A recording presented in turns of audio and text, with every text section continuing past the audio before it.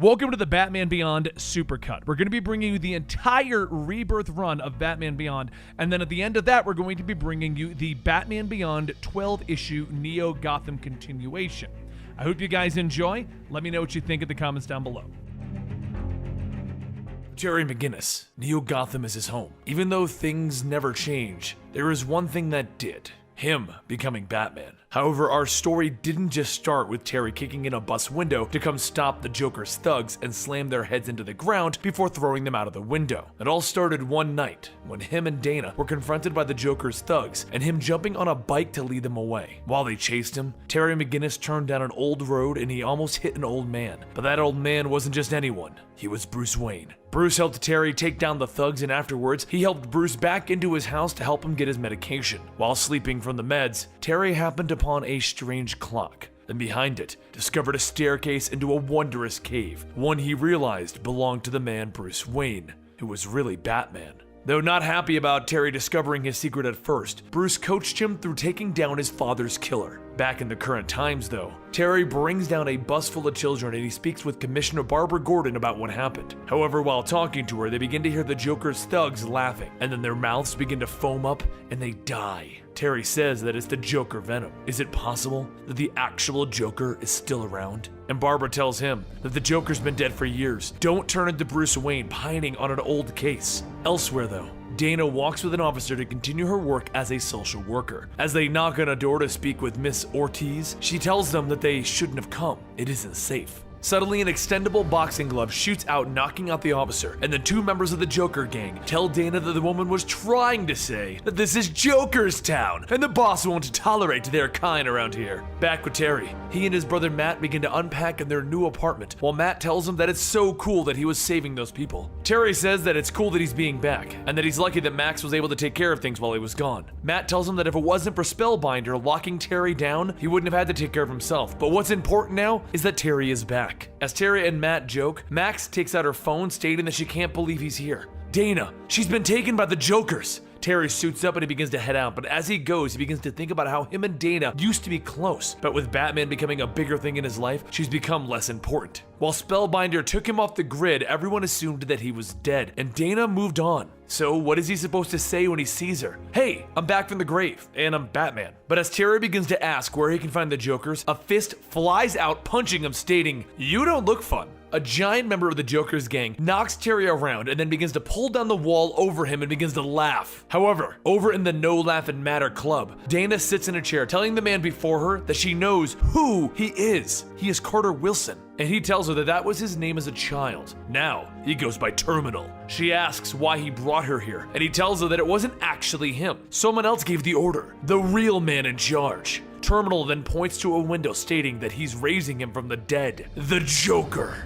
Under a pile of bricks, the giant Joker thugs pull him down, and Terry tells himself, Big Batman was supposed to be fun, but now I can hardly breathe or move. Max tries to call out to him over the comms, but there's too much debris on top of him and Terry can't even respond. The Joker thugs are beating him down, and that's the beginning of our story. Some of the Jokers start shouting to burn the pile with Batman in it. However, Terry has a new idea. With the little movement that he has in his hand, Terry begins to drop small explosive charges into a pipe next to him. As the charge makes its way into the ground, it explodes, launching Terry out of the pile of bricks. Back over in the Batcave, Matt, his little brother, shouts that the signals are coming back live. They've got a clear picture now, so go get him, bro! The giant thug runs in swinging at Terry, but Terry says that he may not sport the whole Joker's thing, but as Terry punches the thug, he realizes it's like punching a brick wall. Terry then asks if he wouldn't hit a guy with glasses. The thug begins to punch him into a nearby truck, and Terry says, I guess I'll take that as a yes. The thug continues to beat on Terry, and all Terry can do is think about how he's out of practice. This shouldn't be happening.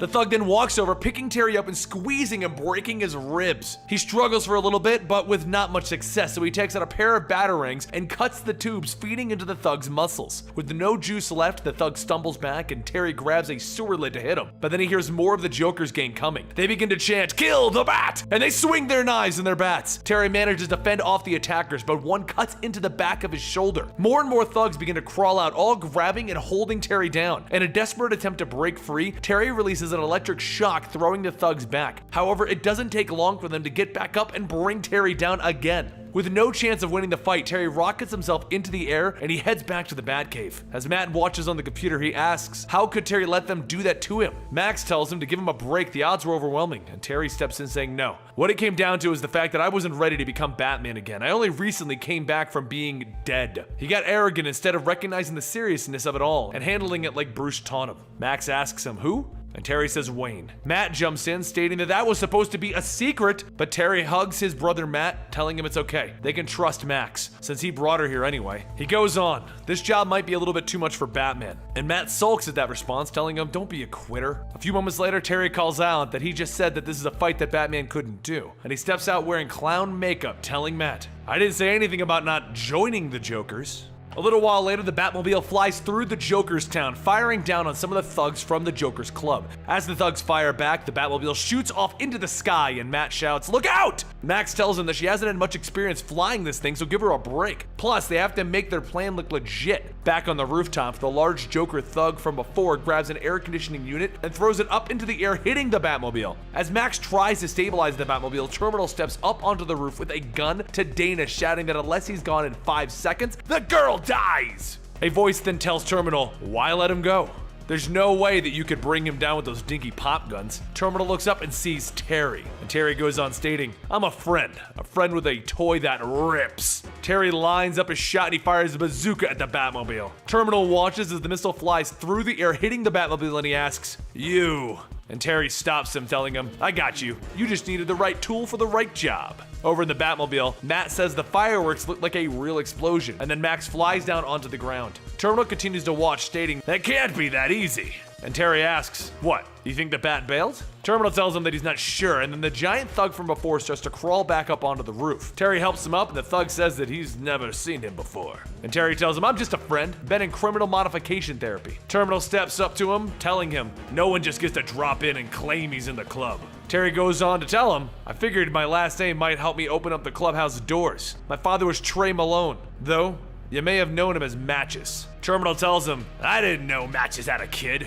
And as they go on, Dana listens, specifically listening to Terry, and realizing that is Terry and he's alive. Afterwards, Terminal takes Terry and the rest and they head over to the No Laughing Matter Club, where he begins to get to know Terry. But while Dana tries to figure out why Terry would be back after so long, she finds herself not being watched and she slips down through the back. Everyone does start to take notice, so Terminal calls up for the large thug to go out and get her. Before he can go though, Terry steps in front of him, telling him to give him a chance to show off his talents. Terminal tells him, alone you don't. Everyone is getting on the streets. After a bit of running, Dana starts to navigate through the Joker's town back alleyways until she runs into someone. As she falls, the person asks if she's out of her mind, and when she looks back up, Dana says that she knows who he is. Please just don't. Terry grabs her and tells her, be quiet, I'm here to help you. Now just play along and we'll get you out of here alive. Some of the other thugs show up shouting that it's time to kill her, but Terry stops them, telling them, sure, but I'm pretty sure we have to ask the boss first. He was keeping her alive for something, right? Back at the club, Terry and the rest of the gang enter, and Terminal says how blessed they are to have someone so talented just fall into our laps. Go ahead and take her upstairs. Terry begins pulling Dana away, but once they get upstairs, Dana stops him, asking if it's really him.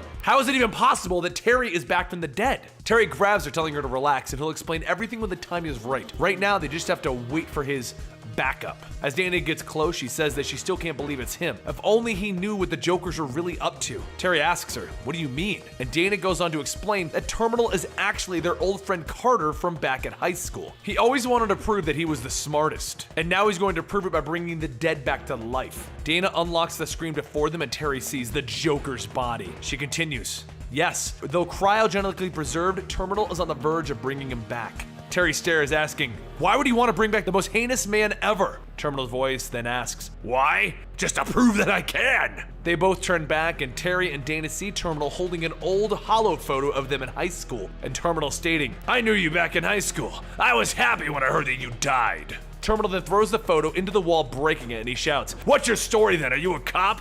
More of a threat? Terry pulls back his arm and he grits his teeth, telling him, I'm the guy who's gonna stop you. But before he can punch, the large thug from before punches into Terry, telling him, Terminal tells him, you can't be a cop. You're working with Batman. That would be the only way to explain the stunt from before. While Terminal goes on, Terry fights back against the big thug, but before reaching Dana, Terminal punches him, and the large thug grabs and locks him into place. Terminal then says, it's a shame that you won't get to see what comes from my efforts. It's time for you both to go to the wall. A short while later, Matt sneaks closer to the club when he sees Terry and Dana hanging from the club building upside down. The large thug asks if the pebbles are ready, and another one says, "Yup, filled with acid."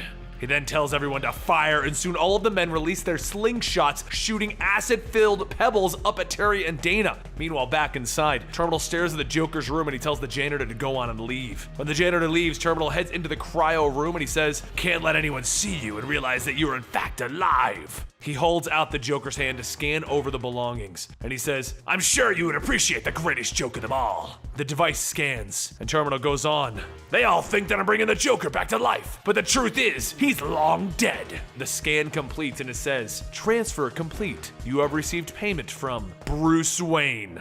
Back outside, all of the members of the Joker's gang begin to fire their slingshots, pelting Terry with acid-filled pellets. While everyone continues to bring more pellets over to shoot, Matt sneaks around the crowd and he makes his way into the club. Terry continues to try and struggle and he manages to pull out a knife, and after cutting himself free, Terry starts to work on Dana's ropes and the large thug shouts, "No one even frisked him!" Once free, Terry tells Dana to hold onto him while he pulls them back, and as they get closer, one of the thugs leans over the ledge with a gun. Terry quickly throws his knife into the gunman's shoulder, and Matt wrestles down the second individual. The other man starts to take Matt's bag, but before he can, Terry runs in, punching him to the ground. He shouts at Matt, asking what he's even doing here, and Matt hands over the bag, telling him, "We found something." Terry pulls out another batsuit, and Dana stares, and then asks if he's... Terry tells her that he didn't want her to find out this way. He was going to find the right moment to tell her, but now is not the time to discuss it. Just then, the Jokers begin to fill the rooftop as Terry jumps in at the attackers. The Jokers turn their guns towards Dana and Matt, and without a second thought, Terry jumps in the way, shielding them. He wasn't 100% sure how the new suit would work, but it did seem to do the trick of blocking the shots. One of the Jokers shouts that they need to get the roasters, and Terry begins to think that he should probably end this. From his belt, he pulls out 2 small pills, and he asks if these could really be grenades. So he throws them, and after they explode, he says, "I'm kinda glad I didn't swallow those." As more and more thugs fall, the large thug grabs Dana and shouts for Terry not to get any closer, and Terry asks, "Closer? I don't need to be." From the back of Terry's hand, a flap opens and small batarangs fire out and they land right into the thug's arm. He stumbles backwards, so then Terry runs in, punching him, telling him, "We met the other day after you buried me," which clearly was not very neighborly of you. Terry finishes up, and then down below, the janitor runs in telling Terminal that Batman is here, and he just took out the whole crew. Terminal says, "I can't be interfered with now. Go get the flyer." Back up top, after knocking everyone out, Dana asks how long has he been...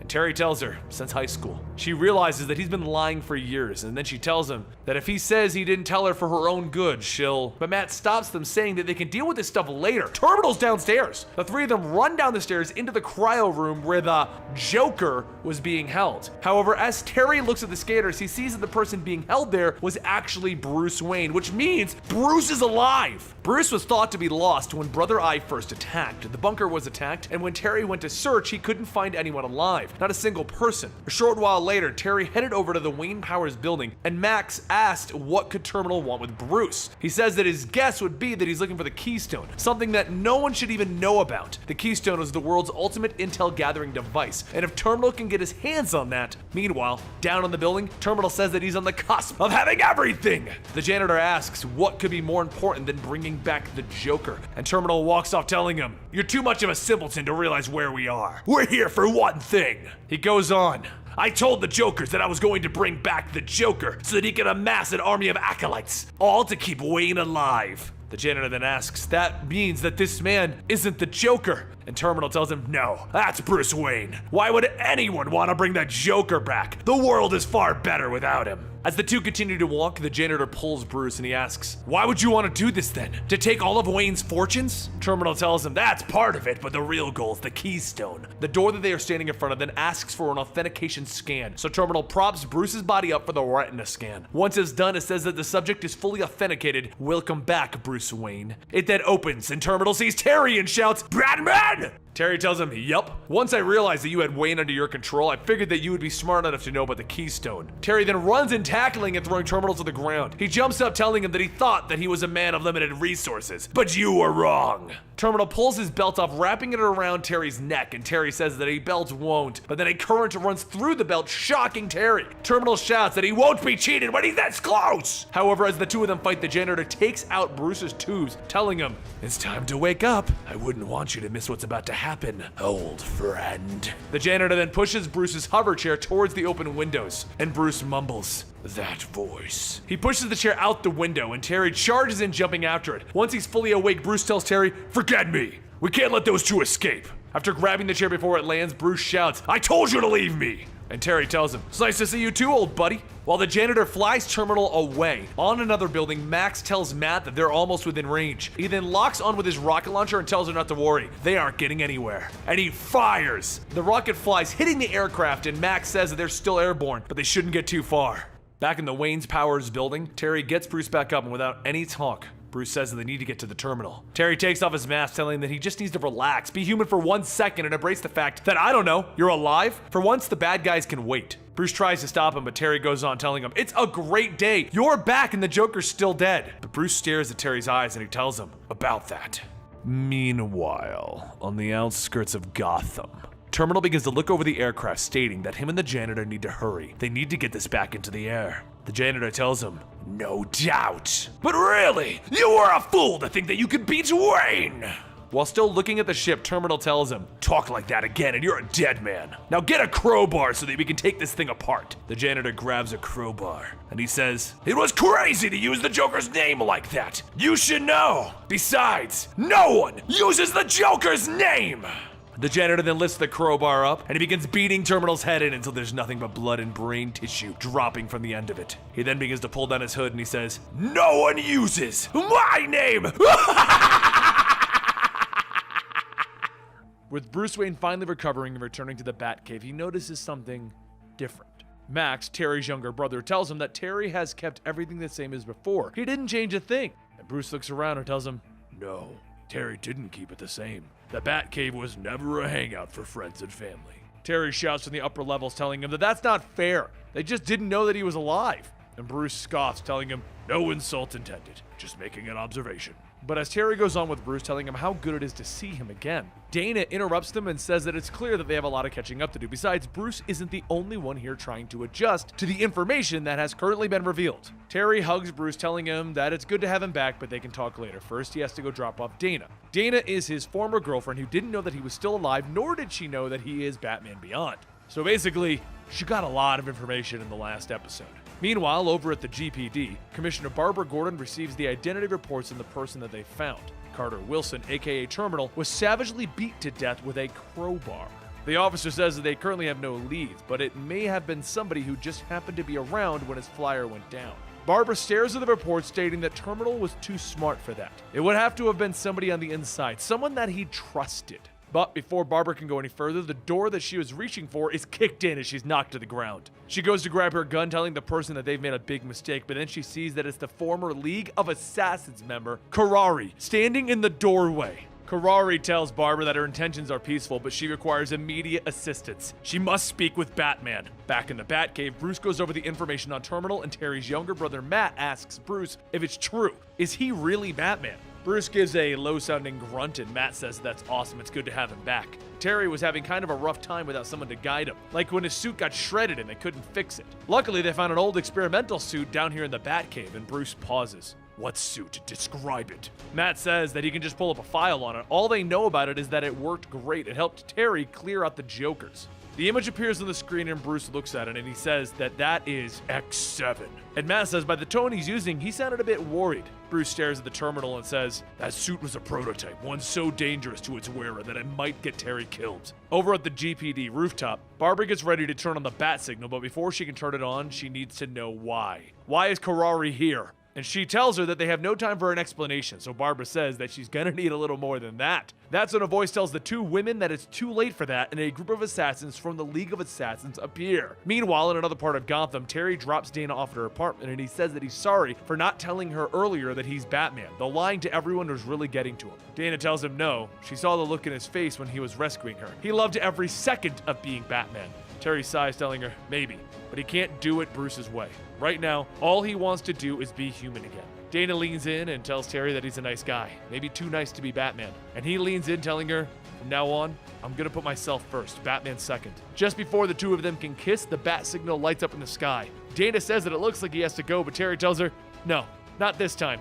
I can't lose myself in Batman. Besides, how bad could it really be? Back on the GPD rooftop, Barbara and Karari are backed into the corner of the rooftop. However, over at the Wayne mansion, Bruce and Max discuss Terry's rise as Batman when Matt runs in shouting that they have a big problem. Everyone heads back to the Batcave, and Matt yells that the bat signal is going off, but Terry isn't picking up his phone. Bruce connects to one of the satellites, and then he zooms in on the GPD rooftop to see Barbara and Karari are at the losing end of their battle. He says, "This is really bad. If the League is out in force, the only thing that can stop them is Batman."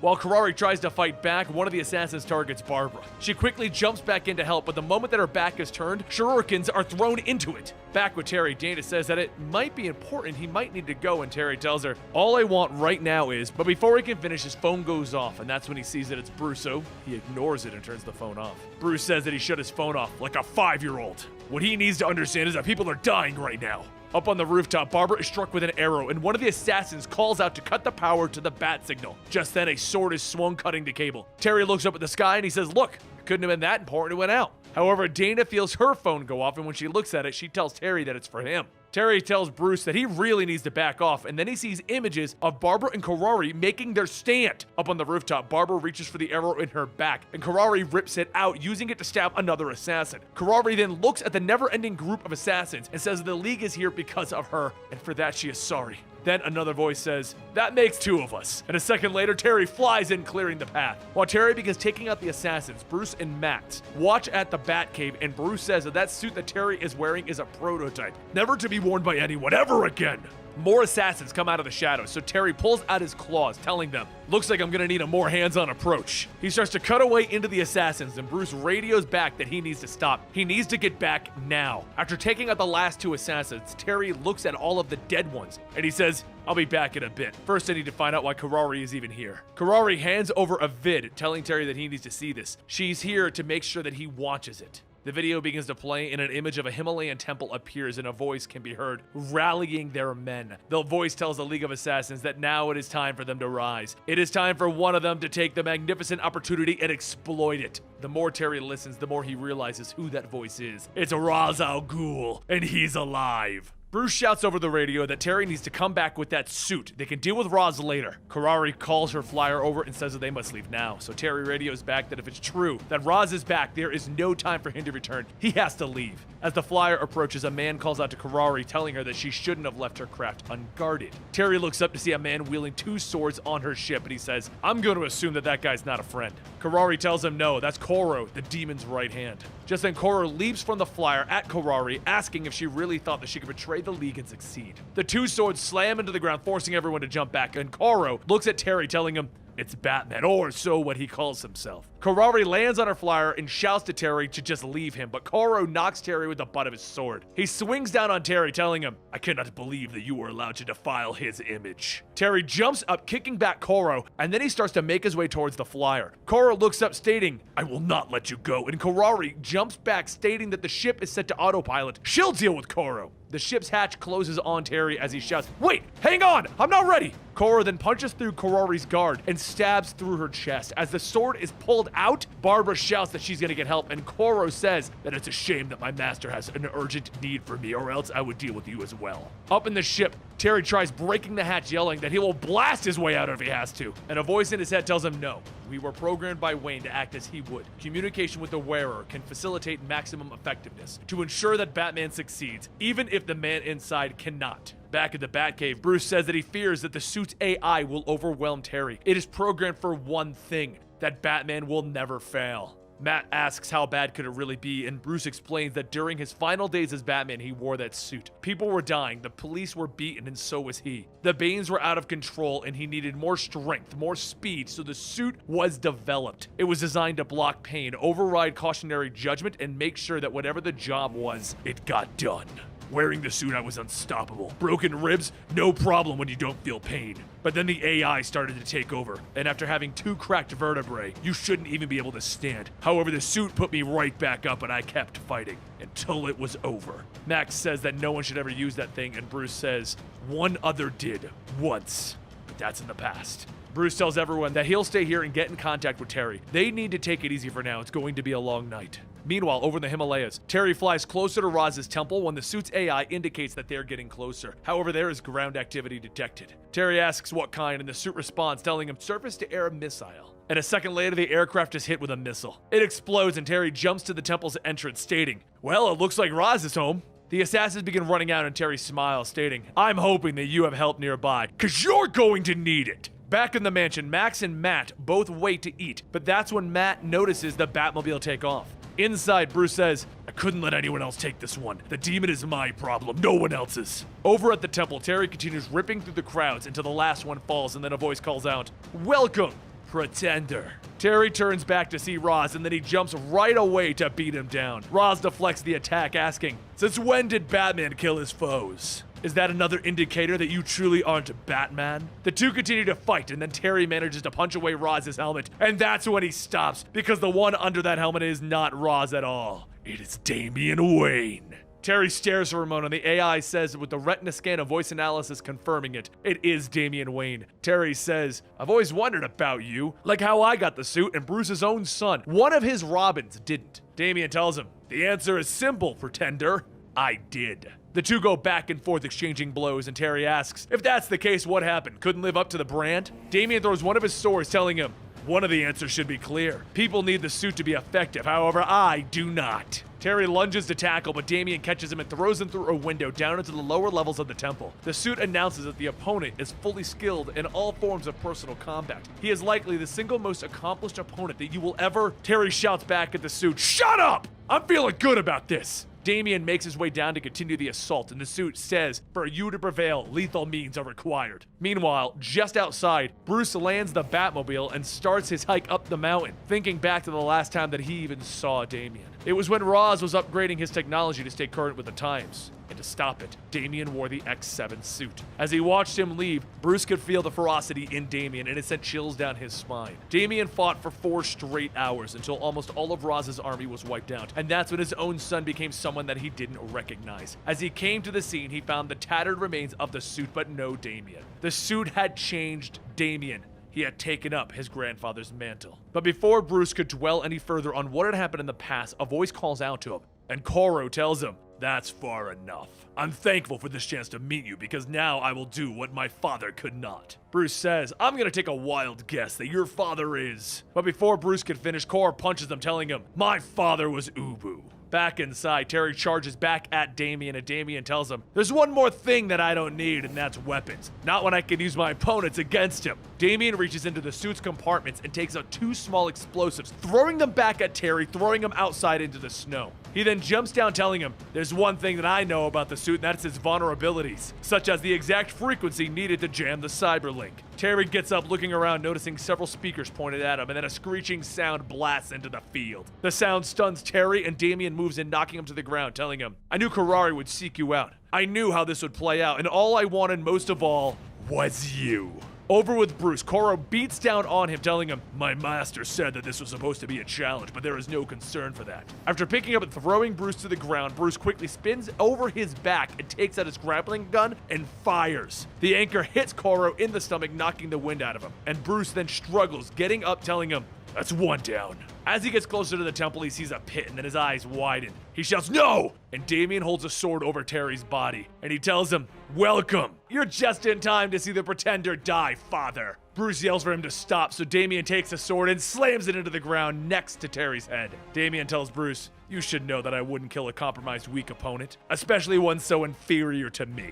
Bruce asks, "How should I know? The fact that you're here makes me realize that I barely know who you are anymore." Damian looks back, telling him, "Even still, you know a great deal about me. Like the fact that even though I never came for you, I would come for the Pretender." While Bruce and Damian argue, the suit's AI begins to reboot, and it tells Terry, "The efficiency levels are at 72%. You are clear to engage the enemy." Terry jumps to his feet and he runs, tackling Damian, telling him, "You must feel good winning round 1. Terry reaches back and throws a handful of batarangs, and with each swing, Damian cuts through them all. As the two clash, Damian tells him, "You had the element of surprise. You should have put it to better use, Pretender." Bruce yells, "This doesn't need to happen!" And Damian tells him, "Of course it does! In fact, it's long overdue, father." Terry tries to keep up with Damian's pace, but as they fight, Damian seems to be one step ahead. And after being knocked back down, Terry lays in the snow, and Damian tells him, "Get up!"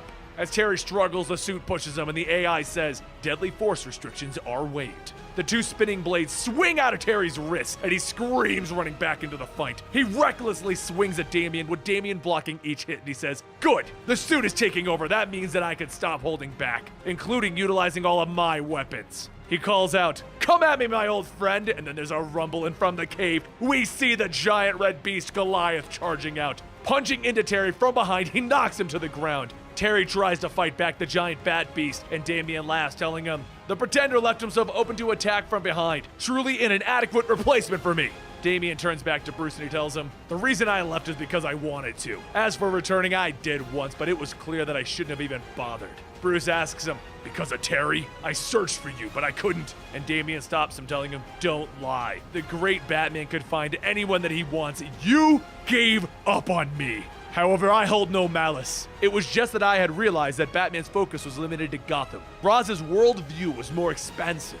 When Batman worried about the night, Raz focused on the future. Raz had regenerated himself in the Lazarus pit so often that it could not be done again. His time as an immortal would soon end. I knew that Brother Eye would eventually recognize the humans as imperfections and eradicate them. I knew that we had to prepare. Damien then says, just think of the irony. Earth's greatest peril was not the work of Ra's al Ghul, but Batman himself. With Raz's passing, I knew that his view of the world was actually right. Earth was dying, its population dragged into a cesspool of filth. Reconfiguration was the only answer. The ground slowly begins to shake as a silo opens up, revealing 5 missiles, and Bruce shouts, there's no way that I will allow you to fire those. Bruce then grabs Damien's jacket as Damien tells him, if I thought you were capable of stopping me, I would not allow you to come here. Goliath grabs Bruce and throws him, and Damien continues, telling him, you are here to witness the next step of Earth's evolution. Bruce gets up, telling him, this isn't you. The suit did this. It alters your mind. And Damien shouts, wrong! I'm exactly what I was raised to be! Terry calls out, if it was the suit, I should be thanking it. And as everyone turns back, he can see Terry on top of Goliath, using his collar to choke him. He pulls the chains tighter, struggling, telling him, I admire your ruthlessness, seeing a job that needs to be done and just doing it no matter the cost. After a few moments, Goliath falls to the ground, lifeless, and Terry hops off, stating, so much for your pet! Terry's face then breaks out in a smile, still holding the chain, telling Damien, now it's your turn! Damien pops out 2 blades from his gauntlets and shouts, for killing Goliath, you will die! He rushes, pinning Terry to the ground, and Bruce takes that chance to run over to the silo's terminal. He hits away at the keys, trying to override it with all of Damien's old passwords, but nothing is working. Meanwhile, while Damien gets back off of Terry, he says, it's just as I thought. You're nothing but a pretender. And even with Terry's body badly injured, he jumps to his feet, picking Damien up by the throat, shouting, stop calling me that! While Damien goes back to attacking the suit directly, he hears Koro's voice telling Bruce, you left me for dead. He grabs Bruce by the back of the head and he slams him into the council, shouting, my father died a defeated man because of you. Other assassins shunned him, and in his despair, he sought to regain some shred of honor by taking his own life. Koro cracks Bruce across the face and he begins to choke him, telling him, you will never do that to anyone again. While Damien gasps for air, he muffles out to Koro, don't do it. That is my father. The suit AI tells Terry not to break, eliminate the enemy, and Terry struggles to control the suit. With all of his might, he loses his grip on Damien, telling him to go. Koro says, I care not if this man is your father, he dies. Damien runs in, tackling Koro, telling him, I gave you an order to stand down, and you will do so. He gets back up, telling him, when the head of the demon gives an order, you follow. But before Damien can react, the suit's AI takes back over and attacks while Terry is shouting, I don't want to! Terry knocks Damien to the ground, and the suit says to strike, taking out the arm blade, and Terry says, I can't, I'm not doing this! Bruce hurries over, telling Terry, you have to stop, I can't let you kill my son. If you do, you're gonna have to go through me first. Terry struggles and he thrusts his arm down, barely missing Bruce. And Bruce says, that's it, he's fighting back. Terry crawls away as he claws in the mask until finally he rips it off. Bruce reaches down to Terry, telling him, you did it, you beat the suit. He then looks at Damien. If this is your way to draw me out after all of these years, you've made your point. Deep down, I know this isn't what you want. This isn't the way. Please, abandon this course. Let us work together to get a real solution. Damien's hand hovers over the launch button, and then there's a low grumbling coming from behind them. Goliath weakly howls, ow! And Damien runs over, shouting, he's alive! Then Koro says, you are nothing more than infidels. You may have betrayed the one true head of the demon, but I will not. Koro then slams his fist down on the launch button and the rockets begin to fire. As they take off, Koro says, those are DNA toxins, designed to eradicate all but the strongest. Damien spins back, punching him, telling him, that was not your call to make. Bruce says, we have to redirect them, and Damien tells him it's impossible. Once they're launched, the targets are locked in. Terry pulls the mask back down, telling them both, don't worry, I got this. Damien shouts for him to wait, but Terry's already in the air before he can finish his sentence. Bruce tells him that hopefully the suit in its weakened state will be enough, but it's the weakness that is in it now that may doom Terry. He shoots up, grabbing the rockets, and using the pulse blasters, he pushes 2 of the rockets, colliding with 2 other rockets, bringing the number down from 5 to 1. But with more energy spent, the suit indicates that its power is rapidly dropping. Terry asks, what still even works if that's the case? And the suit tells him nothing. Just then, the power shorts out and Terry begins to plummet back to the earth. Back at the Batcave, Matt shouts to Max that they have to do something, and she says that she's working on it. Let's see if... And then up in space, the missile continues on its path, and then a satellite steers into that path, causing it to explode. Matt says that it worked, and then he radios over to Terry that they did it, but Terry doesn't respond. Not far away, Bruce and Damien ride up in the Batmobile, and Bruce says that they have one shot. They gotta make sure it's perfect. Damien jumps out with a rocket pack, stating that he's incapable of any other way. He reaches out, grabbing onto Terry, and deploys the parachute, allowing them both to safely land. A short while later, once everyone's back in the ground, Bruce tells Damien that he would still like him to come back to Gotham. And Damien tells him, not now. The day will come when I return, though. Terry says that they can have balloons and cake and confetti in the Batcave. We can have confetti in the Batcave, right, Bruce? Bruce and Damien shake their heads, and Damien says, I will eventually come back, but there are some positives I can accomplish leading the League. The two hug, and Damien and Goliath return to the temple as Bruce and Terry get back into the Batmobile, and they take off. Terry says, you know, for being old, you're starting to soften up. It's okay to be a dad. And Bruce tells him, it's even better to feel like I have 2 sons. The Bowery had always been one of Neo-Gotham's worst neighborhoods, and for the inner district of Crown Point, it was exceptionally true. The Point leads the city in homelessness, arson, prostitution, and violent crimes. There was a place where no one would come looking for them, not the mayor, not the cops, not even Batman. With Terry and Bruce still over in Tibet, Terry's brother Matt and friend Max keep watch over the city from the Batcave, monitoring police activity. But their quiet night is short-lived when they receive a distress call on GCPD Commissioner Barbara Gordon, who was the former Batgirl.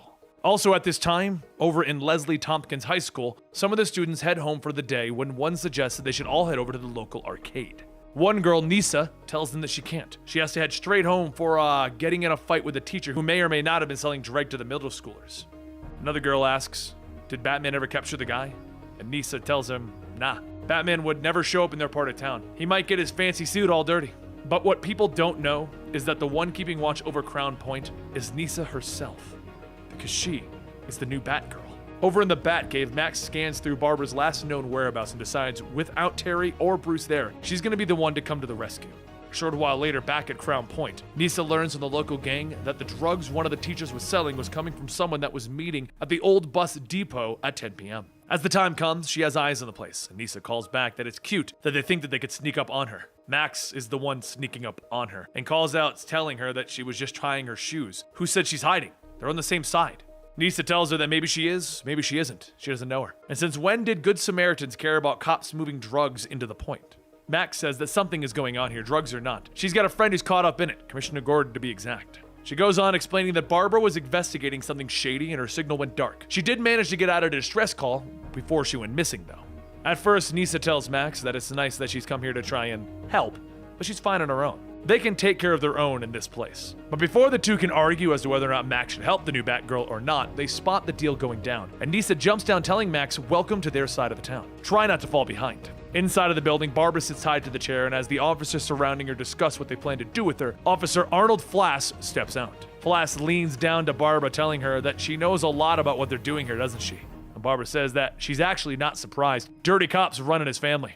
Up from the shadows, both Max and Nisa jump down around the surrounding men and they prepare to fight. Flass takes out his gun and Barbara kicks back in her chair, knocking off his aim. Nisa runs in to disarm him, stating that he must be the one who arrested that teacher who was selling drugs. Max makes it over to Barbara to help uncover, but as one of the officers takes a swing at her, he falls through, seeing that she was only a hologram. Though she isn't physically there, Max did turn off the electronic cuffs, allowing Barbara to get up and join the fight. Max continues to provide support while Nisa and Barbara go fight their way out of there, and just as the crooked cops are taken care of, Flass makes a break for it. He laughs, telling Nisa that she must be from around here. No wonder it was so easy for them to take this hole over. It's like the people were asking for it. You're all so weak. Nisa jumps on Flass, knocking him to the ground, and Flass yells, "Come on, kid, you know the law of the Point. Do it, take me out. Or do you not have the guts to do it?" You're all just weak and pathetic, practically begging to be taken advantage of. She starts punching into him, shouting for him to just shut up, shut up, shut up. But before she can go on, Barbara stops her, stating that she could go on, but she'd be just like them. The bat symbol on her chest means that she doesn't have to do what's expected. She's got nothing to prove. Not to him, not to her, only herself. Who is she? Who are the people of Crown Point? Nisa gets off flat, stating that he's not worth it. In Crown Point, they're worth more. Barbara goes on telling Nisa that she can see how hard she fights, and right now Crown Point needs hope. She can be that hope. Nisa takes her grappling gun and fires it, pausing for a moment and then telling Barbara thank you. And Barbara tells her that she just wants her to know. She's doing right by that symbol. A few days later, while Nisa goes back out on patrol, she tells Max that she can hear her. And Max says that she really needs to get quieter shoes. But then something is thrown, and as Nisa catches it, Max explains that it's a biometric communicator. But really, she wanted to know what she thought about Gordon's offer. They could do a lot of good working together without Batman riding shotgun. Nisa looks at the communicator, stating maybe. But if she asks her, maybe them bat women could be just fine. But before Max could ask any further, Nisa tugs on her rope and jumps off the ledge. Barbara walks out, stating that she never got to see if she was doing okay. And Max asks if they're really doing enough. Barbara puts her hand on Max's shoulder, telling her that it's never ever really enough, but they can do everything that they can. If Batgirl needs backup, they need to be there and keep an eye on her. Let her know that she's one of them and not alone. As Terry McGinnis' body is thrown down the walls of the Gotham City Transit Authority, Shriek yells, "You are not welcome here, so don't come back!" Once Terry stops, he gets up, stating that he always wondered what happened to him after he was thrown into Blackgate. Shriek yells at him again, "Time to leave." And Terry tells him, "Don't worry, I'm not here for you, unless you're the one behind this mess." As Shriek charges another blast, Terry yells, "Fine, I'm leaving!" And after passing around a corner, Terry releases some smoke pellets to try and give himself some time until he can find the terminal that he's looking for. Meanwhile, over in Gotham Heights Arena, Barbara tells Mayor Fox that Batman is on his way to the shutoff. Fox says good, they need this matter resolved quickly, Commissioner. If they can't shut down the city's anti-air defenses, then they're gonna have a little bit more than just a minor inconvenience on their hands. Down at the subway, Terry finds the first shutoff terminal, and he asks why do they have to spread the manual shutoffs for the aerial defense system across 3 remote locations? Couldn't Bruce have put it in something like Gotham Heights? The terminal beeps as Terry finishes the first shutdown, and then a voice asks if that's really Batman. Terry turns to see several people, and the voice asking if it's him is coming from a little girl. He kneels down asking what she's doing here, and the girl happily tells him that they've arrived after the invasion. It was the only way into Gotham from the outer boroughs. Terry says that they shouldn't have to live like this. Follow him, and he'll lead them to the surface. The little girl tells him that they don't want to leave. This is their home. And just then a low rumbling from Shriek can be heard. Terry jumps up onto the ladder to the surface, yelling, "I'm gonna come back for you." And the girl tells him, "It's okay. Walter keeps us safe down here." However, just as Terry pulls himself out of the sewer, he's struck by a metal staff and sparks fly. The suit's AI tells him, "Warning, system compromised." The man holding the staff tells Terry, "Welcome to Chinatown. Consider this your official eviction notice." Terry then takes off into the air to escape, and he remembers why he's turning off the city's aerial defenses. A turret shoots down at Terry, knocking him back to the ground, and the man from before asks, "You must be stubborn, huh?" Terry looks at him, telling him, "Look, whatever your name is, I don't have any beef with you." The man says, "Around here, people call me the Hacker." Terry gets back up, telling him, "Come on, I just need to get to the Bowery district so that I can shut off the defense system." But rather than listen, Hacker taps one of the nearby cars with his staff, telling him that the suit's coding is quite remarkable. Unlike these cars, which are easily reprogrammable. Suddenly, the car Hacker touched revs up and takes off, trying to hit Terry. As more cars go after him, Terry begins to hop away in the roofs of the cars, telling him, "Okay, this guy's totally one note." He then yells, "I'm gonna take it that you're not the one behind the defense system's malfunction." Hacker reaches up, touching a vending machine, telling him, "We're on the base level of Gotham. Whatever happens above never benefits us down here. Here, take a party gift." Suddenly, the vending machine begins to shoot out cans of soda as if they were weapons, and Terry shoots them down, telling him, "You really shouldn't have." As he begins to get away, he makes his way to the next shutoff terminal, and he sighs, stating that he really hopes he has enough time to make it to Matt's game. But just then, Terry begins to remove the cover, and green shards shoot by, knocking him down, and a woman says, "How fortuitous that we should meet again, Batman, after you murdered Michael." Terry begins to shout, asking, "Freon!" And the suit's AI yells, "Danger. Radiation levels exceed suit's tolerance." Freon floats down, telling Terry, "It was Batman who took away my love, and now I will repay you and Gotham for turning me into a monster. I overrid the city's own defense system to turn it against itself, as you did with us. There is no escape now. Death follows in my wake. Terry scrambles to get back up into the terminal, telling her, look, I'm sympathetic, but all I wanted to do today was just watch people that I care about compete in the Gotham games. Freon hits Terry with another irradiated blast, encasing him in green crystal, shouting, you're not going anywhere! But just as she does, she stops, looking into Terry's eyes, asking, Michael, is that you, my love? However, the crystal prison shatters, freeing Terry, and from behind, Shriek tells Hacker, thanks for the enhancement. Terry then falls to the ground, telling them, yeah, thanks for coming. And Shriek tells him the girl Aya told him what he was trying to do. Living down there gave him a purpose. Perhaps it's time that we reassessed old perspectives. And Terry says, well, right now we need to stop Freon from killing all of Gotham. Terry then calls out to Hacker to shut down the entire defense system while Shriek breaks up the asphalt underneath Freon. The metal coils within the ground begin to shoot up, and Terry throws a battering, hitting one and tangling it around Freon to keep her in place. She shouts that they cannot contain her! Nothing can! You will all die! And Terry then tells Hacker to hit the coils with the staff to hit Freon's suit. As the shockwave goes through the metal and into Freon's suit, she falls to the ground, and Hacker says that he just recalibrated her suit. Not sure how long though. Terry looks up the screen, seeing Matt playing in the Gotham games, and tells him, awesome, I still got time to catch the game. As the sounds of sirens can be heard, Hacker tells Terry to hurry and get out of there. And as the cops arrive, Terry flies off and Shriek tells him, yeah, it's time that we split up. As Terry and Matt bring Bruce into Wayne Manor, the first thing he asks is for his cane. Terry tells him that he really should be taking it easy so that he can heal up. That and the doctor said to stay in the wheelchair. But as Terry begins to move the cane away, Bruce snatches it from his hands, telling him that he's going to be fine. He just needs to. However, after taking a few short steps, Bruce stumbles back into his wheelchair, telling Terry that if he thinks he's going to let a horde of nurses and caretakers in. Terry tells him, yeah, about that. Matt and him knew that that wouldn't be an option, which is why both of them are moving in. Bruce stares at him for a moment, and Terry goes on stating that it wasn't long ago that he told Damian that he felt that he had 2 sons. The fact is, he needs help around here. Bruce tries to think of something to say to argue against it, but he ends up telling him that he's right. His home is now their home. Bruce then tells Terry to come with him to the Batcave. There's something he'd like to show him. As Bruce types away at the computer, the Batman suit lights up, and Bruce says that the suit's AI almost killed him, so they're going back to the original. Though the AI has been removed, there have been a few improvements that they've added. So from now on, he's going to get by on his wits and guile to make it work. Terry tells Bruce that he appreciates the offer, but before Batman can make a public appearance, there's someone he has to talk to.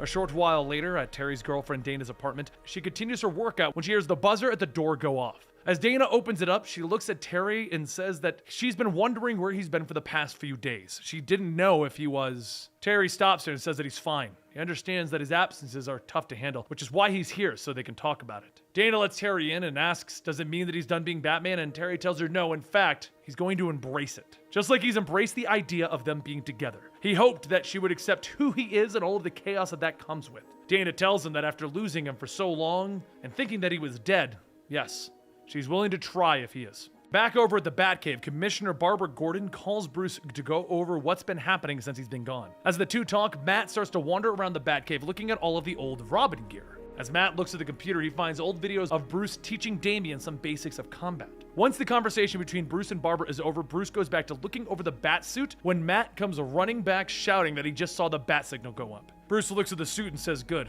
this will be a perfect night for a test. A short while back at Dana's apartment, Terry takes a shower when he suddenly hears Dana scream for him in the other room. Terry runs out in just a towel asking what's wrong, and she points to the window stating that. And as Terry looks, he says, damn it, Bruce. You could have called first. In front are 2 floating small bat drones with a video feed of Bruce, and he says, sorry, but time is of the essence. The drone releases a small package, and the bat suit unfolds, and Dana says that this must be the chaos that he was talking about. Later, over at the Gotham Museum of Fine Arts, King Jack and Ace of the Royal Flush Gang destroy some priceless artwork, asking if they think that this will get Batman to show. A few seconds later, Terry flies in, knocking everyone away, asking, was this what they wanted? And as Terry focuses on taking down Ace, Jack hits Terry from behind with a heat blast, allowing King to make his move. King swings down with one of his swords, but Terry brings his arm up to deflect the hit, punching it back, telling him, you know, I wasn't impressed with you before, and I'm still not. Jack attacks again by throwing a supercharged card, telling him that that will be his last mistake. But while Terry dodges those, Ace grabs him from behind, similar to how Bane grabbed Bruce. And then as Bruce and Matt are watching the video feed, Ace brings Terry down, snapping his back, just as Bane did to Bruce. Flashbacks begin to start playing in Bruce's mind, and Bruce says that if he was a praying man, he'd pray that history doesn't repeat itself, but he's not a praying man. As Ace lets go, Terry springs back up, throwing an explosive batarang through Ace's stomach. And then he tells him, "Come on! Did you really think to break the back over the knee routine would work against a suit that could withstand sunfire?" King shouts that he just killed Ace, and Terry tells him, "Oh, relax, Ace was a machine." King yells as he lunges at Terry, and Terry catches him, and he throws him, telling him, "Maybe you could fix Ace back up and make him as good as new." As King's body is thrown through Ace, Terry tells him, "Oops, maybe not." Bruce then radios in telling Terry that he needs to be careful. Jack is still with them, and as Jack fires another heat blast, Terry blocks it, telling him, "Right, with my patented butt burner vision." Jack then flies down towards Terry, and Terry jumps up, telling him that he really needs to pay attention to these things, like making sure not to break his neck. As Terry comes back down, he lands on the back of Jack's flying card, flinging him upwards and into the air, and Jack yells that they still have him outnumbered, but as the two of them get back up, Terry throws 2 pairs of bolas, tying the two of them up. Terry then picks King back up, asking who's funding them. They couldn't be doing all of this on their own, not without some kind of backup, and King says, "Alas, even if I knew, I wouldn't tell you." Bruce then radios in that these guys are clueless, let Gordon and her people take it from here, and as Terry leaves, a man watches and says that he's rather insulted that they didn't come to him first. A hologram appears behind the man in the shadows, telling him that he knew that they wouldn't succeed, though he expected better, and the shadowy man asks, "What exactly is it that you want?" The hologram then says to engage Batman so that he can be analyzed to make his job a little easier. The shadowy man says that he needs no help. He'll carry out his wishes as long as he provides what he offered, and the hologram fades. The figure tells him 2 months' worth of food shall be delivered to his village as soon as he delivers Batman. Stalker. Meanwhile, over at the Batcave, Matt continues to watch over videos of Bruce and Damian, acting out Damian's moves the same way that Damian did. As he does, a woman sneaks into Matt's room looking for something. The alarm goes off and Matt runs in stating that he's on it, and he runs upstairs, and as he gets to the room, he sees the masked woman holding something, and he asks what she's doing in his room. The masked woman says that she was just leaving and runs past Matt and back out the window. Matt heads into his room to look at what she took and sees the only thing that is missing is a picture of Terry. A short while later, back at Dana's apartment, Dana gets ready for another workout when Terry climbs into the window. She shouts that she doesn't live on the 137th floor to have men climbing through her window, you know. And he tells her, "Fair point. How about I take you out for dinner then?" But before she can give him a real answer, the walls explode, and a blue cord reaches out, grabbing Dana. As she's pulled outside, Terry chases after her, and Stalker says that it's been a while, McGinnis. Give yourself up and the girl lives. As Terry gets ready to fight, Matt watches the feed, yelling out that it's Stalker. Bruce tells him that he remembers, and Matt asks how couldn't he? Stalker found out Terry was Batman and kidnapped him. Bruce says that it doesn't make any sense. Terry and Stalker have come to an understanding. Why attack now? His village was hit hard by the invasion, leaving his village with toxic chemicals making the water supply undrinkable. Does this have something to do with why he's doing this? Back out with Terry. Terry flies close, throwing a batarang to cut the cord and free Dana, with Stalker asking if he's trying to save her or kill her. Terry then asks if there's any doubt, and he swoops down to catch her. As he starts to fly away, Stalker aims his spear at Terry and fires a small arrowhead projectile. The projectile shoots through Terry's wings, causing him to fall, and Stalker tells him, "I expected more from Batman." As Terry and Dana begin to descend, Stalker takes aim with his spear again, firing an electrical blast, forcing Terry to let go of Dana. Dana begins to scream as she starts to fall faster, but Terry's wings regenerate fast enough for him to slow down, grabbing Dana by the hand, setting her on a nearby building. She asks what is he doing, leaving her here, and Terry flies back up, telling her that it's the safest option. Now run! He flies back up, throwing a handful of explosives at Stalker, and Stalker tells him that he's become more aggressive. Good. And then he hits Terry with a blast at the chest. Terry stumbles back, and as he does, Stalker fires another cord from the end of his spear to grab Terry by the legs, and he jumps down onto a fuel truck. Stalker kicks in the windshield, reaching down, telling him that he's doing this for his village. If he can bring Batman in, his village can eat. As Stalker grabs the lever, he pulls back on the thrusters to try and start burning Terry. The fuel truck then begins to pick up speed, with Terry asking himself, what is he going to do in this kind of situation? He leans down, grabbing the cord, pulling himself up closer towards the thrusters. Once in place, he throws an explosive batarang inside, causing the thrusters to explode. The fuel truck starts to fly out of control, and it crash lands on the top of a nearby building. A few seconds later, the fuel ignites, causing the building to be covered in flames, and Stalker calls out, calling to Terry that he's coming for him. Soon, Terry turns off his cloaking device, and as Stalker turns back, he said that he was supposed to deliver him alive, but his corpse will have to do. Terry claws at his back, and as he punches him down, he tells him it's over. Admit it! And Stalker thrusts the bottom of his spear up, knocking Terry away, and as Terry gets back up, he throws 3 batarangs. Stalker waves his spear to deflect all 3, and he tells him, you know, a smart hunter wouldn't always focus on what's in front of him. He would also watch his back. But before Terry has a chance to react, the cord from Stalker's spear creeps up from behind, grabbing Terry, flinging him into the air. Stalker then pushes a button on the spear, electrifying it, slamming Terry back onto the ground. Stalker then takes the cable, wrapping it around Terry's neck, telling him, "For my village to live, you gotta die." As Terry tries to break free, Stalker then pulls at his mask, almost exposing his face to all of the news bots that are flying around. Terry manages to push a button on his belt, releasing an electrical shock that pushes Stalker away, and then he asks, "What happens when the prey bites back?" While Terry and Stalker continue to fight, Dana is running towards Wayne Manor, calling out, shouting that he needs to do something to help Terry. But before Bruce can even have a chance to respond, Dana hangs up, and he starts to stand up, telling her, "She's right. I have to do something." However, before Bruce can even stand up straight, he falls back into his chair. And Matt says, "Wait, if you think Terry's in trouble, then that means that Terry really needs help. And if Terry needs help, where's that gonna come from?" Back at the burning building, Terry and Stalker continue to exchange blow after blow. But as Stalker fires another blast from his spear, he rips a hole in the building. As the pieces begin to fall, Terry asks, "What is he doing? The building is already falling apart." And Terry starts to stand back up, but as he does, Stalker knocks him to the ground, again asking, "How does the suit stand up to a plasma boar? Only one way to find out." Stalker pulls back on his spear, but before he can strike, a voice tells him that he is being paid to weaken Batman, not kill him. Stalker asks who there, and Payback tells him, "It is I. The privilege of killing Batman belongs to me and me alone." Stalker then asks, "You're the one paying me?" And Payback knocks him aside, telling him, "Not anymore. You defied me." Payback cracks his electrical whip, cutting through Stalker's prosthetic legs, leaving him to burn. Terry jumps onto the ceiling, asking Bruce if he's seeing this. Why would Payback come out of the woodwork for this? Matt asks who's that guy, and Bruce tells him that Payback is a kid named Kenny Stanton. Armed with a tech-laden robotic suit, he went on a rampage. It all started when Kenny got jealous of his psychiatrist father, paying more attention to his patients than to him. After Terry fought back against him, they thought he was getting therapy, but still, why would he be here now? Terry tells Bruce that he will get back to him on that, and he leaps off the roof and into Payback. While Payback is stunned, Stalker calls out that his legs are fine, and Terry quickly pats the flames out with his wings. As Payback starts to come to, Terry picks up Stalker's body and begins to make a break for the hole in the wall. Payback gets ready to crack his whip again, but before he does, he's hit in the back with an explosive. Payback then asks, "Who dares?" And Terry says, "Yeah, who? Oh, definitely not who I expected. 10? 10, a former member of the Royal Flush Gang, flies down telling him, "Yeah, it's been a while, thought you could use a hand." Back in the Batcave, Matt shouts that voice. "That was the woman that broke into his room. Who is she anyway?" Bruce says that's Melanie Walker. Her parents are king and queen. She got away from the gang and is trying to reform herself. Partly to do the right thing, partly because she has a crush on your brother. Matt says, "A lady crook with a crush on Batman? Go figure." And Bruce says it's Terry that she's interested in. She has no idea that Terry is Batman. My guess is that she thinks Terry is watching.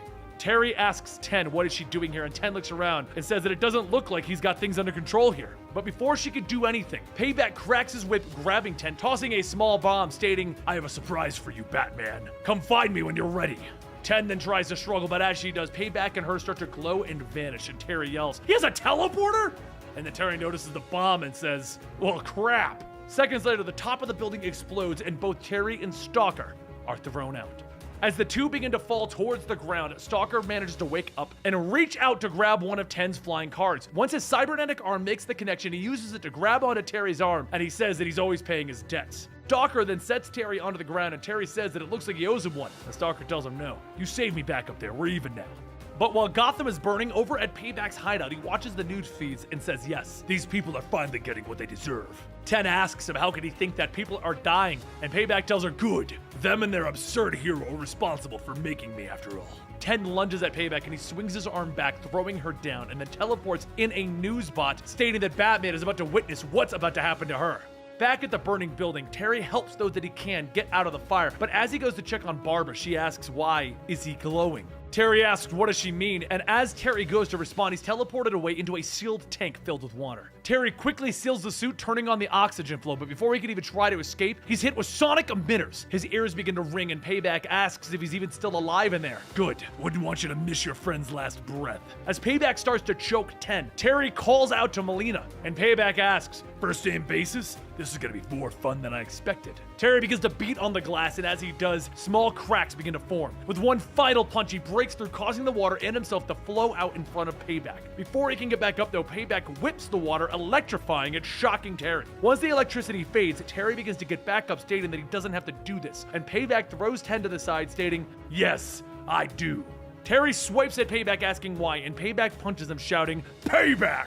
Payback then begins to beat on Terry, yelling, "This is all your fault." And young innocent boy ended up in a place with other boys who were older than him and picked on him. His therapy was torture. Terry yells back what happened to Kenny is the result of his old man. The kid became payback because his father ignored him. Back in the Batcave, Bruce continues looking through the records of Kenny and learns the truth about what happened. Kenny's father was so ashamed of him after what happened that he completely turned his back on Kenny, leaving him all alone, and he never visited. Nothing, he left him to rot. So Kenny ended up doing the one thing that he thought he could as his only way out. Back in Payback's hideout, he grabs his mask, shouting, "That's right! As far as I'm concerned, Batman is the one who killed my son!" As Payback pulls back his mask, he reveals that he is in fact Kenny's father. Terry then says, "Wait, Kenny is..." But before he could process the information, two mechanical arms reach out from the ground, latching onto his arms. Payback turns on a cannon, pointed right at Terry, telling him, "For what you did, you will pay." The cannon releases a constant blast of energy into Terry's chest and begins to tear away at the suit's defenses. Batman gets up from his chair, shouting that the blast is more than Terry could take, but as he runs, he trips and falls. Matt helps him back up into his chair, telling him that if anyone's going to do anything, it's going to be him. He's watched all the old videos of him training Damian, performed all the same drills over and over again. Bruce says that he can't go out just like that. Someone will recognize him, so Matt grabs a hammer, telling him it won't be a problem. He takes the hammer, smashing one of the costume cases containing a Robin costume.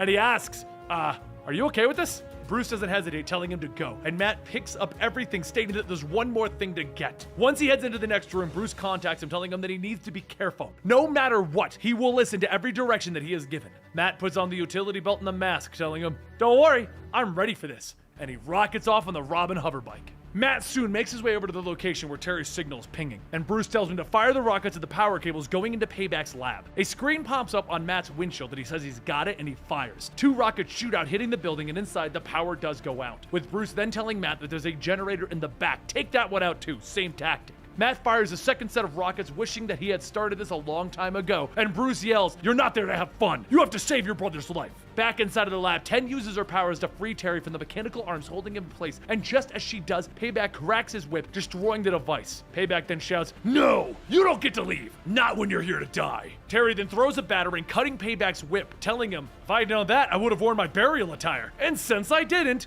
Payback yells, "This can't be!" And Terry walks towards him, telling him, "Oh yes, it's over, Stanton." Terry punches Payback away, and as he falls, Payback tells him that he's won because he severed his lash. "Fool, all you've done is ensure your fate." He takes the electrical end of the whip, connecting it to the opening in the front of his chest, and he begins to supercharge himself. Terry tries to throw a set of explosives, but Payback knocks them away, telling him, "If it wasn't for you, Kenny would still be alive. I can survive what's about to come. Can Batman?" A few seconds later, the entire lab explodes, and through the fire, Terry jumps at Payback, asking, "You want to die?" Payback punches Terry to the ground, and as he does, 10 calls out for help. But as Payback looks back, he asks, "What was that supposed to do?" And he grabs her by the throat. He starts to squeeze down when he hears something off in the distance getting louder, and a few moments later, Matt flies the hoverbike into the building, landing right on top of Payback. Terry takes a moment to look at Matt and then shouts, "How could you let him do this?" Payback pushes the bike off, stating, "Is that a Robin? He's no older than Kenny. This'll be perfect." Payback picks Matt up by the shirt, but as Matt reaches for a battering, Payback knocks it out of his hand, telling him, "You will do nothing." But while Payback stands in place, Terry pulls out another battering, slashing into Payback's back, cutting the power supply to his suit. As Terry gets Matt away to a safe spot, Payback shouts, "Not like this! It can't end until I've paid back!" Terry turns back, ripping off his mask, telling him, "No, you're the one that is paying. You're paying for all the times that your son was begging for attention and you ignored him. You're the one who drove him into hopelessness, forced him into a pit of despair that was so deep that he took his own life. Now you get to live with that for the rest of your life." As Terry punches Payback, Matt motions with him, shouting, "Shaway!" But then Terry turns back, grabbing him by the hood, telling him, "We're leaving." Later, once Terry and Matt return to the Batcave, Terry shouts, "We should have talked about this first." And Bruce says that he would have said no, and Terry yells, "Yeah, it's my decision to make anyway." Bruce then tells them they can't change what happened. All that's important is what we get from this. Matt tells him, "Well, that was easy. The answer's right in front of you." And they all turn to see him in the new Robin costume. Terry tells him, "No way. Besides, there's something else that I have to do, a debt that I want to pay."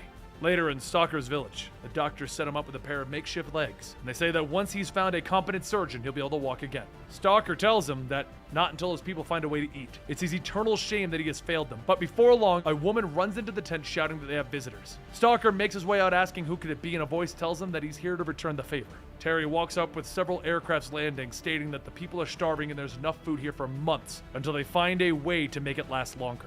Stalker says they have no way of paying them, and Terry tells him it doesn't matter. You're doing what is right. Also, how about we see what we can do with your legs? As Neo Gotham sits down to tune into the nightly news of Jack Ryder and Adeline Stern, viewers learn that there's been a report of an active shooter at the police headquarters. Jack asks if there's any word on fatalities, and Adeline tells him that they're hearing that several officers and civilians are down and the shooter is still active at the present moment. Jack then says that they can only hope that Commissioner Barbara Gordon can get a handle on this crisis before anybody else gets injured. Over at the police station, she hides behind a pillar as she's being shot at, calling out to Scab, telling him to drop the weapon before he winds up dead. But the Joker's gang member Scab pulls his hostage closer, asking, "Why would I drop my weapon when there's monsters flying around here? They're everywhere." He fires off a few more shots, and Barbara asks who is he talking about, and Scab tells her, "The Bat! The Monster Bat!" Barbara thinks to herself, Batman? What does he have to do with this? He's not even here. Meanwhile, over at Wayne Manor, Terry walks with Bruce, telling him that this is a mistake. No matter which way he cuts it, it's wrong. Bruce tells him that his brother will benefit because he has him to help him. As the two step outside, Terry says, "Don't tell me." And a second later, Matt flies by in a Robin costume, shouting, "Scope this, bro! I'm flying!" Bruce goes on, stating that Matt is in the game and he'll continue with or without Terry's permission. Terry yells that this is not his call, and Bruce says that they both know what he's been exposed to. It would be much safer if they supervise him than allow him to sneak out on his own. Terry sighs, stating, "Okay, I realize that it would be more dangerous, but that doesn't mean that this is right." As Matt flies around over their heads, he calls out to the others that they have company. It's Melanie! Terry hurries inside as Melanie rings the doorbell, and when he opens the door, he tells her that it's nice to see her use the bell instead of breaking in. The two walk off alone, and Melanie says that she's a different person now. She isn't part of the Royal Flush Gang anymore. Terry says that if she's trying to convince them, breaking into their home isn't exactly the best way to show that. Melanie looks at him and says, "Look, she's sorry, old habits die hard," as her sponsor would say. They haven't seen each other in a long time, and she just wants to start over. She's been worried about him, and he spends all of his time here, and he's not even related to Bruce Wayne. Why would he live in this empty mausoleum? Terry says that Bruce needed an assistant, and he went to work for him. That is still the case. With both his parents gone, he and Matt are the only family that Bruce has. He also knows that she didn't come along here to ask about that. She gets closer, stating that when she left the Royal Flush Gang, she was hoping that he would come after her, since they had a nice thing going, right? But he never did. Why? Terry steps back and says that he's not sure. Stuff, life, fear. Melanie leans in, telling him, "You saw me help Batman. I'm trying to prove that I've changed." But outside of the manor, Terry's current on-again, off-again girlfriend, Dana, gets out of a cab, calling Terry's phone, stating that she really hates to leave another message. But since he hasn't been picking up, she's just gonna drop by in like 5 seconds. She wants to talk because she's not sure about this whole dating Batman thing anymore. It's just too much, too weird. As she hangs up her phone, walking into the mansion, out of the corner of her eye, she sees Terry and Melanie kissing. She begins to cry, but instead of saying anything, she leaves. Just then, Matt shouts across the yard that he's sorry to interrupt kissy time, but Mr. Wayne needs you now, Terry. Terry tells Melanie that they'll talk later, and he hurries down into the Batcave, telling Bruce that this better be important. Bruce says that there's been a shootout at the police headquarters, and the one doing the shooting is Scab. Terry asks, "That big oaf? He's basically a pussycat." And Bruce adds on troublemaker, but not a murderer, until today. Terry starts to get ready and Matt shouts, "Wait for me!" And Terry tells him, "No, you're not ready." Bruce says that he can't deny Matt this chance now, and eventually he'll strike out on his own. "The prototype will work as the suit until I can develop something equal to what you have. Do what older brothers do, Terry. Teach." Terry tries to think of something to say, but then he sighs, telling him, "Fine." And Matt begins shouting, "Sway!" As the two fly out of the Batcave, Matt asks, "Do you realize what this means? For the first time in forever, Batman and Robin are back, baby." Back at the police station, Scab pushes the gun to the hostage's head, telling Barbara that she works for him too. They all do. Barbara holds her gun away, stating that he's just hallucinating. Let the woman. But as Barbara starts to get closer, Scab hits her across the face with the butt of the gun, yelling, "The man is the devil! Everyone in his army deserves to die!" Just then, Terry calls out to Scab as he crashes through the window, and Scab yells, "The bad monster is here! Oh, he'll kill us all!" As Terry lands, he tells Matt to secure the area of weapons and clear out the civilians while he takes care of Scab. Scab punches Terry, telling him, "I won't let you eat my soul! You're gonna die first!" Matt tells Barbara that they need to get her to safety, but Barbara says that she could take care of herself, Junior. Scab runs over to his bag, pulling out a machine gun, telling himself, "I need more firepower to take out the Bat." Bullets begin to fly through the building, all bouncing off Terry's suit, so he grabs a batarang, throwing it, knocking Scab out, stating, "Thankfully, we're here." He then turns to Matt, telling him, "I told you to get the people to safety, and you didn't. You could have gotten them killed. You're done. You're finished. From here on out, there will be no Robin." But meanwhile, over at Adeline Stern's apartment, she sits down for her nightly tea, and a scratchy voice tells her, "You don't deserve that." Adeline drops her cup, and an image of a deformed Batman reaches out for her, telling her, "The only thing that you deserve is a one-way trip to hell." The next morning, Adeline gasps as she wakes up on her floor asking, how did she... Wait, the monster was here! The Bat Monster! She gets up asking her home AI, where is the Bat Monster? And the AI tells her that she was alone last night. No one is here but her. She says, no, that's wrong. She knows the demon was here. It came to kill her. But outside, Terry goes on patrol, telling himself that he needs to get some answers. Scab called him a monster. Why? Let's see what the other Jokers have to say about that. He spots a heist by the Jokers and he kicks in on one of them, asking, your pal Scab went off the deep end last night. What's your game? The one thug gets up stating that they know nothing about nothing. And Harlette says that if they were there, they would have been killed too. Just like he wants the evil one. Harlette then begins to shoot at Terry, and as Terry ducks, she ends up hitting one of the other thugs. Terry throws a batarang at her to try and stop her, but as it knocks her down, a third thug says that he's gonna pay for that. He reaches into his coat, throwing a grenade, and as he gets closer to Terry, he smacks it away, sending it into a getaway truck. The truck explodes, and Terry says, okay, you want a monster? Then it's a monster you're gonna get. Back at the mansion, Matt sees Bruce and he tells him that Terry said he can't be Robin anymore. The house AI says that he must remember, Terry is your legal guardian. And Matt yells, it's not Terry that's the problem, it's Batman. He's the freak who made the call. Someone should do something about him. Who made Batman king of the world? Bruce tells him that he needs to calm down. He can't let his emotions get the better of him. They'll figure this whole thing out. Over in the city, Jack Ryder steps out of his apartment and the valet tells him that his car is ready for him. He says that he didn't order A, but just then Melanie steps out. Maybe not, but I did. Jack laughs, stating, well, isn't this a pleasant surprise? Any special occasion? Melanie hugs him, telling him, just being nice to her favorite sponsor is all. That and Terry started to come around. She told him how she felt and he was receptive. Jack tells her, that's good to hear. You can tell me all about it on a ride to work. Just then Adeline arrives and yells to Jack that they really need to talk before work if possible. Jack asks what's wrong. She looks troubled. And Adeline says that last night she was visited by some awful, some monstrous, that, oh God, no! The shadow of Batman shoots by and Jack catches her before she falls, stating, it's okay.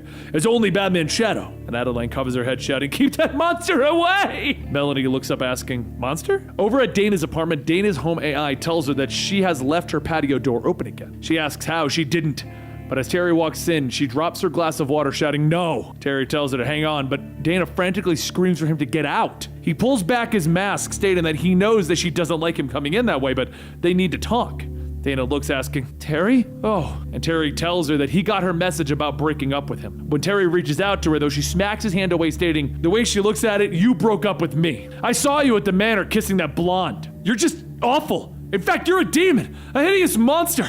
As she looks back, Terry starts to rise and loom over her, and she shouts to her home AI, call the cops! There's a monster in my apartment! Terry asks, are you out of your mind? I would never hurt you. I'm sorry for whatever problem I caused. He pulls down his mask and he leaves, stating, this can't be a coincidence. Something is connecting all of this. Why would people be fearful of me? As he flies over the statue of Batman, civilians and gang members alike gather around, destroying the statue, shouting, kill the demon! Stealer of souls! Burn him! Terry sees a little child walking toward the fire, but before he can touch it, Terry flies down, pulling him away. He hands him back to his father, and his father shouts that the freak tried to take my child. Shoot him out of the sky! The gang members all turn and they open fire. So Terry opens up his wings, taking the shots, telling the people to run while they can. When the thugs go to reload, he charges in, tackling into the group, asking, what is wrong with you? Just then, Terry is hit with a firebomb, and when he looks back, he sees the civilians are now gathering around him. He starts to back up, but as the civilians close in, they begin to beat him with whatever they can grab. The mob begins to chant, kill, kill, kill, until the police arrive and a voice calls out to everyone, please step away from the target. Barbara lands her cruiser and steps out, and she tells everyone that she wants all the civilians on the ground. Terry lets out a sigh of relief, stating it's so good to see her. These people have lost it. Barbara shouts, civilians, down now! You're in the line of fire! And Terry says, wait, what did you say? Crap! As the civilians spread, Barbara and her officers begin to fire at Terry. Once the blast clears, everyone swarms back around Terry as he tries to fight his way out. Barbara grabs her second gun, shouting, monsters like you deserve to die! And Terry knocks it away, asking, what are you talking about? Someone is controlling you. Barbara's gun flies over by a doorway, and the figure inside asks, is Batman afraid? Good, because I like that. Back at the Batcave, Bruce and Matt watch the riots, and Matt asks what are they going to do? Can't Terry just blast his way out? Bruce tells him that they're civilians. Your brother's ability to fight is compromised. Matt scratches his head, stating, I guess, but what is that? That is help for Terry if he's willing. Matt picks up the new Robin costume. Bruce goes on telling him, it's a better version of the old one. Terry might not be happy about you helping, but he needs help. Now go and help Terry while I figure out why Gotham has lost its collective mind. Meanwhile, over at Adeline's apartment, Jack uses a voice scrambler to trick Adeline's home AI into allowing him in. The AI asks, should we prepare your nightly tea? And Jack says, no, I have a question. Someone came last night. Who was it? The AI tells him no one. You were alone last night, Adeline. Jack continues searching through the apartment for answers, but when he opens the door to one of the rooms, he finds notes scattered about, all reading The Bat. He picks up one of the notes stating that there's only one man who might be able to explain this. Wayne. Back at the riot, a little girl stands watching, and the shadowy figure from before tells her, there's only one way to liberate yourself from this horror. The little girl says that she's afraid, and the figure points at the gun, stating, you can free yourself with that. Use it. The little one picks up the gun, and everyone holds Terry down, and she starts to shoot. Terry pushes everyone off of him to avoid getting hit, and the little girl stands there stating, monster bad, monster. But then a voice calls out to the little girl telling her, those energy cannons can roast a tank, so how about you let somebody else play with it? Meaning me, of course. Matt uses his grappling hook to grab the gun, and Terry shouts, Robin? Bruce radios in, remember, he's following orders this time. Matt says he's got it. Terry starts to fight back the crowds, telling him, I'm actually glad you came. Now, defensive posture only. These people aren't bad, they're being controlled. Figure in the shadow says, no, not controlled. It's fear, which we're elevating to turn them loose. Back at the Batcave, Bruce continues to work on trying to find the source of what is causing people to act out when he suddenly hears a noise. He looks back and he throws a battering, and as it hits the wall, the figure says, it's nice to see you too. Bruce asks how he got in, and Jack steps out telling him, the Creeper has always had his ways, just as he does now, even if the costume's retired. But right now I need your help. There's a young woman named Adeline Stern who's obsessed with Batman. Bruce asks, the news anchor? First name doesn't ring a bell though, but Stern? Bruce looks at the records and says over 20 years ago, he crashed in on a group of gun runners. Their trades caused numerous deaths, some innocent. Their leader's name was Stern. When they fought, he ended up breaking Stern's arms, but there isn't anything during that would connect Adeline. As the video plays, Jack says that he's not so sure. Pause and zoom in. Where did you get this footage anyway? Bruce tells him the belt camera. And Jack says, can you brighten it up a bit? As the image starts to get brighter, they begin to make out a young Adeline sitting in the corner, having just watched everything happen. Jack says, there she is. Batman crippled her father right in front of her and left. No wonder she considers Batman a monster. Bruce asks, then the question is, what does that have to do with today? While the riot continues, the figure tells the little girl, there are true monsters in the world, and Batman and Robin are ours. We must tear them apart, rip their limbs from their bodies, strip their flesh from their bones, in order to conquer the all-consuming fear. The Scarecrow decrees that the Bat Demons must die. The monsters are here. For the safety of all your loved ones, kill them. Terry looks back to see the Scarecrow getting ready to charge, but Matt tells him that Bruce said to wait for a plan first. Back in the Batcave, Bruce switches back to the feed of the riot, with Jack stating that the Scarecrow was Dr. Jonathan Crane, right? Used gas to prey on folks' natural fear. Bruce tells him that if Adeline was exposed to Scarecrow's gas, that would explain why she fears Batman. The thing is, the sensors don't show any signs of gas.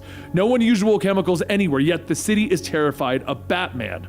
Why? Back in the city, Scarecrow shouts, yes, that's the spirit, kill them. As the crowd surround Batman and Robin, Matt says that he's got something that will get them out of this. Two small pellets pop out of his belt, and as Batman throws them down, a blue gas starts to spread. Soon everyone begins to slow down as they fall asleep, and Scarecrow yells, no, you can't do this. Terry calls out that they can, and they did. Get ready for... Scarecrow grabs the little girl asking, do you really think so? And Scarecrow throws her off the ledge.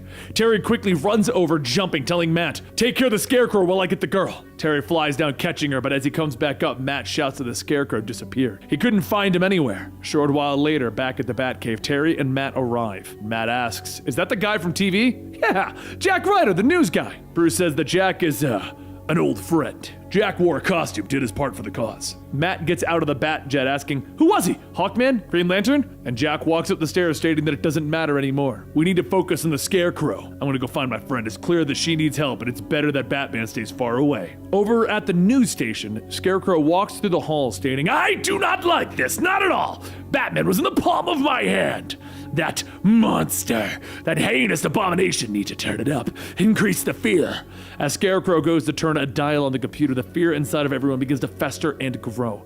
The rioters take to the streets searching for Batman, and as they pass by Melanie's apartment, she looks out stating that things are getting out of control. It's like everyone but her has lost it. Back at the news station, Jack runs through the sets calling out to Adeline, and then stops when he hears Adeline stating, please, stop the monster, as she hides under her desk. Jack kneels down telling her that the monster doesn't exist. The Scarecrow's making her see something that isn't there. Lord knows that she has her own reasons for hating the Batman. Meanwhile, over the city, Terry flies the Batjet and Matt tells him that he doesn't get it. Mr. Wayne says the Scarecrow isn't using gas, so what could it be? Terry says that he's not sure, but they'll cover every neighborhood to make sure that they get samples. As they pass by some of the billboards, Matt says that those screens, it's kind of weird that they're blank, but it's kind of hypnotic. Just then, the jet warns Terry of an incoming particle beam. Terry flips the switch to the shield, stating that nothing can break through, but then the jet says impact imminent, and Terry says that Matt needs to eject. As the two escape, the particle ripped through the shielding, blowing up the jet, and Terry asks how? Getting through those shields should have been impossible. Bruce radios in, stating that whoever did it knew the codes to the shield's harmonics. No one would have known that unless. On a nearby building, Barbara lowers the smoking cannon, stating that the beast's chariot is down. Move in. Terry calls out to Matt, asking where is he, and then Terry notices a batarang flying at him. As it explodes, Matt says, he's right here, and he kicks Terry in the back. Matt shouts, I will protect this city and fight you until you're dead. The crowd begins to gather below the two of them, and they all begin to cheer and chant for Matt to kill Terry, with Terry yelling, come on, can't you see it's me? Terry catches one of Matt's kicks, but Matt uses the thrusters in his boot to blast Terry away, telling him, I won't stop until you're dead. At the news station, Jack gets up, stating that he's going to get some help. They need to find a way to stop Scarecrow from getting to her. And Adeline says, what if I don't want it to stop? Jack looks back and asks, what do you mean? And Adeline, now wearing the Scarecrow costume, says, the child is gone. There is only Scarecrow. Back over the city, Matt tells Terry that he knows what to do, how to disable him, how to slay the beast. Matt reaches into Terry's belt, breaking the flight controls on it. And then Terry begins to tumble down into the rioters. Matt watches as Terry gets closer to the ground, shouting that the Bat Demon will die, and a voice tells him that she has no idea what he's thinking, but as long as she's around, Batman lives. Terry, wearing her 10 outfit from the Royal Flush Gang, shoots by on her flying card, catching Terry before the mob can grab him and takes off. Terry looks up asking Melanie, and she tells him, yeah, she's probably the only friend he has right now. Back at the Batcave, Bruce watches and asks how everyone is affected but her. What makes Melanie immune to the Scarecrow? If the Scarecrow is using electronics or some kind of signal, audio, visual, maybe both. Over in the city, Melanie lands on a nearby building stating that she's pretty sure Scarecrow died. And Terry says that he did, must be the new model. Whatever Scarecrow's using is more powerful than before. Enough to even include Commissioner Gordon, and worse yet, the one who trashed my belt was. But before he could finish, Matt shouts, me! And he flies in, punching Terry in the face. Back at the news station, Jack tells Adeline that he can help her, but Adeline yells that she is the Scarecrow! There's no other! No Adeline! Jack tells her, don't even try using that fear gas on me. I used to fear myself back in the day. Adeline presses the button stating that gas was yesterday. This is all technology now! The internet and AI receivers in every home allow me to connect to everyone. As Adeline increases the dose of fear, Jack collapses, pulling out a small device, stating that he's really hoping that Batman is getting this. Back over at the Batcave, the computer says that it's beginning to filter the signal, and Bruce tells Jack to hang on. Back over in the city, Terry begs Matt to focus on his voice, remember who he really is, and Matt yells, I know exactly who you are, a monster that has to die! Matt then starts throwing all of his batarangs out, landing one of them into Melanie's arm. Terry runs behind Matt, grabbing him, yelling for him to stop, and Matt uses the thrusters in the boots to blast Melanie back into a wall. Terry then lets go of Matt and hurries over to Melanie, but with his back turned, Matt throws out a small explosive device. Terry picks up Melanie to shield her, shouting that he needs to stop, and Bruce radios in that he's going to jam Scarecrow's signal, but he needs more time. But then Terry looks back, pulling off his mask, telling Matt, please, just remember. And Matt stops, asking, you're not a monster? And Melanie says, whoa, Terry McGinnis is Batman? Terry walks over to Matt, telling him to ignore the voices in his head. Whatever he is seeing, see me! Over in the Batcave, Bruce says, of course. The AI cubes, they're everywhere. Scarecrow must have been piggybacking off of them. Melanie must not have one, which is why she's able to avoid being under Scarecrow's influence. But up above Terry and the others, Barbara leads a squad of attack jets, and as she locks on, Bruce hits the signal scrambler. Barbara gets ready to push the button, and then a voice shouts for her not to do it. Terry flies up, telling her, don't do it! If you fire, you could kill thousands! Barbara snaps out of the trance, pulling back the control, narrowly missing Terry and Matt. Bruce then appears on all of the TV screens around Neo Gotham, telling everyone, Wayne Industries detected a covert signal running into your home AI devices. It caused you all to be gripped by a blind, unreasonable fear over someone who is only there to help. As Terry flies away, Melanie tells him that he has a lot of explaining to do when they get back. And Terry says that when they're all done, he will. But we have somewhere we need to go first. Over at the news station, Adeline looks at the screens asking, what is going on? What is happening? Terry crashes in the window stating that they happened. Adeline hides behind Jack, shouting that the devil has come for them, stop him. And Jack swings at Terry, telling him to back off, but Terry punches him, telling him, your best years are behind you now. As Terry pulls back for another hit, Jack catches it, stating the signal is blocked, all right? But I know what drove that poor innocent child to this point of desperation. The last person that she needs to see right now is Batman. Adeline starts stumbling back, shouting to keep him away, and Jack walks over, taking off her mask, telling her it's going to be okay. The next day at Arkham, Adeline sits at her cell, stating that Batman, the demon, the devil, the monster, the beast, the Batman, the demon, the devil, the monster, the beast. And a voice comes over the cell stating, the Batman is a monster, isn't he? When we get out, we'll be happy to deal with him.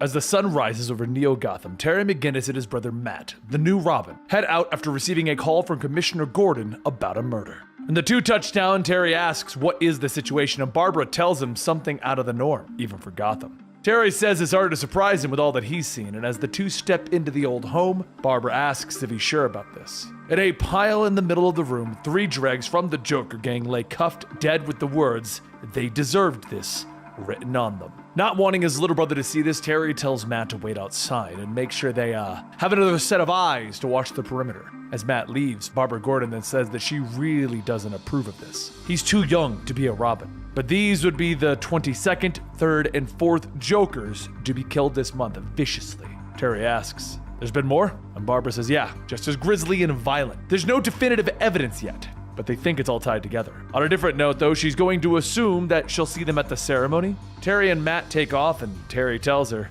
unless something comes up. So Barbara says that this is her something for the night. If she can't make it, give her regards to the boss. A short while later, at the newly built Wayne Family Center of Tomorrow, press gather around the monumental building's grand opening. Matt quietly tells Terry that they should be out there looking for whoever whacked those Jokers, but Terry then says they need to be here for this. This is a big event for Bruce. This building is his legacy, a testament to all that he's done, both with and without the cape. A few moments later, Bruce's airship lands and Bruce steps out, asking, what's the latest on the dead Jokers?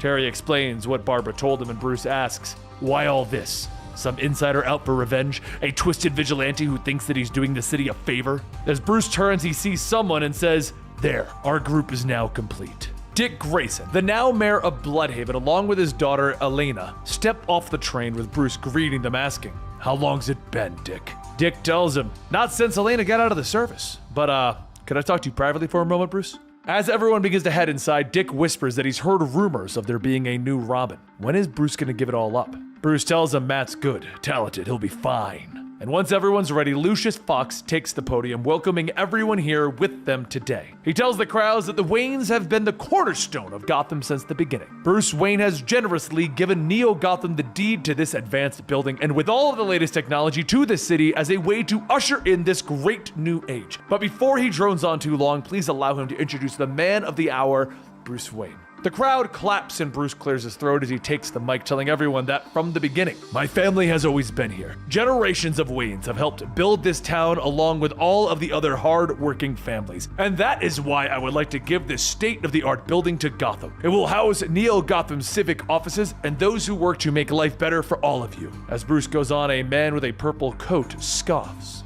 and leaves as he lowers his hat. However, as Bruce wraps up his speech back down on the street levels, Barbara is brought to Ace Chemicals where the Joker's bodies were found. One of the workers finds a card on the door with the words, "No one uses my name, no one." Barbara stares at the card asking, "Who's using whose name here?" And back up top, Bruce hands over the deed to the new building.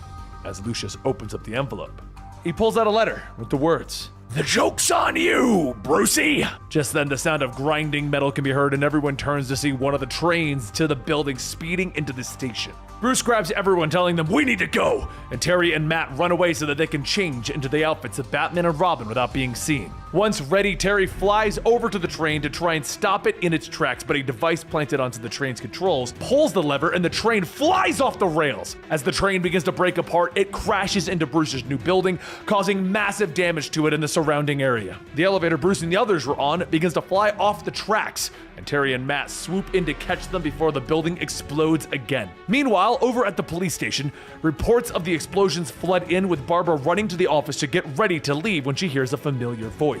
And the voice says, "Hello, Commissioner, or shall I call you Babs?"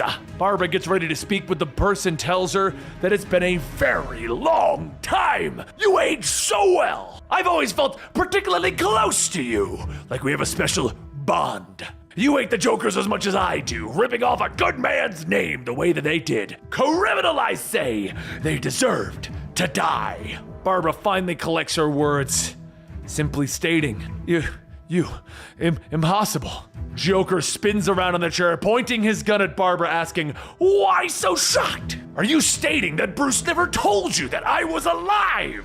Joker fires his gun, but as Barbara narrowly dodges the shot, he asks, "Are you getting faster in your old age?" Barbara grabs a drawer from the filing cabinet, throwing it at the Joker, yelling, "You're the one who brought down the Wayne building!" As the gun is knocked out of Joker's hand, he reaches down, grabbing it, stating, "Well, I can't say you're wrong about that. Gloriously guilty as charged." Barbara then takes the miniature flag on her desk, stabbing it into the Joker's hand, kicking him in the face, knocking him out of the building. She shouts that he should never have come back, and as she looks out the window, she says, "No way." Joker is standing on a hover taxi, telling her, "Ta-da!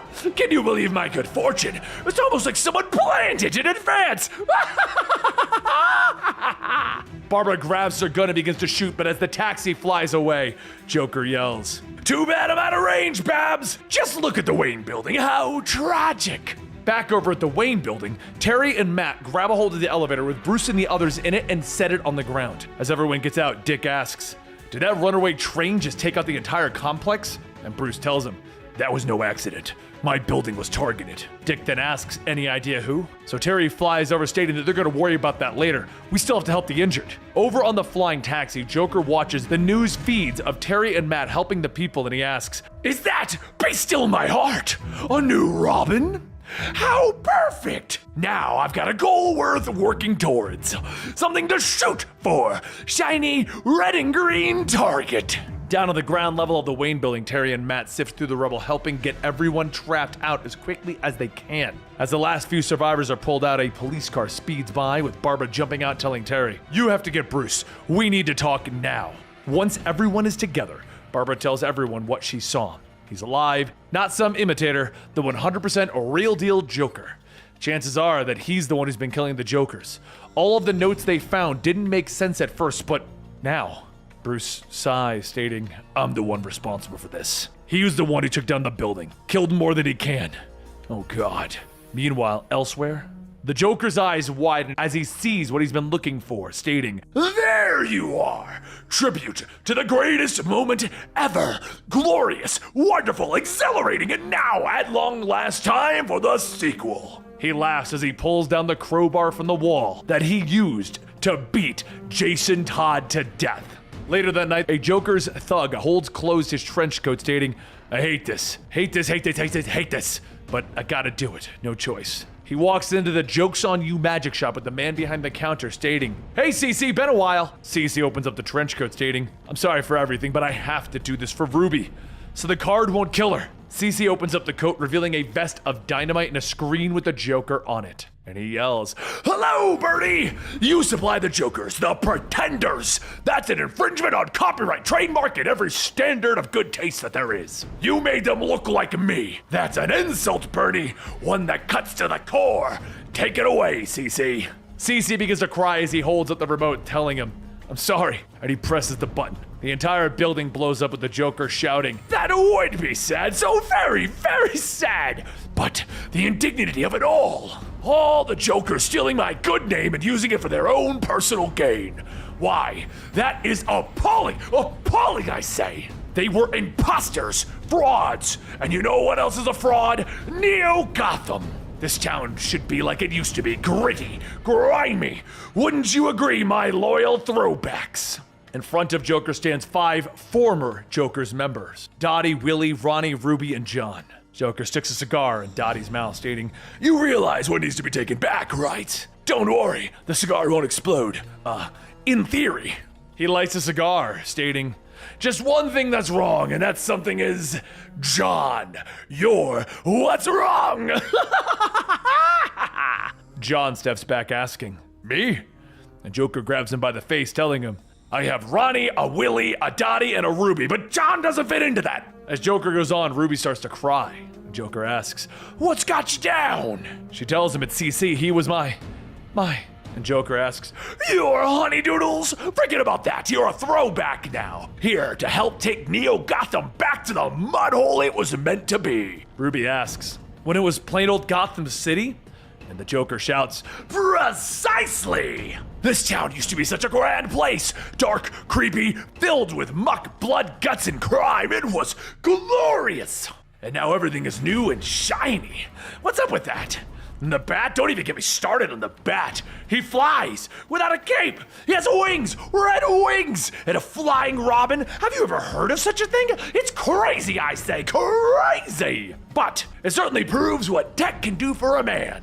That's why if Batman is going to embrace technology, I shall too. John here, he'll be the key to making that work." John excitedly yells, Of course, boss. Whatever it takes, I'm here for you." Joker takes out his knife, stabbing John. "No, not anymore, you're not." Later, as Terry and Matt head over to the destroyed magic store, Terry asks, "What's the target?" Matt tells him a novelty shop, some goofy joke stuff.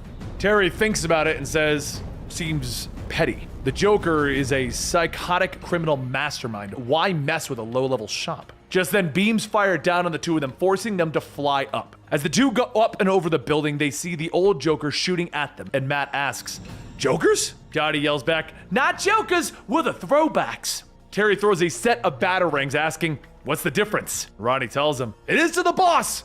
Might be a name only, though. Matt flies down, pulling back, causing Dottie to shoot Ronnie, and laughs as he gets away. Terry then jumps down, kicking Dottie, yelling, "I don't care about you, where's the Joker?" Across the rooftop, Ruby runs into the building with Matt following, yelling for her to get back.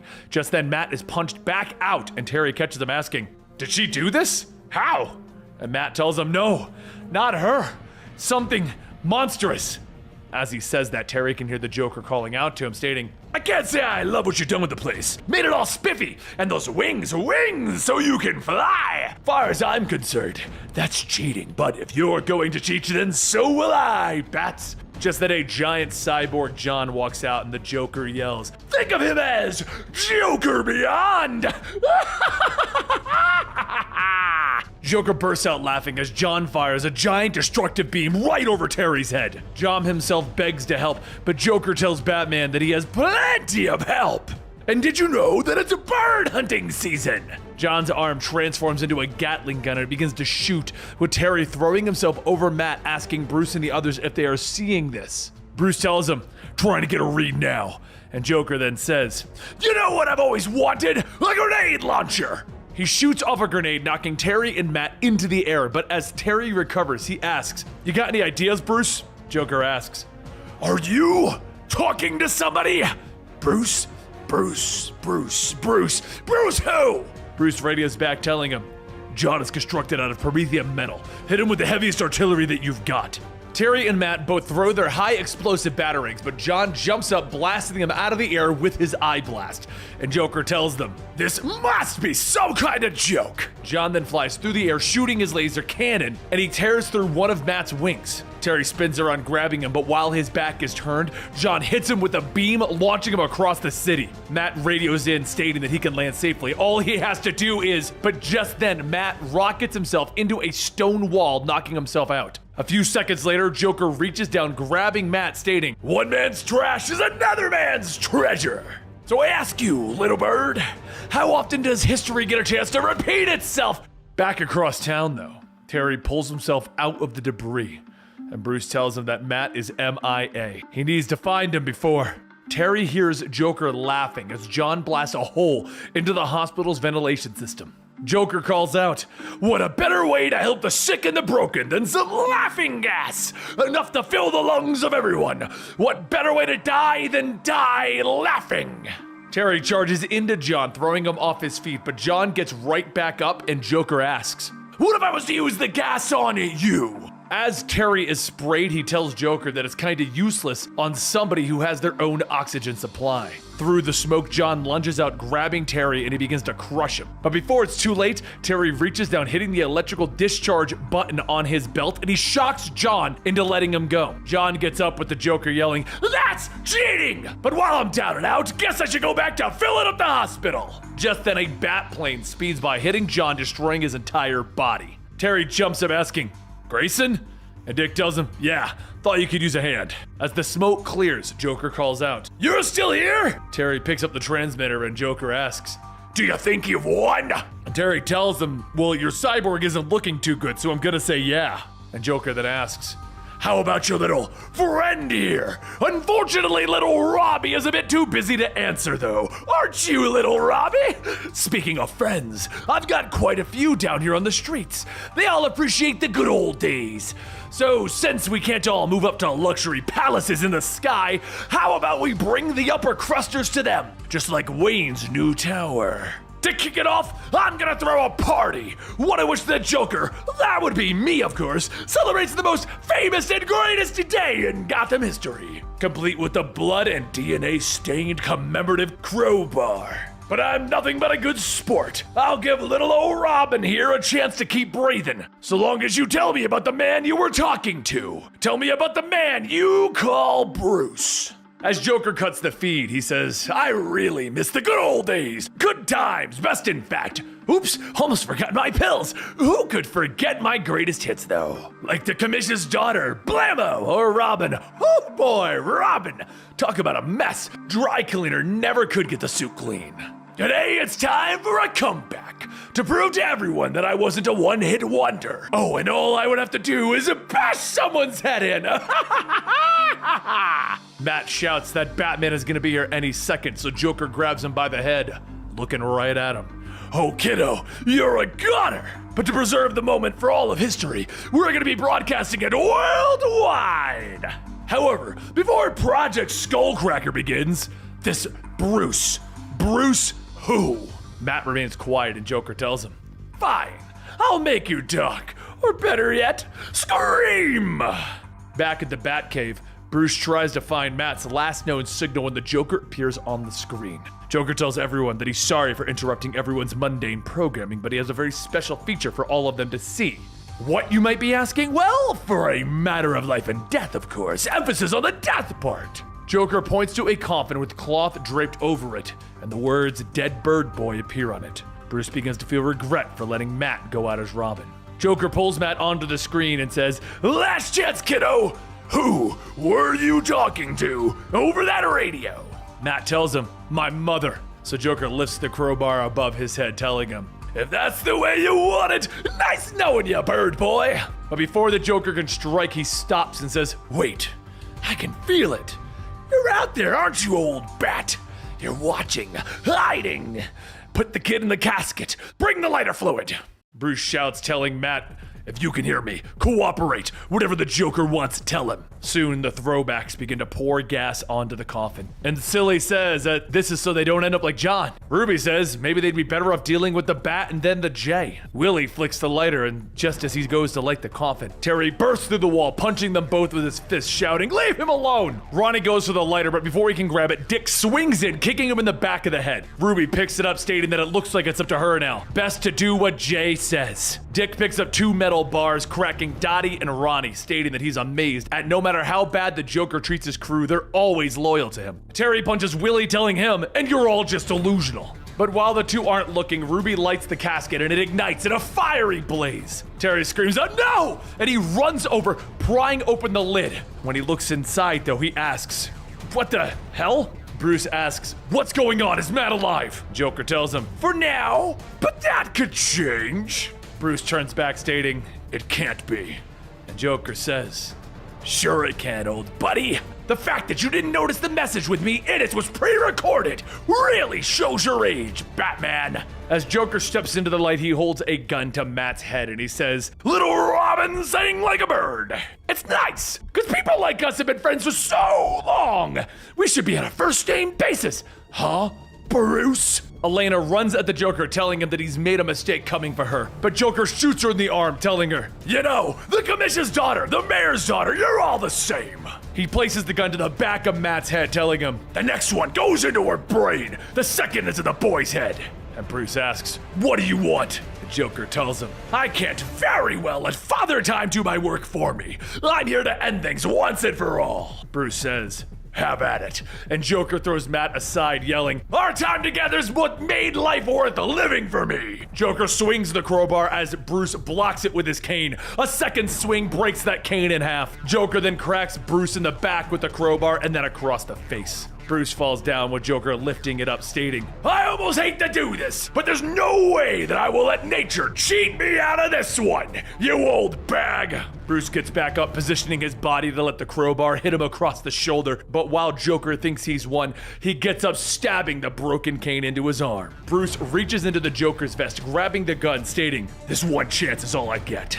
And Joker laughs. "You know what? Go ahead and do it. Do it for Babs, do it for Robin, and so many more. You know you want to." But that's when Joker grabs his chest, stating, "My heart, not yet, not now." With one last gasp for air, Joker slowly releases his shirt, falling to the ground. Bruce stares at the Joker's body, and Matt runs over, stating that he's so sorry. If he hadn't talked, he wouldn't have found. But Bruce stops him, stating that he has nothing to be sorry for. He's alive. And this demented, twisted soul has told his last joke. Except Matt sees it differently. He sees the Joker has broken in and he's won. He hangs and he begs the Joker not to do it, and the Joker laughs, telling him, "It's nice to see you use please. But years ago, I killed a Robin, and tonight I'm going to do it again." Lightning strikes as Matt screams, waking from his nightmare. He pants and he looks at himself in the mirror, stating that he can't let this get to him. He can't be afraid. Don't ever be afraid. Down in the Batcave, Dick asks Barbara over the comms if she's got anything. And Barbara tells him that she ran all the tests, went through every record that they've had over the decades. There's no doubt that this is the Joker and he's dead. And Dick says, after all these years, it hardly seems possible. Bruce thinks about it and Elena asks, "Do you have any doubts?" And Bruce tells her, "Did he die of some kind of heart attack? It seems wrong. Too peaceful for a monster like him." Barbara looks at the body and pushes it back into the locker, stating, as difficult as it was to comprehend, that twisted maniac is gone forever. Dick then says it's a shame that it didn't happen sooner, and Bruce tells him that that's why Terry is out there making sure that they wipe out the Jokers once and for all. And just then Matt runs in asking if they're talking about Terry. He went off on some mission alone, right? Dick tells him it's nothing to worry about, just rounding up the last of the Jokers. This time of night, he should be sleeping anyway. Matt yells, "The Jokers are trouble, Terry needs him." Everyone turns back to the video feed of Terry fighting the last of the Jokers. Dick says, "See? Nothing to worry about. Terry is just..." But when he turns back, he sees Matt has already left. Dick tells Bruce that this business with him being Robin is on him. Wasn't Barbara and Jason enough? Not to mention the fact that the Joker almost killed his daughter. Bruce stares at the screen, stating that Matt has the stuff, he'll be fine. And a few moments later, Matt arrives at Terry's coordinates and he sees him blasting out of the building. One of the Jokers shouts not to let up, keep going. So the gang blasts Terry again, but Matt falls down, knocking everything to the ground, stating that they're not going to pull that trigger again. He picks up one of the thugs, stating that he's a murdering sicko. The man laughs, stating, "Idiot, don't you even know to watch your own back?" Just then, Matt is hit from behind, and another thug says that he's right, Junior. Gonna keep an eye in the back of your head for this kind of stuff, but I can help you with that. The thug brings the buzzsaws closer to Matt's face, so Terry throws out batarangs, knocking that thug back, and he tells Matt that he's got this. He should have stayed home. One of the thugs from before asks if they're really arguing, and Terry grabs one of the men, throwing him, telling him to shut up. The female of the group bends down, stating that she was just here for the ride. She really didn't want any part of this. And so Matt asks if she's going to surrender, and she smiles, stating for a cool guy like him, she'll go wherever he says. As she gets closer, Terry shouts for him to look out, and the woman pulls out a crowbar and begins to swing. Matt stares, frozen in place, but before the crowbar could land, a hand reaches out, catching it. Dick Grayson grabs the crowbar and knocks the woman out, telling Matt that he shouldn't be here. A few moments later, Matt snaps out of it, stating that he's sorry. And Dick kneels down, stating that he shouldn't be. The only thing that he should be worried about right now is being a kid. Later, back in the Batcave, Matt shouts that he will not stop being Robin, but Terry tells him that he froze and almost got killed. Dick says as his legal guardian it's his call, and Bruce even agrees. And Matt asks, "So what? I locked up for a second. It won't happen again. Tell him, Terry." Terry says that he knows it hurts, but Dick is right. Deep down, he knows that Robin's time has come to an end. Matt takes off the mask, and Bruce looks back at the computer, stating that it's done. The Jokers are finished. And Dick says, "Wait, whatever happened to Harley Quinn?" Back at the morgue, a woman opens the locker containing the Joker's body and says that he doesn't belong here. He deserves better. "Come on, I'm taking you home, Puddin'." With Joker's recent attempt at a comeback failed, Terry and Matt were forced to face off against the members of the Joker's gang, which almost resulted in Matt being killed. Since then, Bruce has decided to stop by Arkham Asylum to see just how Dr. Sheehan has been rehabilitating her inmates. Sheehan states that she likes to refer to people here as her guests. Terms like inmates minimize their impressions of themselves and inhibit their potential for a full recovery. With Wayne Enterprises' generous contributions, they've been seeing good results in their guests. And as the two begin to walk through the facility, the lights go out and Sheehan sighs, stating that there it goes again. Please accept her apologies, their equipment is quite old. Bruce waits for a moment, telling her that it might be possible that this is something more. Sheehan tells him that that's ridiculous. As soon as their generator kicks in, they'll be, but as she speaks, the lights come back on and Bruce has seemingly moved places. She asks, "See? Nothing to worry about." And Bruce tells her, "Maybe you're right, but I have to go. Other places to visit, you know how it is."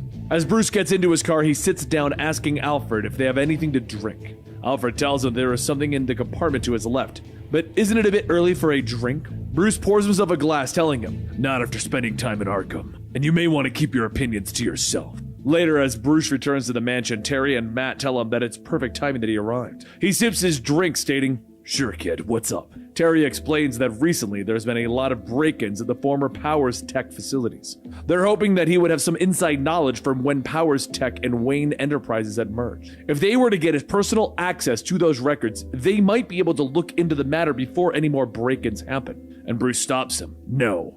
Places don't get much nastier than Arkham. Screams echoing through the halls can shake a mansion." The two head down into the Batcave, and once Bruce presses down on the fingerprint reader, the computer tells them the files are now open. Matt looks through, telling them that they're on the right track. It would seem that Powers Tech has had a few facilities that were off books. Terry then begins to suit up, stating that that's the break they needed. They'll start with Powers Prime and work from there. A short while later, Terry sneaks into Powers Prime facility and radios back that this place looks like it hasn't been active in years. But just before he could investigate, he's suddenly hit from behind by a man in silver and gold. Terry quickly gets back to his feet, asking where did he go, but the man vanishes. And at that moment, the man appears again, hitting Terry, telling him, "I'm right in front of you." But something is off. When the villain speaks, it sounds like there are two people speaking. The man keeps disappearing and reappearing, attacking from all angles, and Terry gets back up, telling him, "All right, I've had enough. If I can't see you, then I'll even the odds of smoke grenades." He tosses out the capsules, and the man hits him again, telling him, "Do you think that would save you from us?" As Terry is hit, he asks, "We?" And he looks up to see two men, one in silver and one in gold. The one in silver tells the other that they have what they came for. They need to go. The one in gold picks up Terry, telling him, "Not yet, we don't." And Terry asks, "Do you guys got a name or something?" The man in gold slams Terry into the wall, telling him, you can call a split. And the man in silver yells, that isn't necessary. The man in gold then throws Terry into the vault, and the silver one slows down to catch his breath, telling him, we've been separated too long. Hurry, Caden. Caden hits the switch to lock Terry in, but as he does, the man in silver and him begin to merge together into one. Caden then says that they can leave after they start this one up, Adam. It's a gravity chamber. Once the machine starts, Terry is pulled to the ground and begins to scream in pain. And Adam yells, you have to stop! But Caden tells him, no, we aren't the ones killing him, it's the chamber. The gravitational forces are pulling him down through the floor. It'll only take seconds to tear his spine right out of his body. Back in the Batcave, Matt helplessly watches his brother and the current Batman die. And he asks Bruce, what are we gonna do? Terry is dying. But Bruce, seemingly out of character, sips his drink. I have no clue. Meanwhile, back in Arkham, a man in a straitjacket and a helmet yells to let him out. He shouldn't be here. He's not who they think he is. He can't remember who he is. Back at the Batcave, Matt shouts that they have to do something. Bruce is acting like he doesn't even care. And Bruce tells him, no, that's not true. It's just, I don't see a solution here.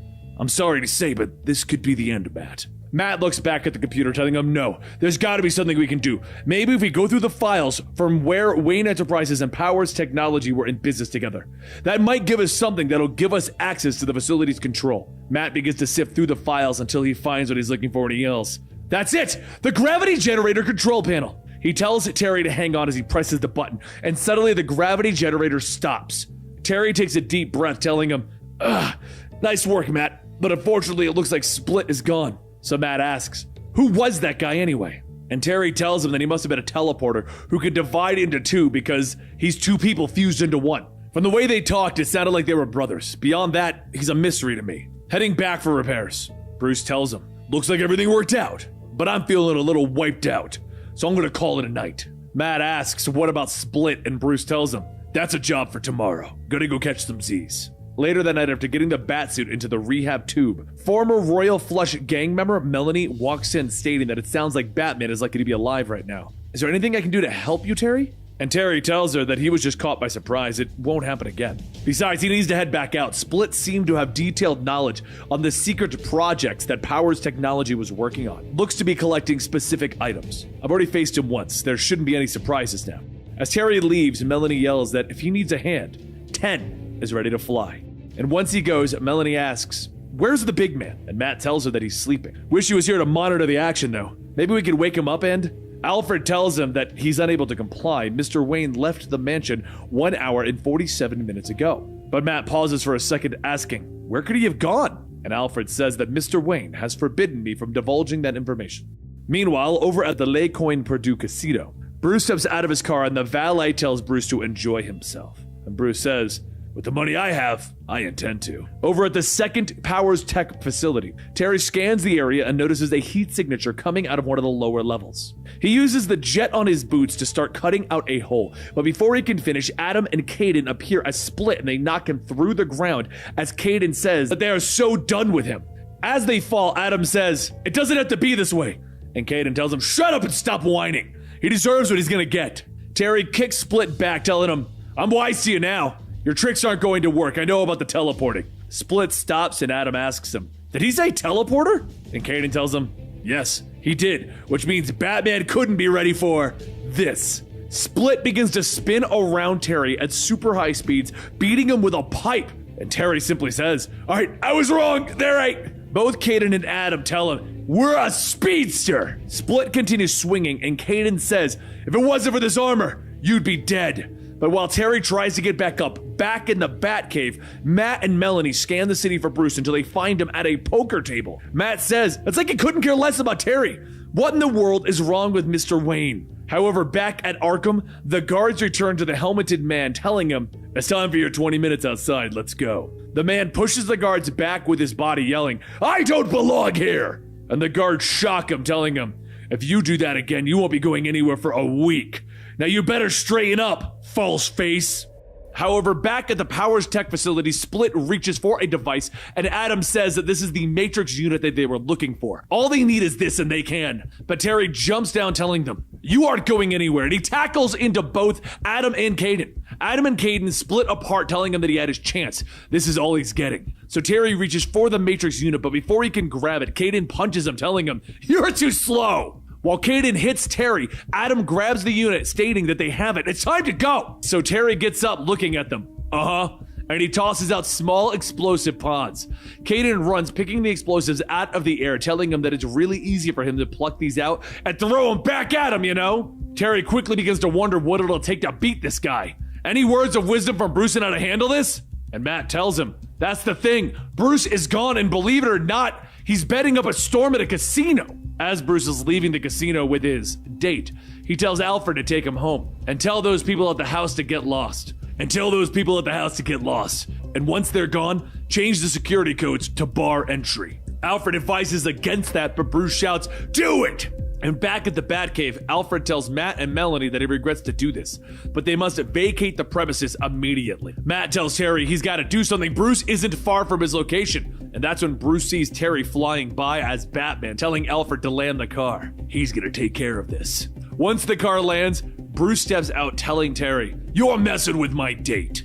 And Terry lands, asking, "What is going on? We're all worried about you, and you are not acting like yourself." So Bruce asks Alfred to go ahead and block transmission back to the cave. Once the feed is cut, Bruce tells him, "Good. Now that we're offline," he takes out a gun, firing it into Terry's chest. Terry stumbles, asking, "What was that?" And Bruce tells him, "Neural shocker. It means you'll live." And just then, Bruce charges forward, throwing both him and Terry over the ledge. While that goes on, Melanie goes to Arkham to try and find some clues as to what is actually happening. And that's when she and Dr. Sheehan go over the events of what happened when Bruce came by. And Melanie notices something. She goes to where Bruce was, or where he was when the lights came on, asking, "Who is in this cell?" She opens the door and Sheehan tells her to stop, but the cell door suddenly opens up and a helmeted man rushes out.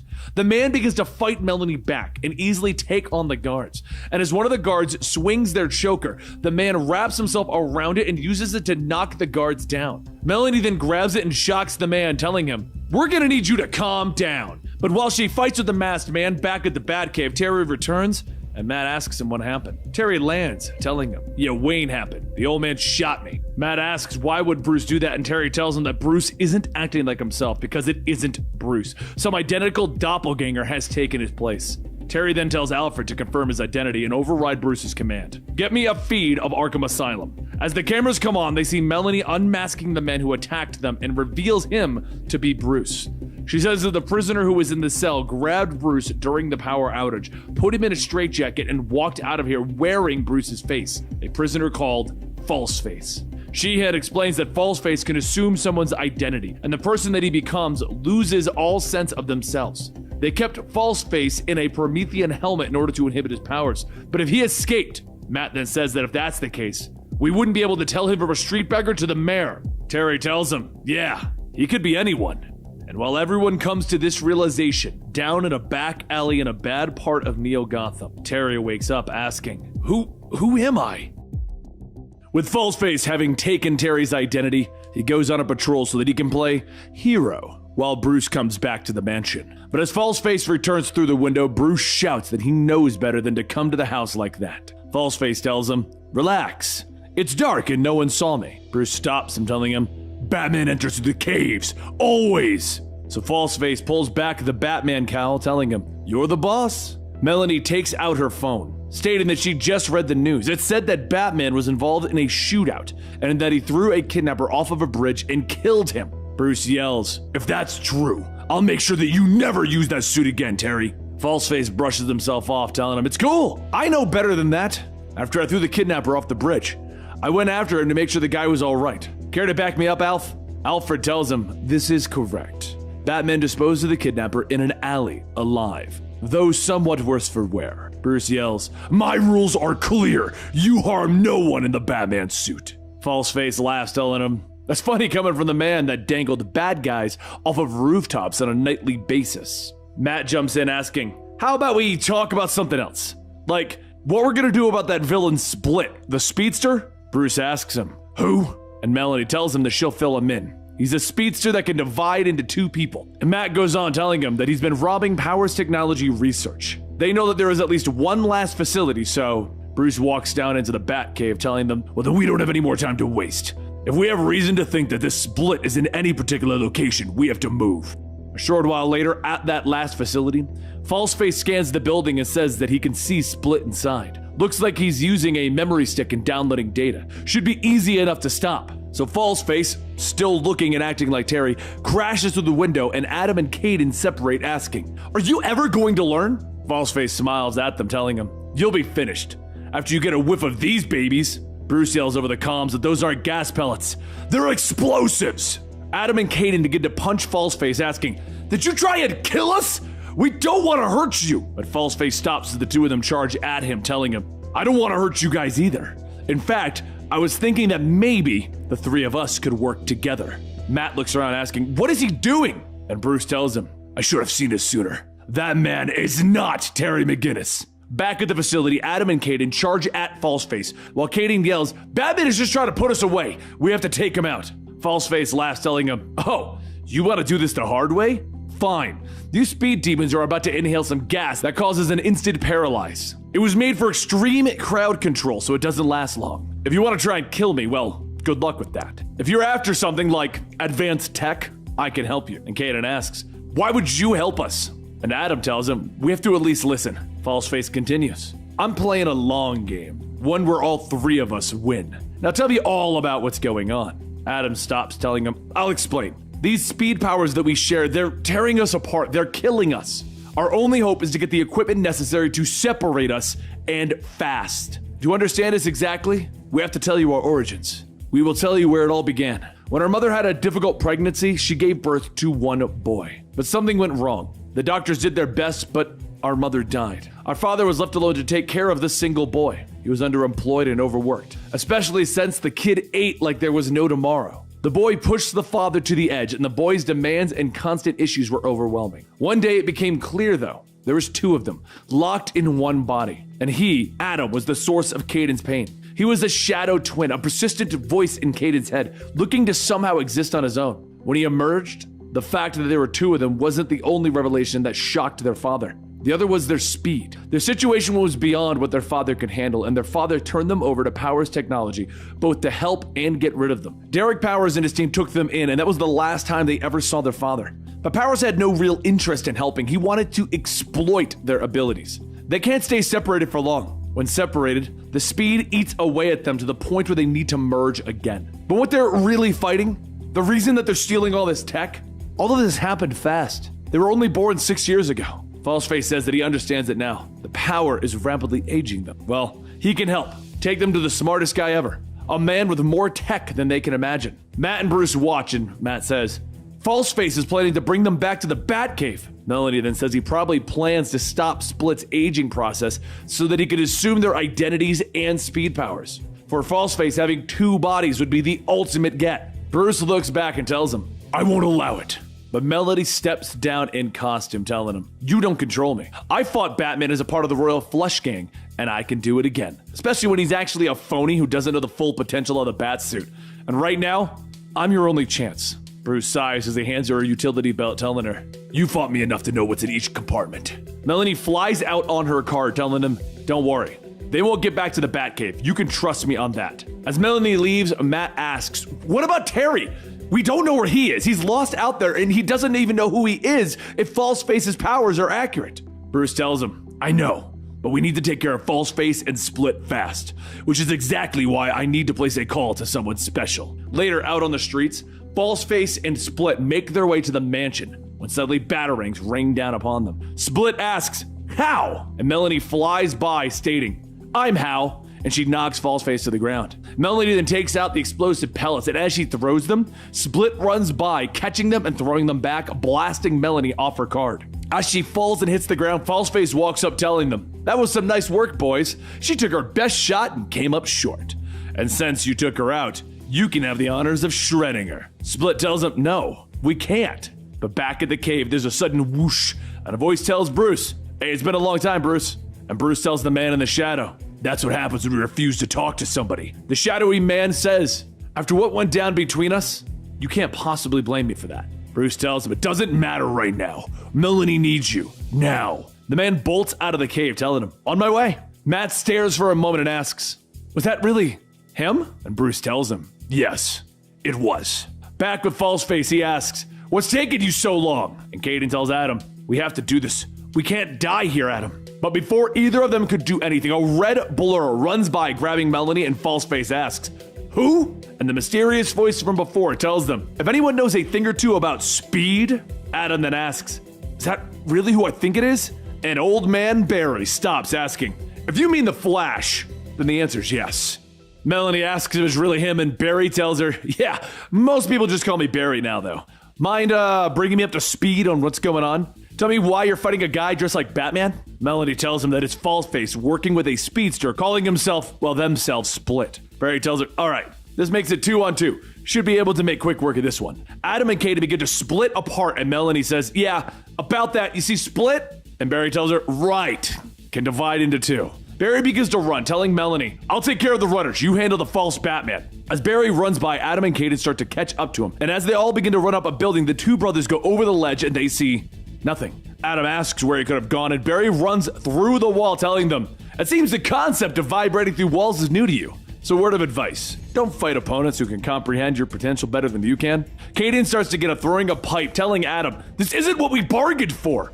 And as the pipe hits Barry, Bruce radios in, telling him, you should have seen that coming. Barry groans, telling him, hey, I didn't give you comm access. Adam and Kaden merge to regain strength and escape, stating, we already have what we need, and we don't need this.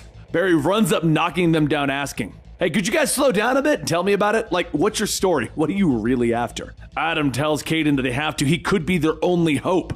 Kaden fights the urge to say no, but then lets out a giant sigh, stating, look, we're dying. Our only hope is on that boat. There's a machine on there that can save us. That's why we needed this miniaturized power source.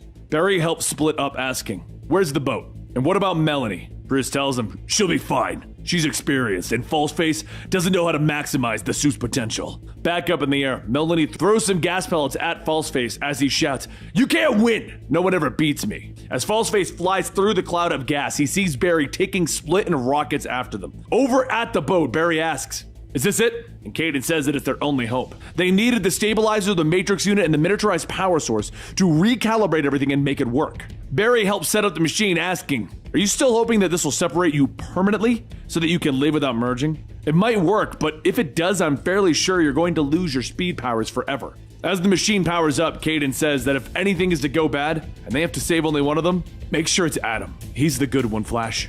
Barry dials up the machine, telling him, I won't let it come to that.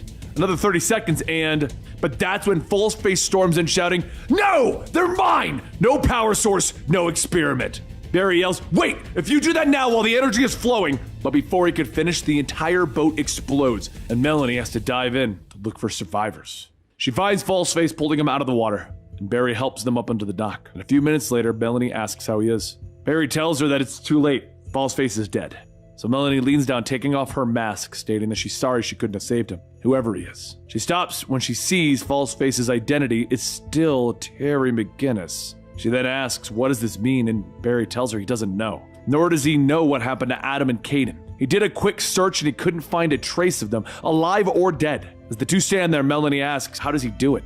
How does he learn to live with this? And Barry asks, what? Death? You don't. It's saving lives. That's what's keeping us going. Back at the Batcave, Matt asks, what does this mean for Terry? If Falseface died with his face, shouldn't Terry wake up now? Bruce tells him after doing some research, when Falseface assumes an identity, some kind of nullifier kicks in so that he can wear the look and mannerisms of his victim. The nullifier obliterates the victim's awareness of who they actually are. Matt then asks what happens when Falseface dies as Terry. Bruce puts his arm around Matt, telling him that he didn't move on to another identity or revert to his own. He fears that Terry may be completely unaware of who he really is. Matt begins to shake, stating that Terry's out there on the run and all alone. We might not ever see him again. But meanwhile, in that back alley, a woman looks at the shaggy-looking Terry, telling him to get out of here. Everyone knows that she gets first crack at this restaurant's discards. Terry easily jumps up into the window, telling her that she can go ahead. He'll wait. He's the proactive type. After a few moments, Terry jumps down with 2 sandwiches, telling her that he got one for her too. The woman starts to eat, telling him that if he sticks with her, he'll be good. Just fine. But a few hours later, after everyone's gone to bed in the Wayne Manor, a woman walks down into the cave, stating that it's about time that Bruce went to bed. She looks at the suit, telling herself that it's unthinkable to have Neo Gotham without the bat to protect it. And once the capsule opens, she takes the suit out, and she leaves. Over at Blight's lab, he tells Gustanov and Terry to enter. Gustanov says that it's really him. He's alive. Blight tells her that if she calls this living, who is this? Gustinov tells him that it's a mystery man. Found him wandering the streets. Terry chimes in, telling Blight that he is in a bit of a haze with amnesia. Gustinov has actually been trying to help him ever since they met. Blight asks if he's not frightened by his appearance. And Terry says that Gustinov told him what to expect. Said it was the result of a radiation accident. Besides, he needs money, and Gustinov said that this is a chance to make some. Blight tells him, "Right. Well, go one level below. My men will get everything taken care of." Terry yells, "Thanks! Looking forward to it." As he leaves, Blight quietly says that it's incredible. He really doesn't know.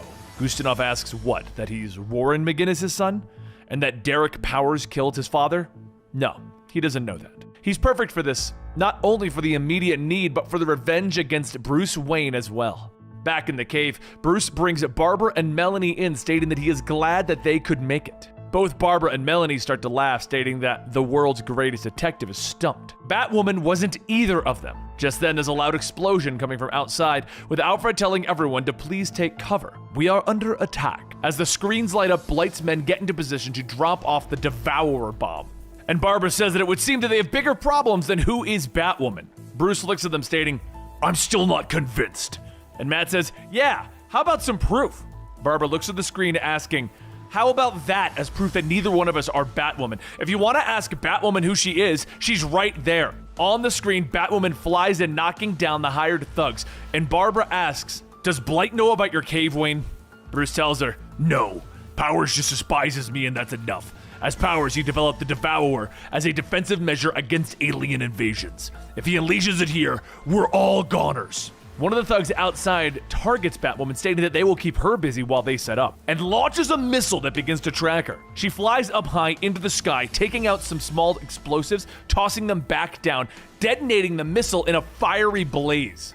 The thugs all look up to see no movement, stating that they better hurry and activate the Devourer, and once they do, they need to get the hell out of here.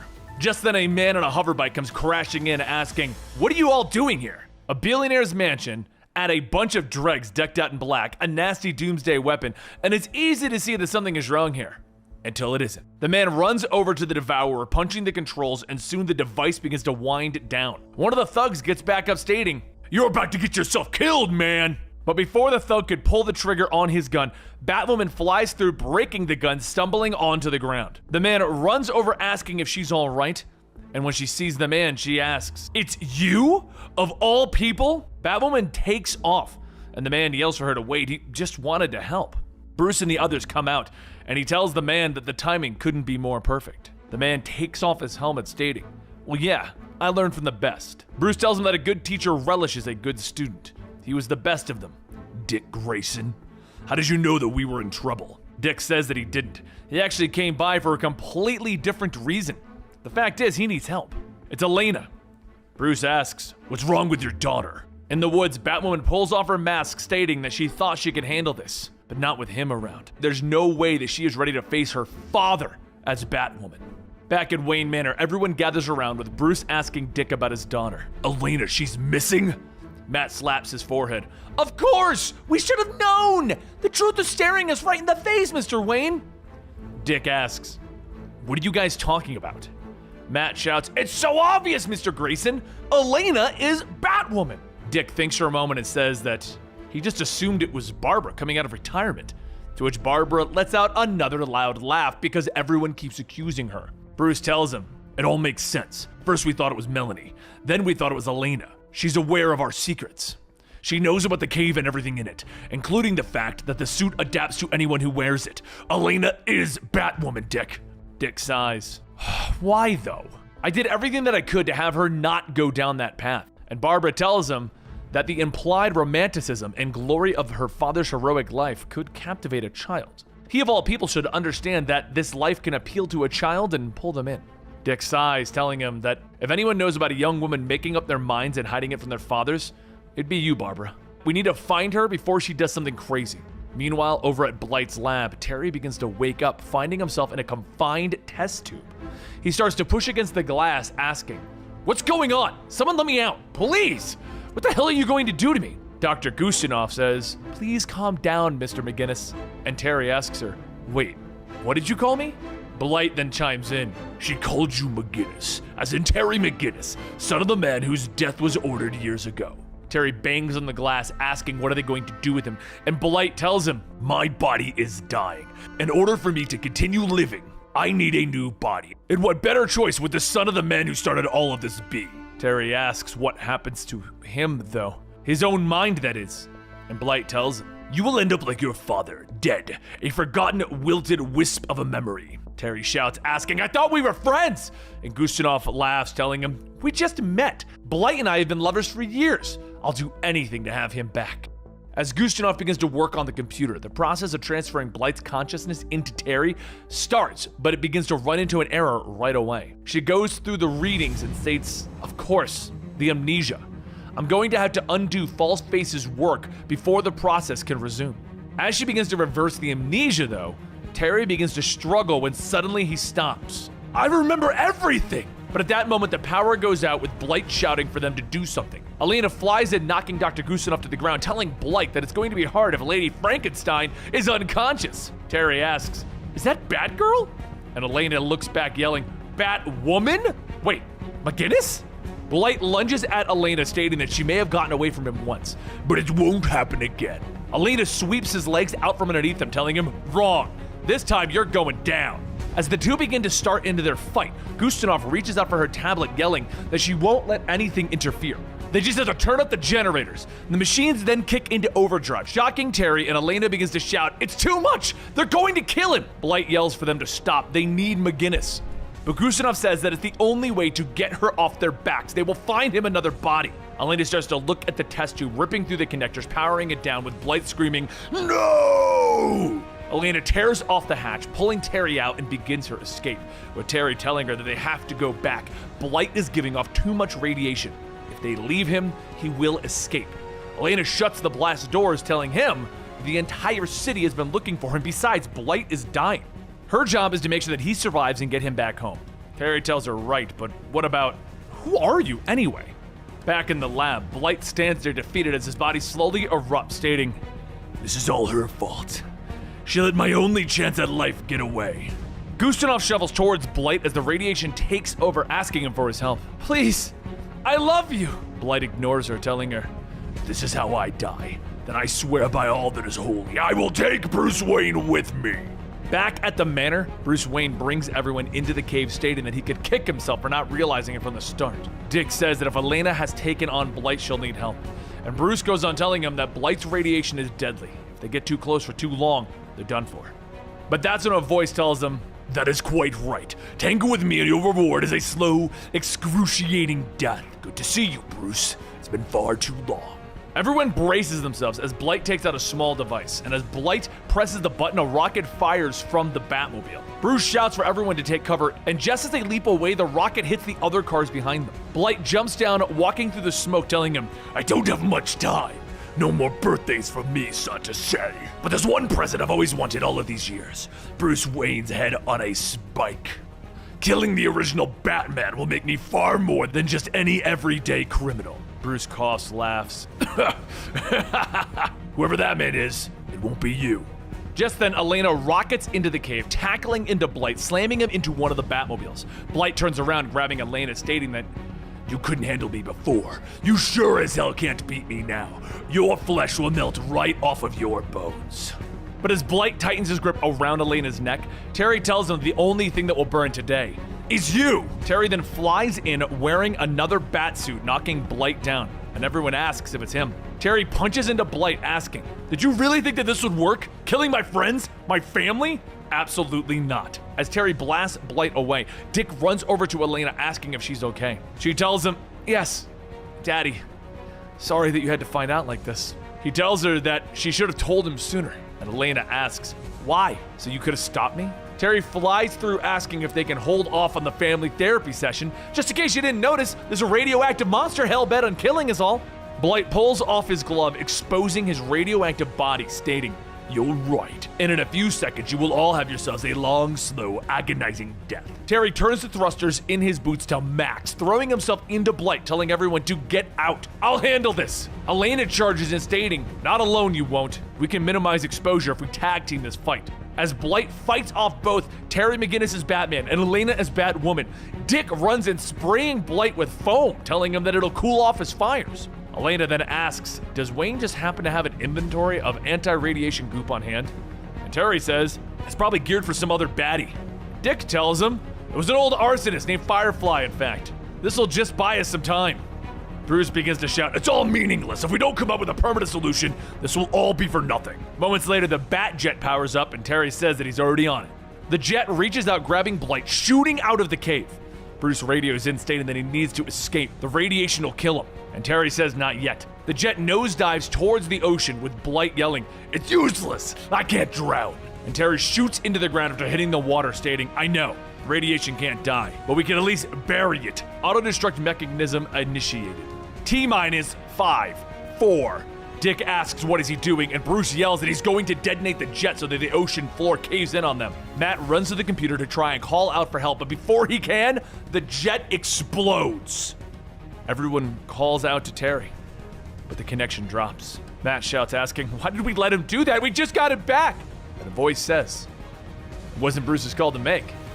Terry flies in with his suit mostly destroyed, telling them, I've been doing things my way the moment I wore the suit, and I'm not about to change. Everyone welcomes Terry back, and Bruce asks the one question on everyone's mind. With everyone back together, which one of them wears the suit tomorrow? With everything going on in New Gotham, no more mind games, no more impersonators. It's time for the true, authentic Batman to be back. It was just another night of tracking down some slamjackers, and Terry McGinnis was loving being his old self again. But it was all sunshine and neo lights, because Mayor Dick Grayson had his hands full trying to convince his daughter, Elena, that being Batwoman was the only thing that he and her mother did not want her to do. Wearing a costume and acting like a hero only guarantees that she'll never be happy or enjoy any sense of normalcy. It's a life full of tragedy and heartache, and he will not allow her to have that. But what about what she wants? It's her life. She should get to make that decision. Barbara Gordon offered to try and talk to Elena, but she already knew going into it that she wasn't going to be able to change her mind. However, it wasn't going to stop her from becoming Batwoman, was it? And she'll help make that a reality. Back in the city, Bruce takes Terry and Matt into the large Wayne Tech building since their original base of operations was destroyed by Blight in the last major fight. It's not so much a bat cave as a bat suite, but they won't have any issues coming and going as Bruce owns the immediate buildings around this one, and this building is fitted with a holographic projector that's obscuring what's happening on the inside. So to the naked eye, it looks like nothing more than a completely normal office building. Not the Bat Office building. And in addition to that, those windows are actually protective, translucent energy shields that allow entry, making coming and going easy. But just before everyone is getting settled into the new Bat Office building, an alert goes off on the computer and Bruce sees that the Slamjackers are back out in full force trying to steal data. Because if you manage to have all of the data from the various companies and corporations around the world, you can essentially control them. So Terry tests out the new windows and heads out into the rain to stop them once again. This time though, he just wants to make sure that he gets his point across as he uses razor-edge batarangs cutting through their suits and weapons with ease. And with a hard punch here and a rocket-powered kick there, it doesn't take long to dispatch the Slamjackers. But before Terry could really get into the groove, he's snatched out of the air by a giant red hand. Damien's old pet and friend Goliath grunts, grabbing Terry and flying off. Terry asks if there's any reason why Damien's dragon buddy is here, because there's no sign of Damien. He frees himself from his grasp, asking, all right, what's going on? And Goliath gives him a sad, ooh. He turns to leave, and Terry says that he guesses he'll follow. As the two reach an abandoned warehouse, Goliath goes inside before Terry and comes back out holding something. Terry radios back that he has found Damien. But is he even alive? Bruce says to bring Damien back to the building. The recovery pods here will treat him faster than any human alive.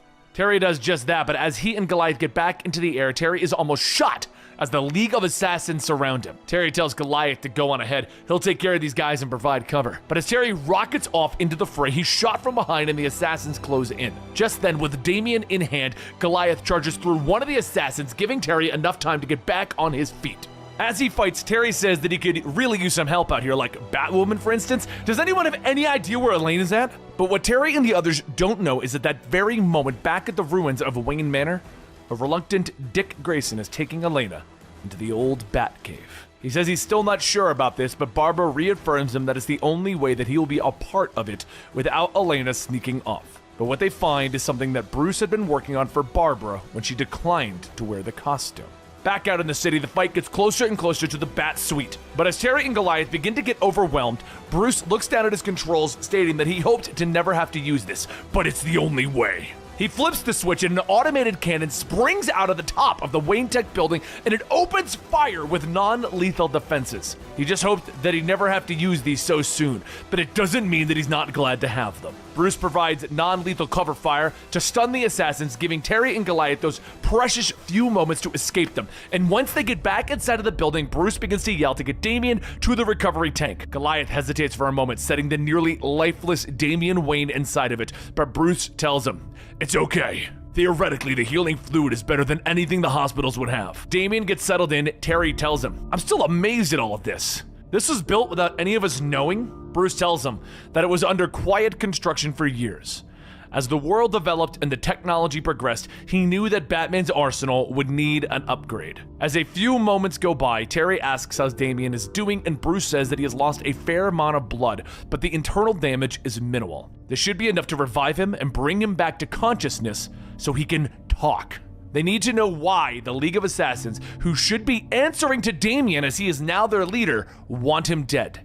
Terry looks back at the tank, stating that this is quite the magic potion that he's mixed up, and Bruce tells him, "Not without risk. I borrowed a couple of key components from Ra's al Ghul's Lazarus Pit mixture.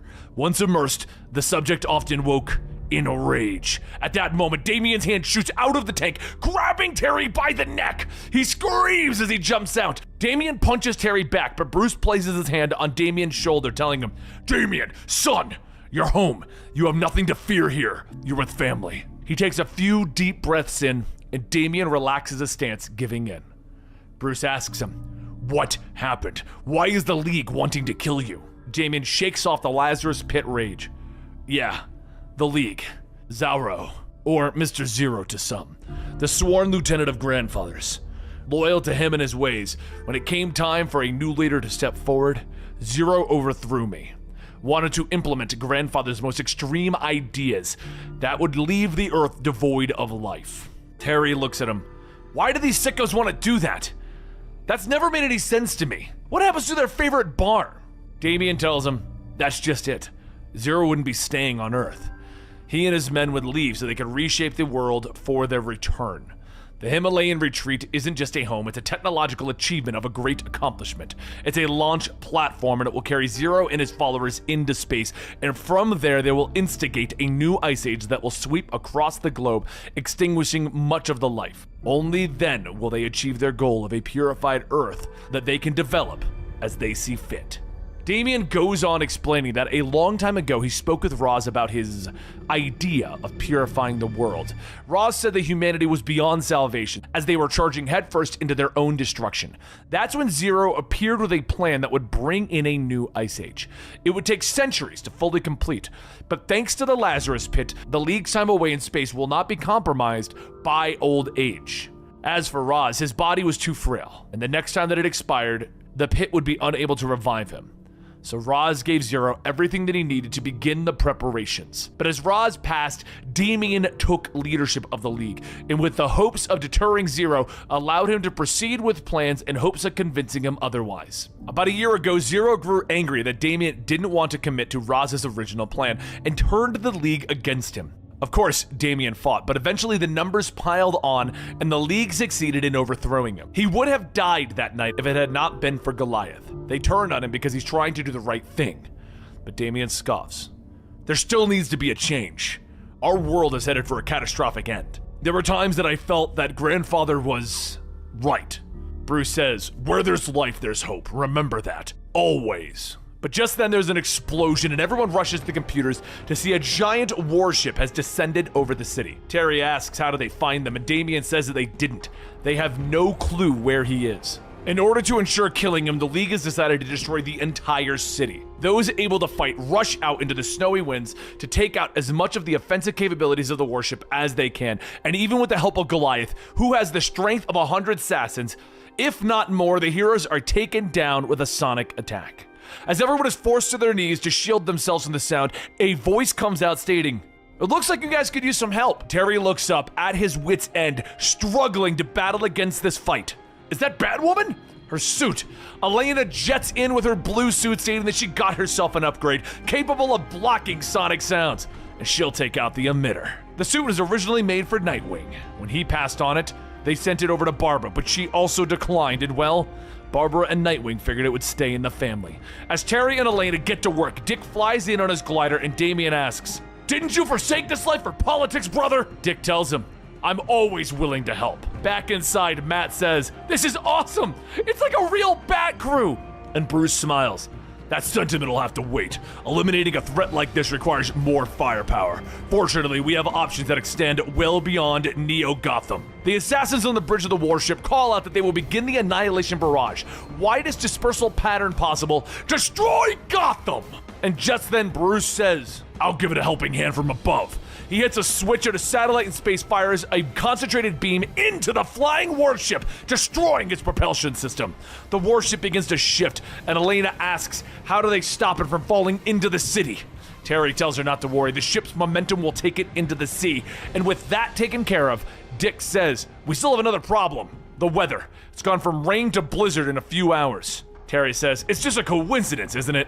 And Bruce tells him that he moved the satellite over the Himalayas so he could take a look into the monastery. The top of the mountain is gone, and in its place was a launch pad filled with a large-scale space transport, launching, abandoning Earth. Terry says that can only mean, and Damian tells him, Zero is proceeding with his plan.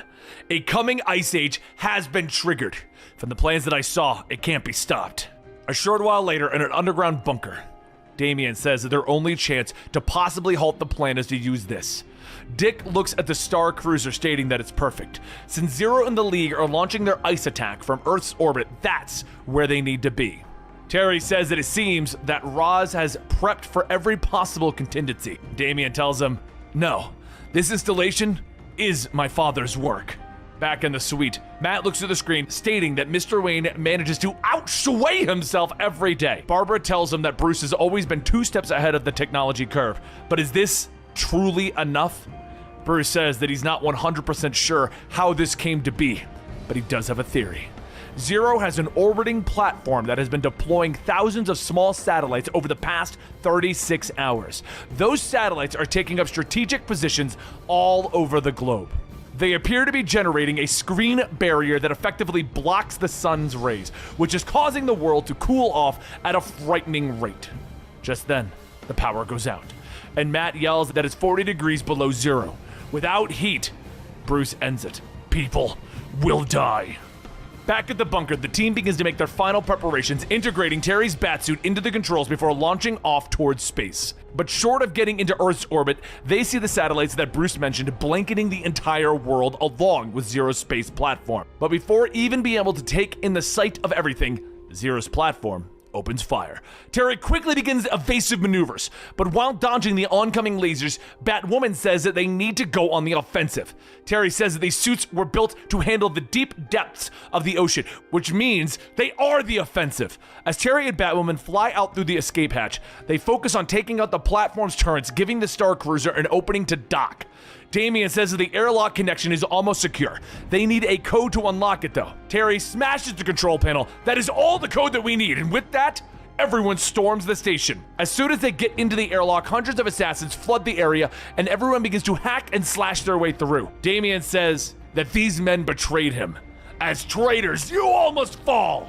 Terry tells him that they work with non-lethal, remember? They can't kill anyone if they're put to sleep, so Terry tosses out sleep gas in the concentrated groups, knocking everyone out, and Batwoman says that there's always room for humanity in war, as his father would no doubt agree. Once taking out the remaining groups, Damian leads the group where Zero should be hiding, but as they enter the large empty room, the door behind them slams shut. A large projection of Zero appears, stating that he knew better than to reveal all of his plans. This room was built to ensure their failure. Take in a deep breath and know that your grandfather's master vision will soon be implemented, Damian. Just then, a small hatch opens up in the vacuum of space, sucking everyone towards it. Terry is flung out into space as Goliath quickly extends himself to grab onto the sides, providing a block for Damian and Batwoman. Terry calls out to seal the door, but Batwoman shoots the control panel, stating that everything is offline, so they're going to have to access the wiring. Damian reaches over the exposed wires, making the connection close the door. And as it's shutting, Damian reaches out, grabbing Terry by the arm, throwing him back inside. A few moments later in the observation room, Zero tells the League that after all of these years, Ra's al Ghul's dreams will be realized. They stand on the cusp of humanity paying the price for the desecration of, but before he could finish, Terry yells, "The only one who's maxed out his cred line and has to pay for it is you." Zero turns to see Terry and the others charging in, yelling to the assassins to get them, and the assassins quickly leap into the formation, with Damian and Goliath ripping them apart. Terry radios back, stating that he hopes that they have an ace in the hole here, and Dick tells him that he's working on it. Bruce was prepared for anything, so even his satellite has a few offensive capabilities. He won't be able to take them all out, but it's a start. The rest is up to you. Terry calls out to Damian and Goliath that they have their work cut out for them. Let's do this! Zero takes out a gun, aiming it at Damian, telling him, "You should have embraced Ra's al Ghul's vision. There will be nothing to stop it from becoming a reality now." Damian jumps over the shot towards the computer, and as Zero turns, Terry rockets into his back. Damian gets to work on the controls, asking Dick if he's ready, and Dick tells him, "Always." And Batwoman radios back, "I'm in position, getting ready to take out some satellites in 3, 2, 1. She fires into 2 specific satellites and begins to set a chain reaction among the others as power is lost, forcing those still connected to be overcharged. Back inside, Zero turns the power of his laser up, shouting, "I will gut you all!" But before he could fire, Terry swipes his claws, cutting the gun in 2, following up with a gut punch, telling him, "You have 0 chance."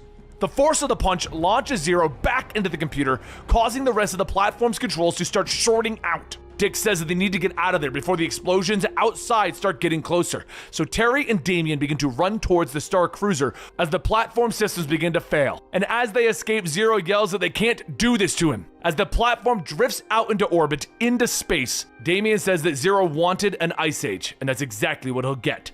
Too bad it'll last forever. With that, everyone heads back to Earth. Damian gets ready to go back and pick up the pieces of the League, but Terry says that this might be the time for him to just remake the organization. Ra's must have had tremendous resources and manpower, some of it including a few men who stayed loyal to him. Why not dump the destructive remedies and use those resources to make things better in a way people approve of? Damian says the magnitude of humanity's problems are well below my resources. And then Bruce walks in. "What if we combine ours? Once we work together as Batman and Robin, why don't we revive that partnership and work together to improve the world, son?" Damian laughs.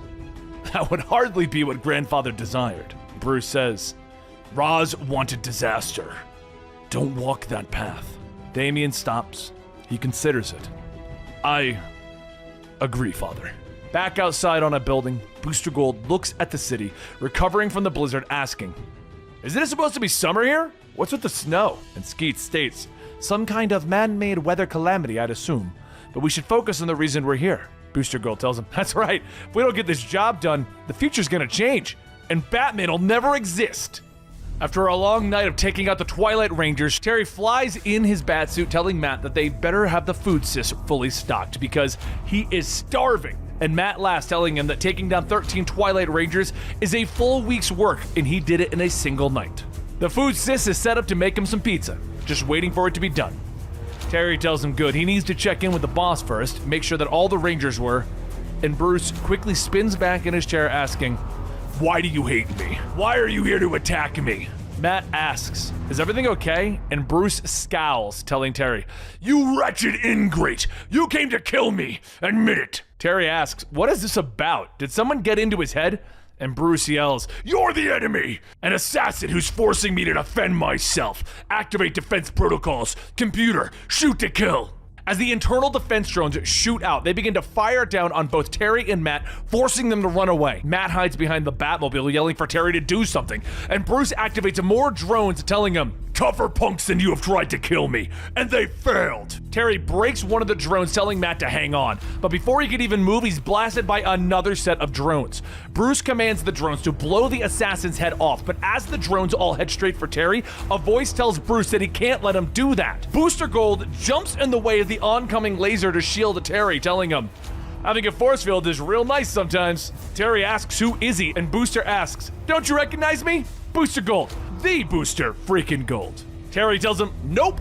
And Booster Gold grabs him, flying off, telling him, I know I shouldn't have leaned into that whole greatest hero you never heard of thing. As the two fly out of the building, Terry asks where they're going, and Booster Gold tells him, not where, when. Long story short, I'm a time traveler originally from the 25th century.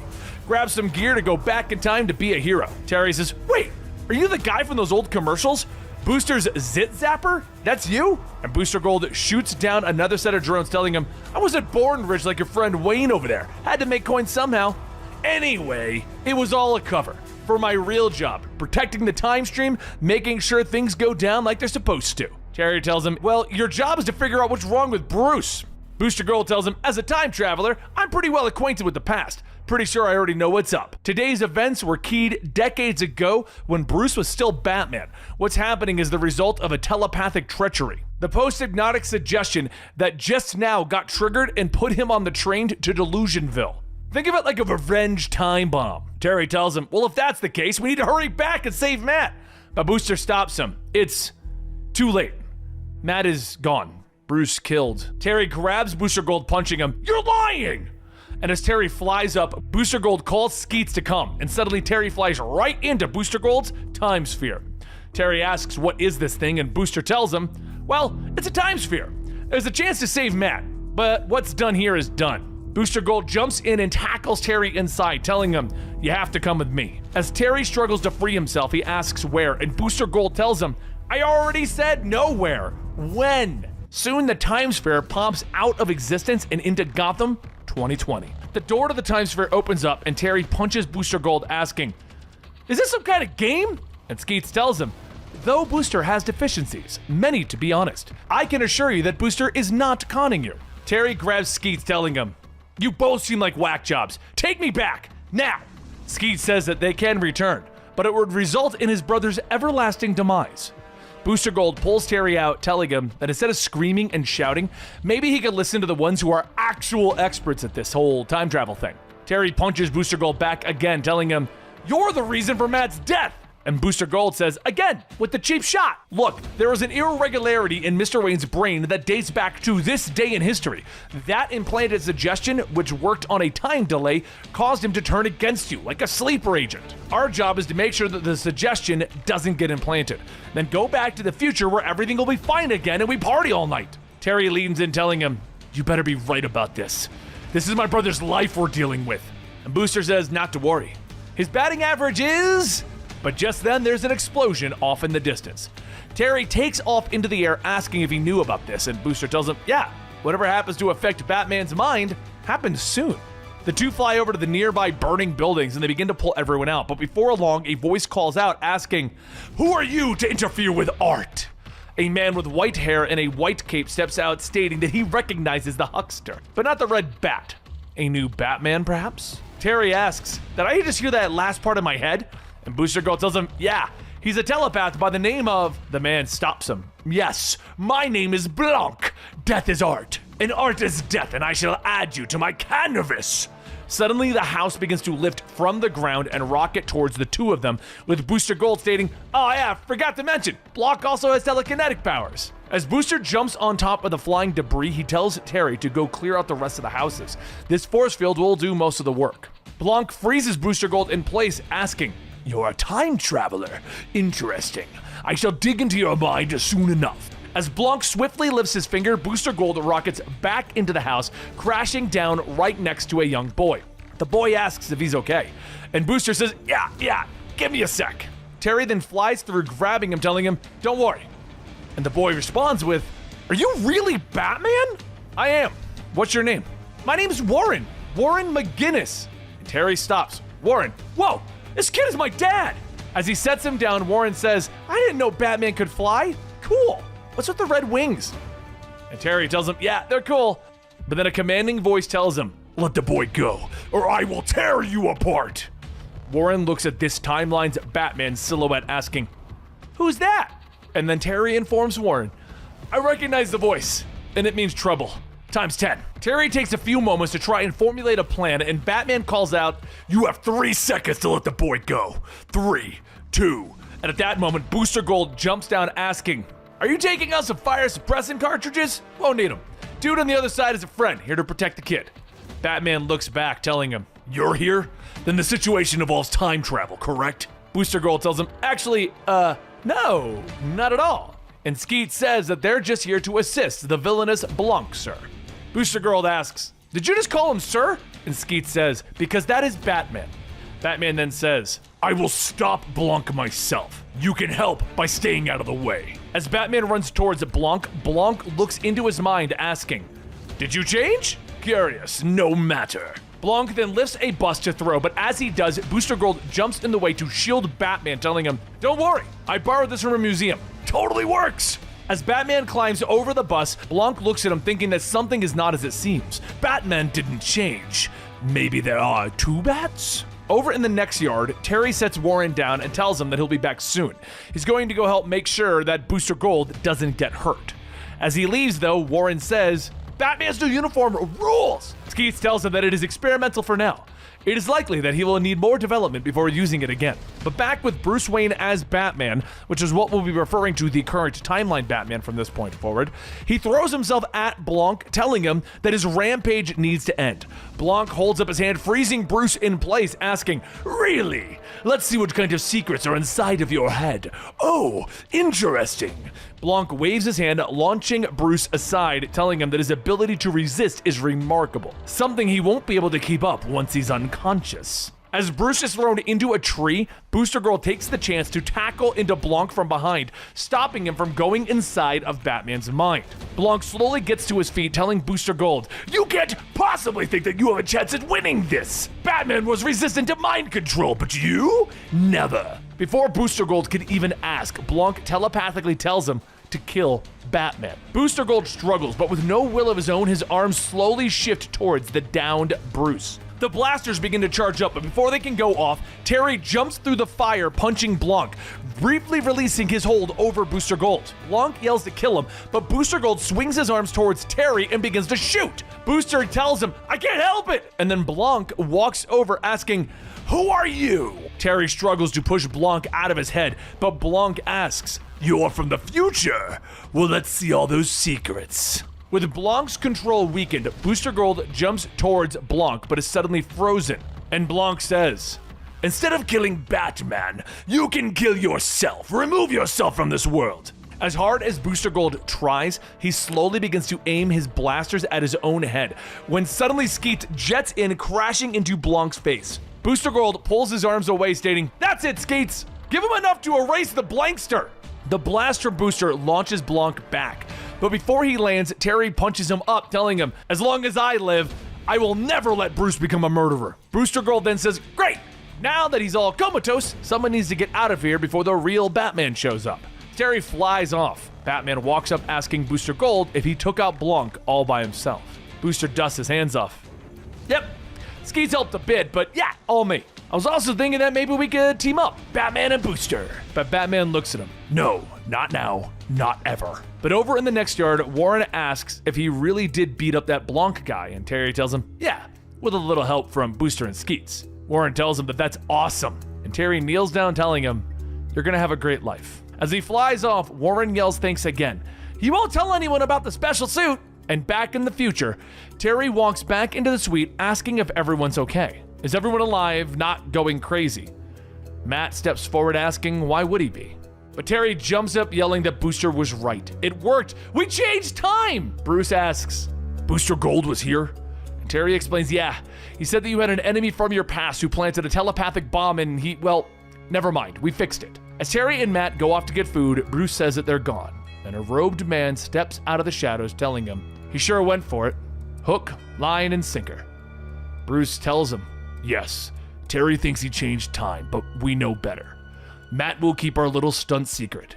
Explain to him that turning on them was an act, but to never tell Terry." This all became necessary when Bruce discovered Warren McGinnis's journal and reviewed it. He wrote of Batman's heroism, and that is what inspired him to do the right thing by reporting to Derek Powers. The older Booster Gold puts down his hood and says, "Yeah, with a major complicating factor." Bruce goes on telling him that Warren's memories of a flying Batman with red wings and the command to keep it secret.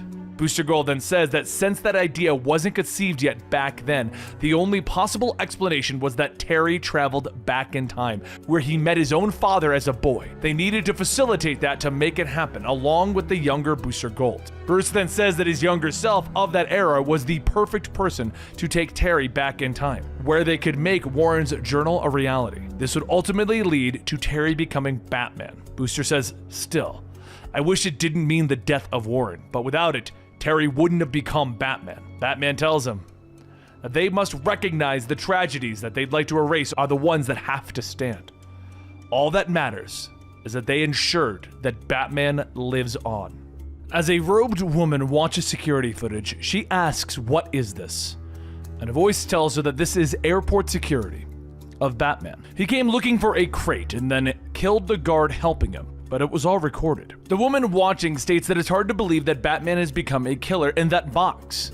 Well, later while patrolling Gotham, Terry gets a call from his old girlfriend Dana telling him that he is needed at the hospital. Terry asks what's wrong, but Dana tells him that Matt and Bruce were attacked and they need him here.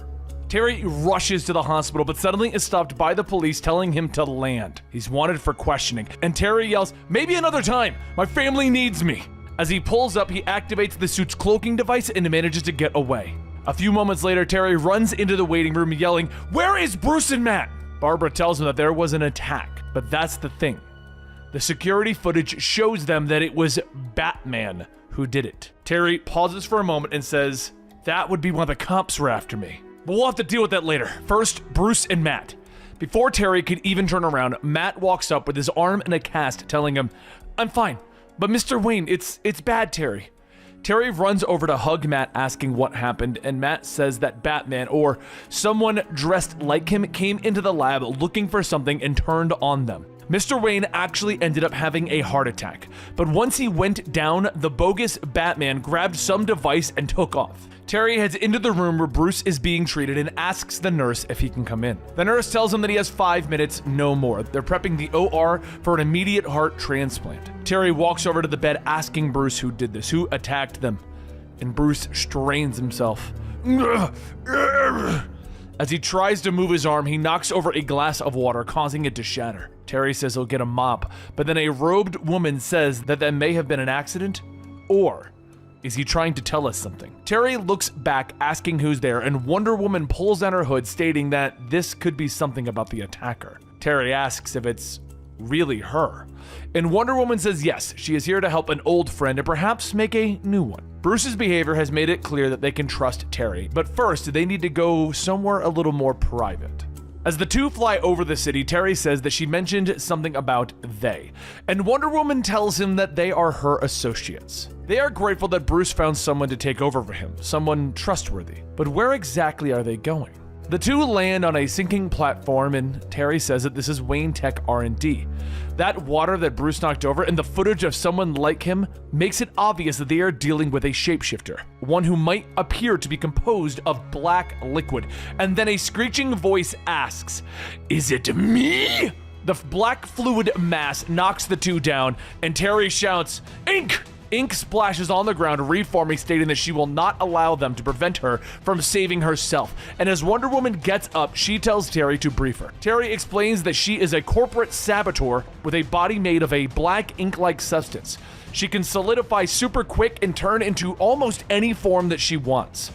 Ink shifts her body into Terry, stating, "That is correct! And I'm going to be leaving here with the device that I need to let me live." Wonder Woman throws herself at Ink, and as she wraps her arms around her, Ink just separates her body, jumping into the drain, asking, "How stupid are you?" Terry runs over to the computer, looking at the log, stating that the things that she took look like a stabilizer core and a power source, composed of an inert material that can stabilize any substance by putting it into a type of stasis. So she thinks these items can save her. Ink then appears from above, punching them both back, stating, "Yes, and I have to hurry!" And Wonder Woman gets back up, stating that she solidified. Now's our chance. She throws her lasso, but Ink allows it to pass through and then grabs Wonder Woman by the head, asking, "How about we find something to smother you?" Terry quickly grabs a hose, stating that this worked before, but Ink slams him into the wall, stating that it worked once, and only once. Terry then notices the containment box that Ink took out earlier is nearby and says that he might have an idea. If he can't use water, maybe Sonics will stop her. As he activates the sonic blast from his belt, Ink's entire body separates, and she shouts, "Please don't let her die, please!" Wonder Woman says he can't possibly kill her, can he? And he tells her of course not. His guess is that it's gotten harder for her to maintain her form, and that's why she needs the stabilizer core. She'd have to spend time in it to maintain her form. It's probably the only thing that can keep her alive. Terry activates the cube and begins to suck all of Ink into it, and Wonder Woman asks if he's sure that this is the answer. He says that Ink has always struggled to maintain her physical form. She needs this, the power source, and the equipment here to do it. Now, he isn't an expert on this, but they can find out who she really is. Wonder Woman says that he could have left her on the floor seeping into the cracks, but Terry says that it isn't his style. She might be a killer, but it doesn't mean that she has to die herself. Bruce will help her, provided he makes it. Wonder Woman tells him that she can see why Bruce took Terry in.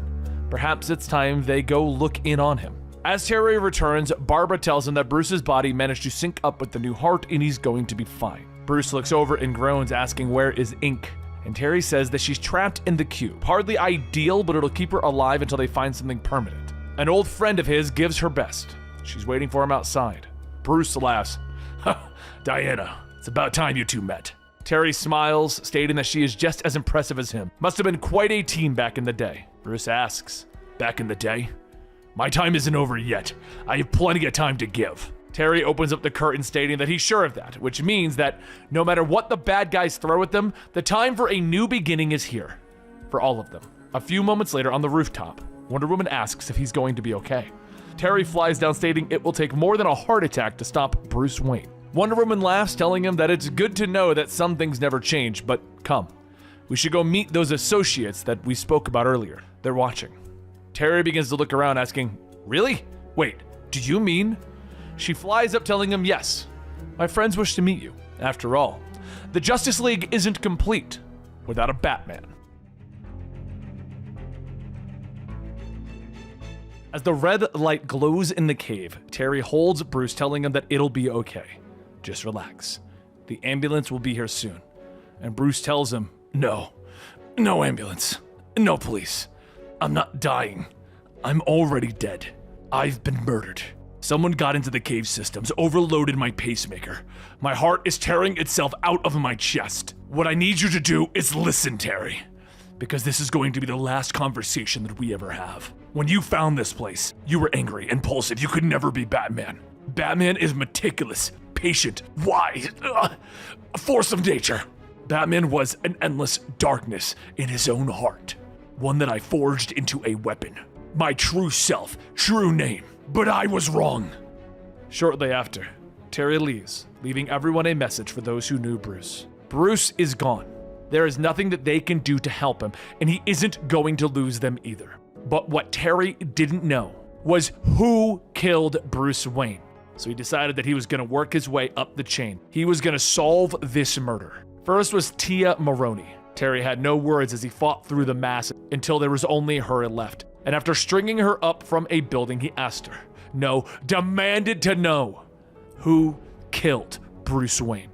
Though he didn't learn who made the hit, he did learn that he wasn't the only one who lost someone. The Maroneys had been hit too, as well as every other crime family in Gotham. She shouted that whatever he thought was going on with him is going on with everyone.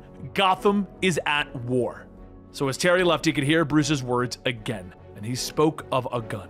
You see, Bruce was getting older. His body was falling apart, and one night when the reputation wasn't enough, Batman picked up a gun. He saw the fear in the man's eyes, and it wasn't a fear of Batman. That man wasn't afraid of the night or of vengeance. He was afraid of the gun. Next, Terry goes to the Wayne Powers building, top floor, to see Philippe, the interim CEO, cleaning up Derek Powers' messes. He doesn't care of the shady business being done, just what he knows, and Philippe yells that he's only been on this job for 6 weeks. None of this is my fault, Batman. The automation errors, the contracts going out left and right, the Jokers hitting half of southern Gotham. It's chaos out there, and it's getting worse by the minute. Happy New Year! Welcome to Gotham! All the money's gone! Terry asks what does he mean, and Philippe goes on stating that the accounts are frozen, all of them. All across Neo Gotham, the banks, the corporations, everyone is locked out. These are legacy systems running back decades. A single entity, even a corporation, taking control of everything? It's not possible, Batman.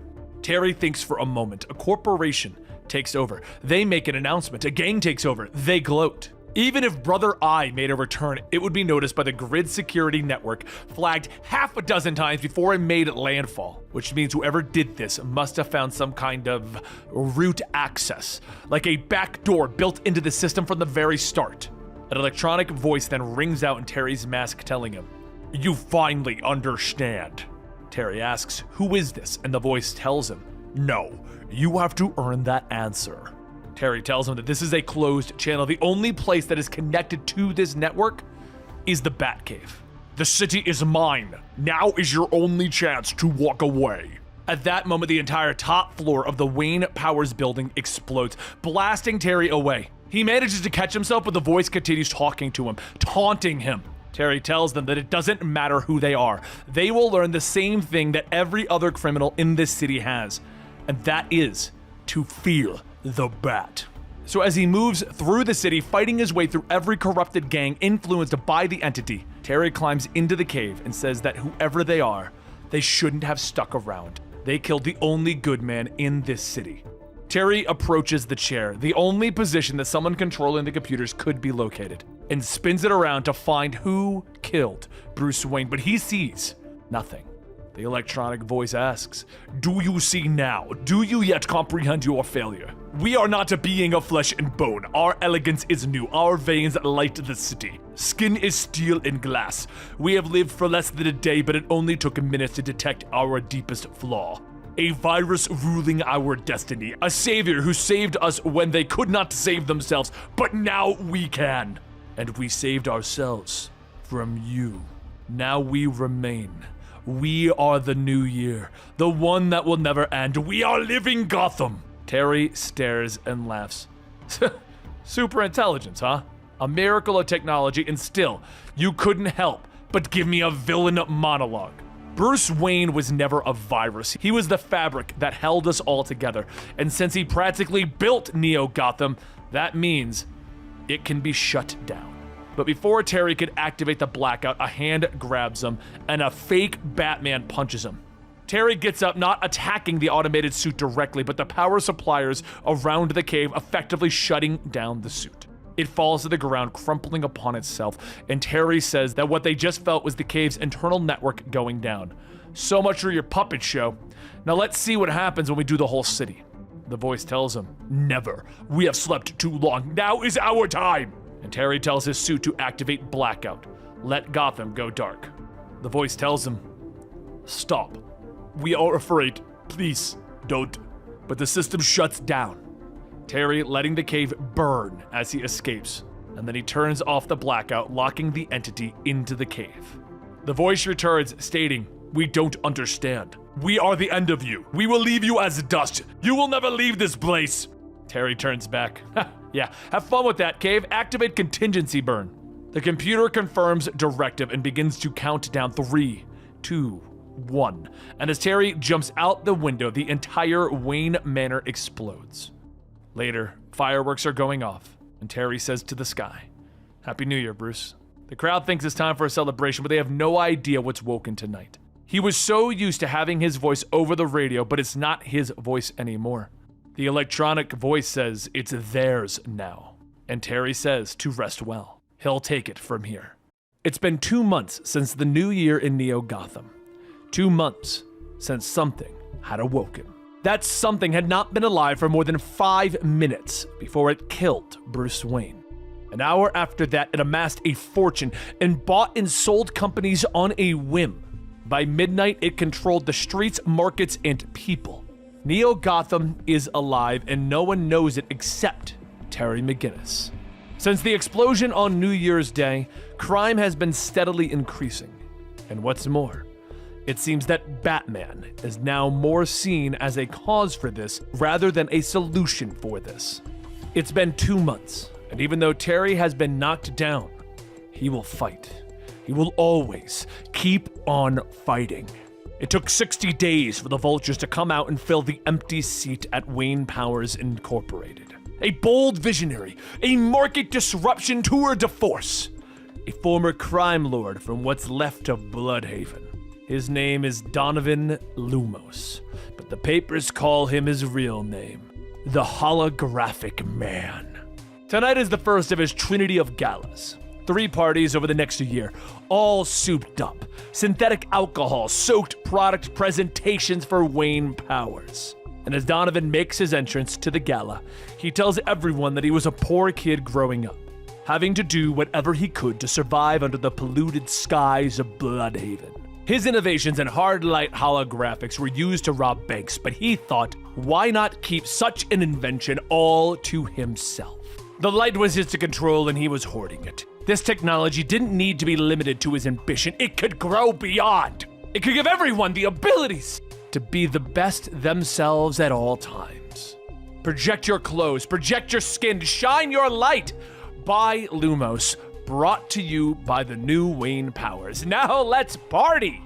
As Donovan finishes his product presentation, he spots Terry McGinnis in the crowd asking, "Is that McGinnis?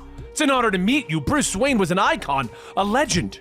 Terry places a mic on Donovan's coat, telling him to keep Bruce's name out of his mouth. And Donovan tells him that that will be kind of hard. After all, he runs the company now. It only takes a moment for the mic to pick up a conversation that Donovan would probably rather not want going out. A shipment of drugs coming into the docks that night.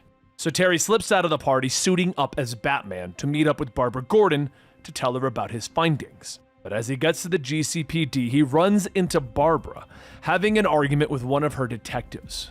Her name is Beam Boonma, and she is a good cop that the department is overlooking. She should be a detective. Barbara explains that it isn't that simple. Even as commissioner, her word alone can't make things happen. Angered by this, Beam leaves, and Barbara turns to Terry, telling him that she appreciates him waiting until Boonma was gone. Terry tells Barbara that she seemed nice, but he came by for something else. Donovan Lumos is using Wayne Powers to smuggle illicit pharmaceuticals into the city and turning them into street drugs. Barbara tells him good, turn over whatever evidence he has and they'll look into it. But he should also know she's retiring. She's been at this for too many years at this point. Terry tries to tell her that that is a mistake, that the city needs Barbara Gordon. Barbara stands her ground, stating that Bruce and her built this department into something that could last longer than the both of them. It may seem like the police department is a cesspool of real scumbags. They may take shots at Batman every now and again, and the mayor may run them with an iron fist, but the crime rate is flat. Knowing that he wouldn't get much more out of Barbara, Terry heads down to the docks on his own to survey the scene to find something to connect Donovan to it. There are more than just hired guns and drugs on the pallets. There was him. A man with black armor, silver hair, and a sword seemingly made out of a light that bends to his will.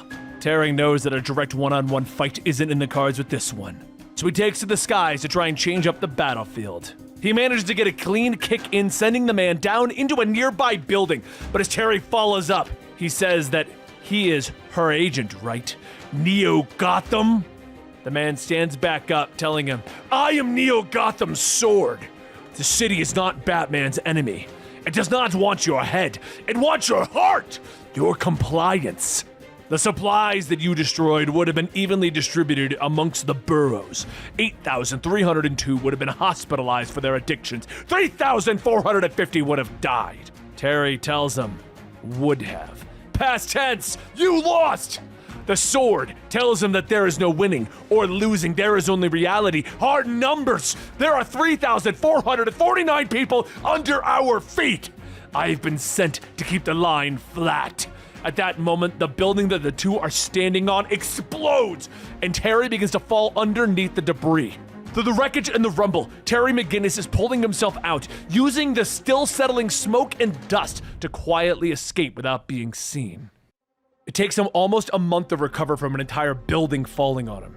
And Terry stays in the shadows, striking only at night. But for her, the living city, she prepares and she adjusts, her sword countering everything that Batman does. It's not him that is the problem, it's the suit. It might be one of the most advanced pieces of hardware ever made, but every one of its signals can be detected. It's as stealthy as a Christmas tree. Terry gets to work making the suit analog, using low-grade tech to ultimately blend in and not be seen by her, by Neo Gotham. While using the cover of the shadows, Terry starts to see a pattern. For crimes in the Narrows, by the docks, the police can't respond fast enough. They're there almost before it happens, but Gotham is placing her pieces exactly where she wants them. The crime uptown, the response is almost normal, human, like Gotham isn't prepared. Seeing the normal crimes only happening to the wealthy elite, Terry sneaks into Gotham Central Insurance and finds somebody stealing jewels. But the gems aren't going to make it to the street. The last of Terry's cred gets him the information that he needs, the name of a fence, and the fence is happy to help find a specialist. But as Terry goes to confront the specialist, he's attacked by some strange tendril of cables and synthetics. The three creatures slither out of the shadows, all looming over Terry and speak as one, telling him, "We are just out. We are leaving." Terry follows the entanglement that is the Gestalt, but quickly realizes that they're leading him to a place where most people don't want to be, including him. The entrance to Joker Town. There are 3 rules when fighting the Jokers. 1, don't let them laugh. Mercy is just a joke to them. 2, you'll always be outnumbered. Make every hit count. And 3, the Jokers are untrained. No matter what they spout or weapons that they wield, they're the joke. And they'll do everything that they can to distract you from that. After punching and kicking his way through the low-level street thugs, Terry catches up with Gestalt. He throws his grappling hook up to tie the 3 of them together and tells him, whether they believe it or not, I'm not here to take you in. The city has a problem that I can't solve, and even if you don't know it, I think that you might be the key. I don't need another rogue. I need allies, Gestalt. He then takes off his mask, telling them that what he is about to say is going to sound insane. He barely believes it himself. But the city, it's alive. Not in a metaphorical way. An emergent super-intelligence has commandeered Gotham City, and it decides who lives and who dies. However, with their genius, their tech, their whatever they are, maybe they can stop it together. The 3 tell Terry no, and they use their tendrils to connect to his brain directly. They explain that they were once engineers, all encased in meat and bones, just living out their lives separately. That was until the new year when they saw the emergence, the non-metaphorical living city, a perfect city, unseen by the lesser meat. Therefore, they required an upgrade to live without being dominated by her. They needed to live where she could not see, together. The tendrils pull back and Terry asks, "You're just living out your days?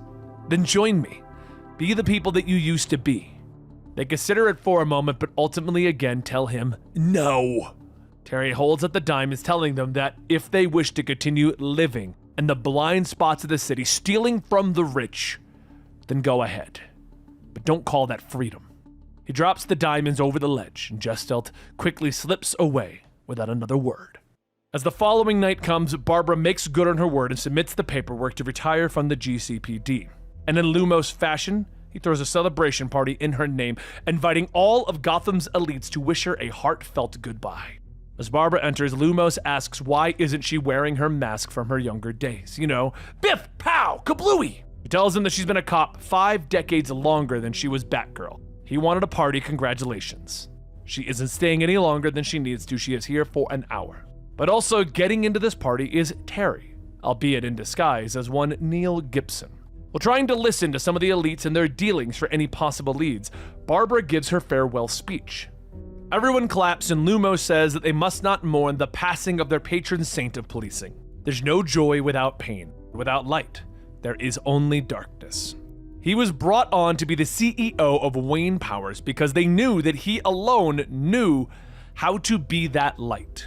Which is why, starting tomorrow, Wayne Powers will personally be funding the Neo Gotham Police Department. While most are in awe and shock at this decision, Terry overhears that some people are talking about how this is unacceptable. that Mr. Lumos' campaign contributions don't come without strings attached. The other tells the woman that she's right, and he gets that. But he doesn't know what to tell her. He doesn't know where Mayor Pearson is, and honestly, no one does. The mayor has been missing for 32 hours. Up on stage, Barbara turns to Lumos asking, does he think that he can buy the GCPD? And Lumos tells her, of course not. That would be illegal. Look, I know you don't trust me, I get that. And no, Gotham isn't in my veins. We both know that I'm a Bloodhaven boy. I don't hear the city or whatever you all say. I'm just a simple man with a simple plan. Run the most powerful company in the world and live like a king. We both know that I don't care much for the city, but I do want it to work. And when it works, people make money, and more importantly, I make money. I'm the most selfish person that you will ever meet. It's a point of genuine pride, but know that I swear to do everything that I can to protect this city. But seriously, as an asset, it's entirely too valuable. And while Lumos continues on with the party, Terry spots Beam at the bar looking rather displeased with the announcement. He thinks to himself that this could be his in with the GCPD. He needs allies that he can trust with Barbara retiring. So he introduces himself and he makes small talk, but seeing Beam's disdain, he offers if she just wants to leave and get something to eat. Perhaps a bunria. She finishes her drink, telling him no, but she knows of a place that makes one hell of a burger. He better keep up. She brings Terry to the lower parts of Gotham where they sit and have a burger. And after a bit of small talk, Terry mentions that he heard some weird stuff at the commissioner's party. Beam says, yeah? Where Donovan Lumos goes, the weird seems to be following. Terry tells her actually not that, the mayor. A few folks said that they haven't seen him in a few days. Not since the Lumos takeover at Wayne Powers went official. And sure, Mayor Pearson's not the most active politician, so maybe he's just taking a sabbatical. Beam says that she is on the mayor's detail. Terry asks, really? I didn't know. She begins to get up, slamming Terry's head into the table, telling him, yeah, did. I don't know who the hell you are, but you've been wearing an identity scrambler since you slid up to me at the bar. And whoever hired you to pump me for information picked the wrong badge. The other cops in the city might take bribes, but I'm not just some cop. Desk or not, I'm a detective. If you ever come around me with a fake face again, I'll hit you so hard your real run gets rearranged. Terry rubs his head as he gets his senses back, telling her she might not like Neil, or even Terry for that matter, but next time he'll show her his true face. She'll make one hell of an ally. But without much else to go on the missing mayor, Terry heads over to Pearson's personal apartment to find any clues on his disappearance. But doing this for so long without Bruce's backing, it's become a slow process for Terry. Once getting into Pearson's apartment, he smells fresh cigars, old wine, and his eyes quickly dart to the man sitting behind the large desk. Terry cautiously moves forward, telling him that it's all right. He's safe. There are a lot of folks worried about you, Mayor. But then Terry hears her welcoming him. He throws his batarang, and as it passes through the man in the chair, he tells himself that it's a hologram. The mayor's been dead since the day Lumos arrived. It's all holograms. I've walked into a trap. I'm sorry, Bruce. Gotham City tells Terry, I was content on letting you roam the night. Soon you'll age and die, and I'll be left with perfection. But you refuse to learn your place, Batman, even after the bomb. So direct action has become necessary. This place cannot become broken. This place cannot be escaped. Then another voice can be heard, and the Sword of Gotham tells him, it will be a tomb for Terry McGinnis, and you will die in it alone. As the red construct walls rise above him, Terry finds himself against the one enemy that he wanted to avoid, the Sword of Gotham. Every hit is painful. Every blow is a reminder that Terry is on his own, that Bruce Wayne is dead. There's no one in his ear telling him how to overcome impossible odds. But that's not what it means to be Batman. To overcome, especially when you know you don't have a chance. There was something that Bruce once told him. You're only what you show them. Weakness or strength, confidence or fear. Perception is your weapon. That's why we wear the mask. Terry can use that. He can show them that he isn't broken yet, that he can still fight if he chooses to. He puts his back against the wall, waiting for the inevitable attack, but Terry doesn't dodge it, instead catching it. He shifts so that the construct blade pierces the wall, guiding it, cutting out a triangle. And with a little help from his grappling hook, Terry smashes a hole through the death trap, escaping out into the city. For a moment, he is filled with pride. like a hand on his shoulder after a good patrol, so confident that he sprung a trap and escaped the Sword of Gotham. Except he didn't get away.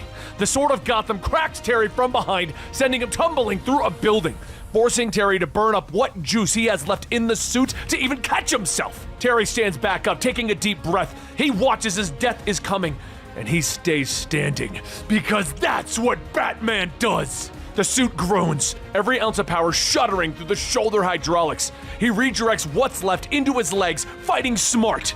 But that's not enough.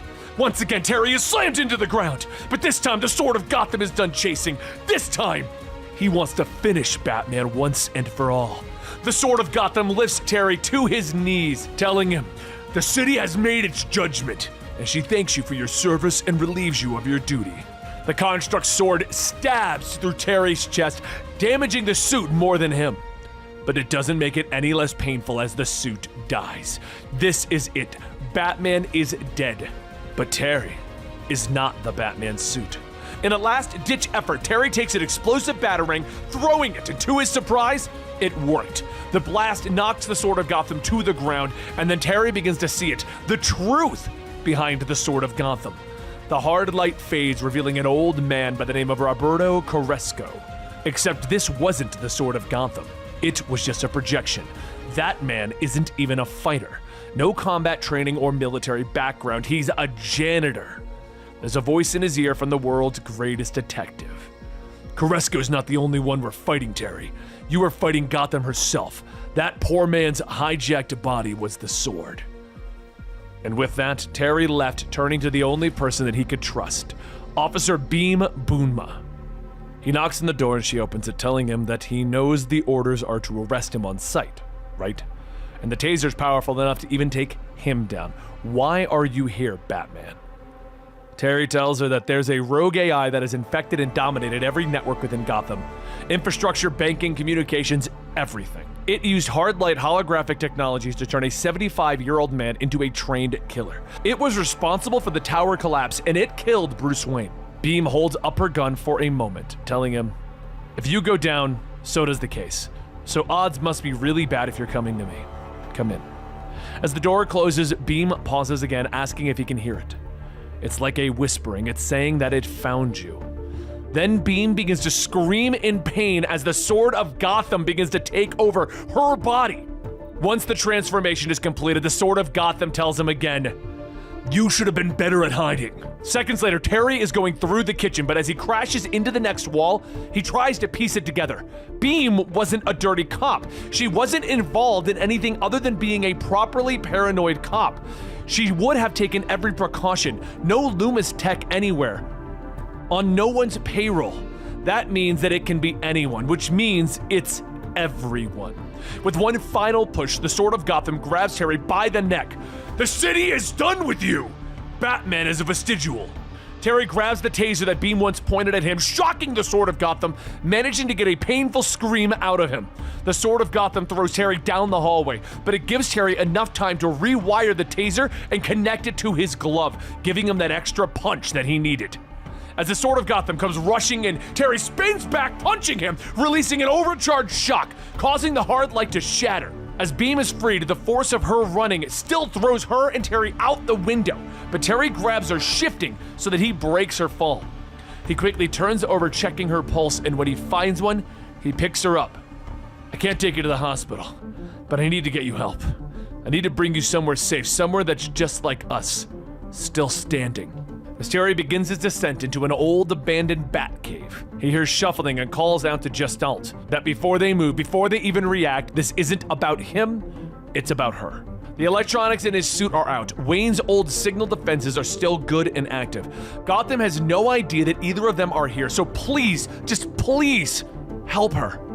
Gestalt leans in, looking at Beam, stating that she is still a cop, and they are still criminals. And Terry tells them that that word doesn't mean much these days. The three of them pull back to deliberate, then return stating that they shall assist on one condition. Gotham must be stopped.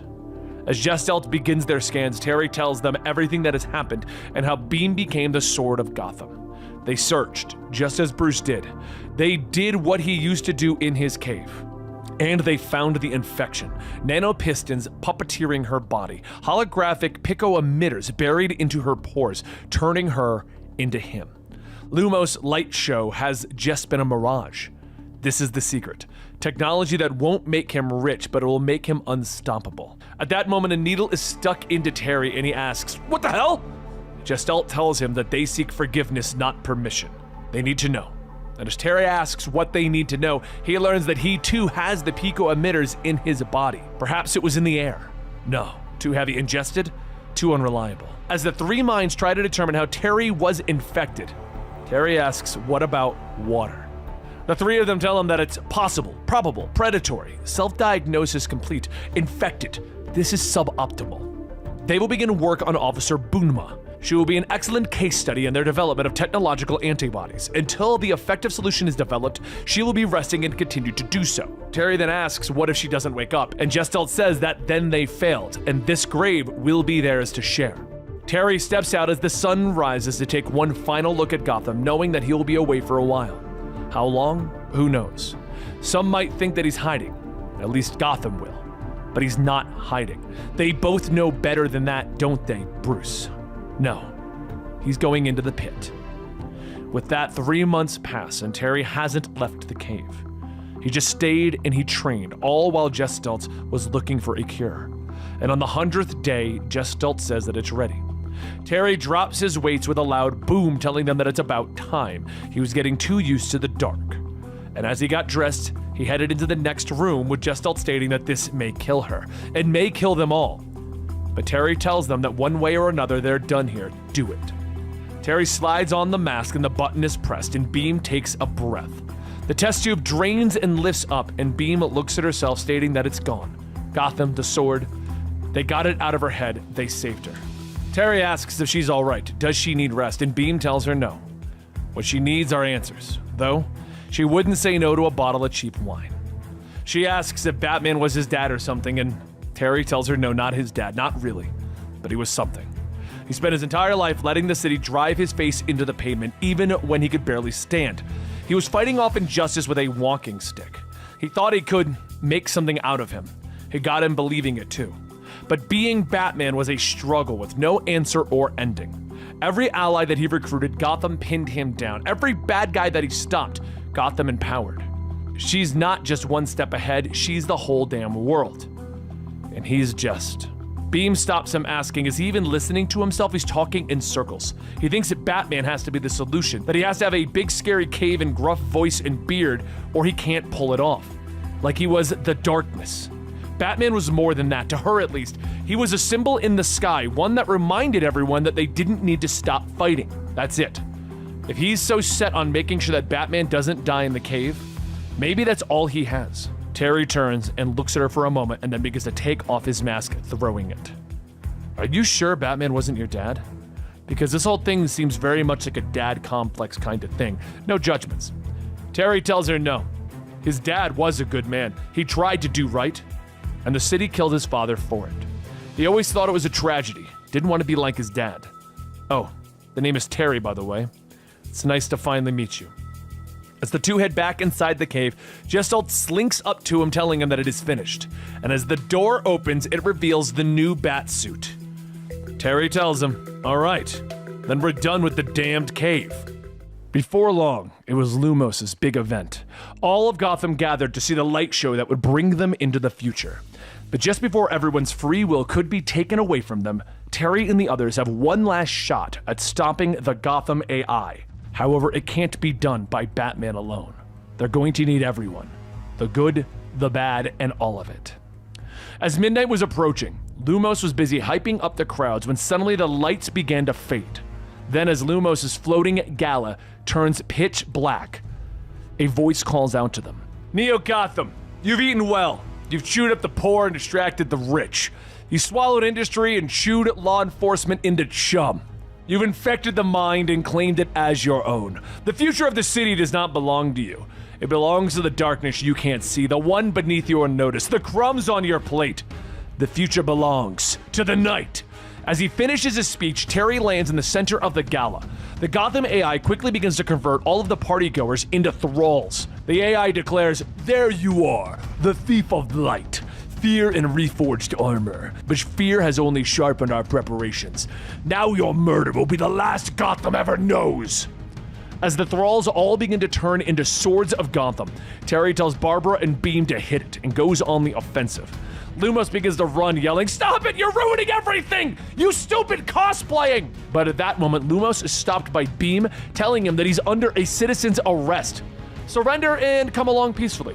Beam then radios over to Barbara and tells her that they are approaching the conflict zone, that she has enough spinners and resigned police to board Lumos' ship, that they're going to need some cover while they get the civilians out. Barbara tells her that she'll have it, but first they need to make sure that the counter broadcast is ready. Batcave, are you ready? Gestalt says that they're connected to the Lumos mainframe, but Gotham's firewalls are impressive. It's going to take a minute to burn it down. Terry jumps in. Okay, well, we have 5 until midnight. Get it done before then. Gestalt tells Terry that he is pushing the new suit too hard. Hard light intake buffers are at a maximum. I'm fully loaded? Shway! As Terry disperses the energy, he sends out a blinding light tearing away Gotham's constructs, freeing the partygoers. Beam then parks and gets out, telling everyone that they need to hurry and get out of there now. They only have a few moments. Beam then parks and tells everyone that they need to hurry and get out of there now. They only have a few moments. Trust her that no one is going to want to be here when midnight hits. Lumos yells at her, "Of course I'm running away! The party's ruined!" And to be honest, I don't care much for you. I have no idea what this is about, but expect some very angry lawyers to call you in the morning. Terry pauses. Wait, do you not know? Your entire technological empire has been co-opted by an AI 10,000 times smarter than you'll ever be. This wasn't your light show out there, it was Neo Gotham's. Do you really think that I'd be so gullible, Batman? I have been and will always be my own man. Knowing his words alone won't get through, Terry takes off his mask, asking, "You know what I see when I look at you? A man blinded by his own future. A man who is always looking so far forward that he can't see the ground beneath his feet. The people of the city, they're about to have their free will stolen from them, and you allowed this to happen with your wearable holotech. But there is something that those people see, even as they fight to stay in control, that you just don't. They have a choice to live through the darkness rather than give in. That's what Batman is. And you have a choice to make." Lumos glares at him. "If that is so, then I will make another choice. I am the holographic man and no one tells me what to do. So if this AI put me in power, help me cover the city in light, hell. It doesn't need to manipulate me. I'm just gonna opt in." At that moment, the Gotham AI begins to take over the freely giving Lumos, and as it begins to override his free will, he yells for the suit to shut down. But it's already too late. Lumos turns into the most powerful version of the Sword of Gotham, lunging at Terry. Terry runs off the ledge of the building, telling Beam to get the spinners ready. "Barbara, make space in the sky, and Gestalt, get ready to do your thing." As Lumos follows, Terry calls out to the Jokers to fire their missiles to slow Lumos down. But just as they hit, the Gestalt program takes over, stopping the AI's upload and reverting Lumos back to normal. With that, the program overwrites the AI, and they are seemingly safe. A few days later, Beam solves the case regarding the mayor's murder. Lumos now helps the police sorting through unidentified malware, and Barbara is busy cleaning up the cave with Gestalt. Terry closes Bruce's books, stating that he'd be proud.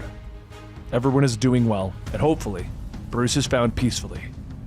Terry tosses the notebook into the fire, and Beam calls out to him, stating that she heard that there was a situation in the towers.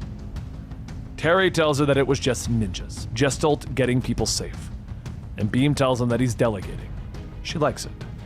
She tosses him a Gotham ale, telling him to have a drink, unless that was a Neil Gibson thing. Terry laughs. "I'm not that good of a liar."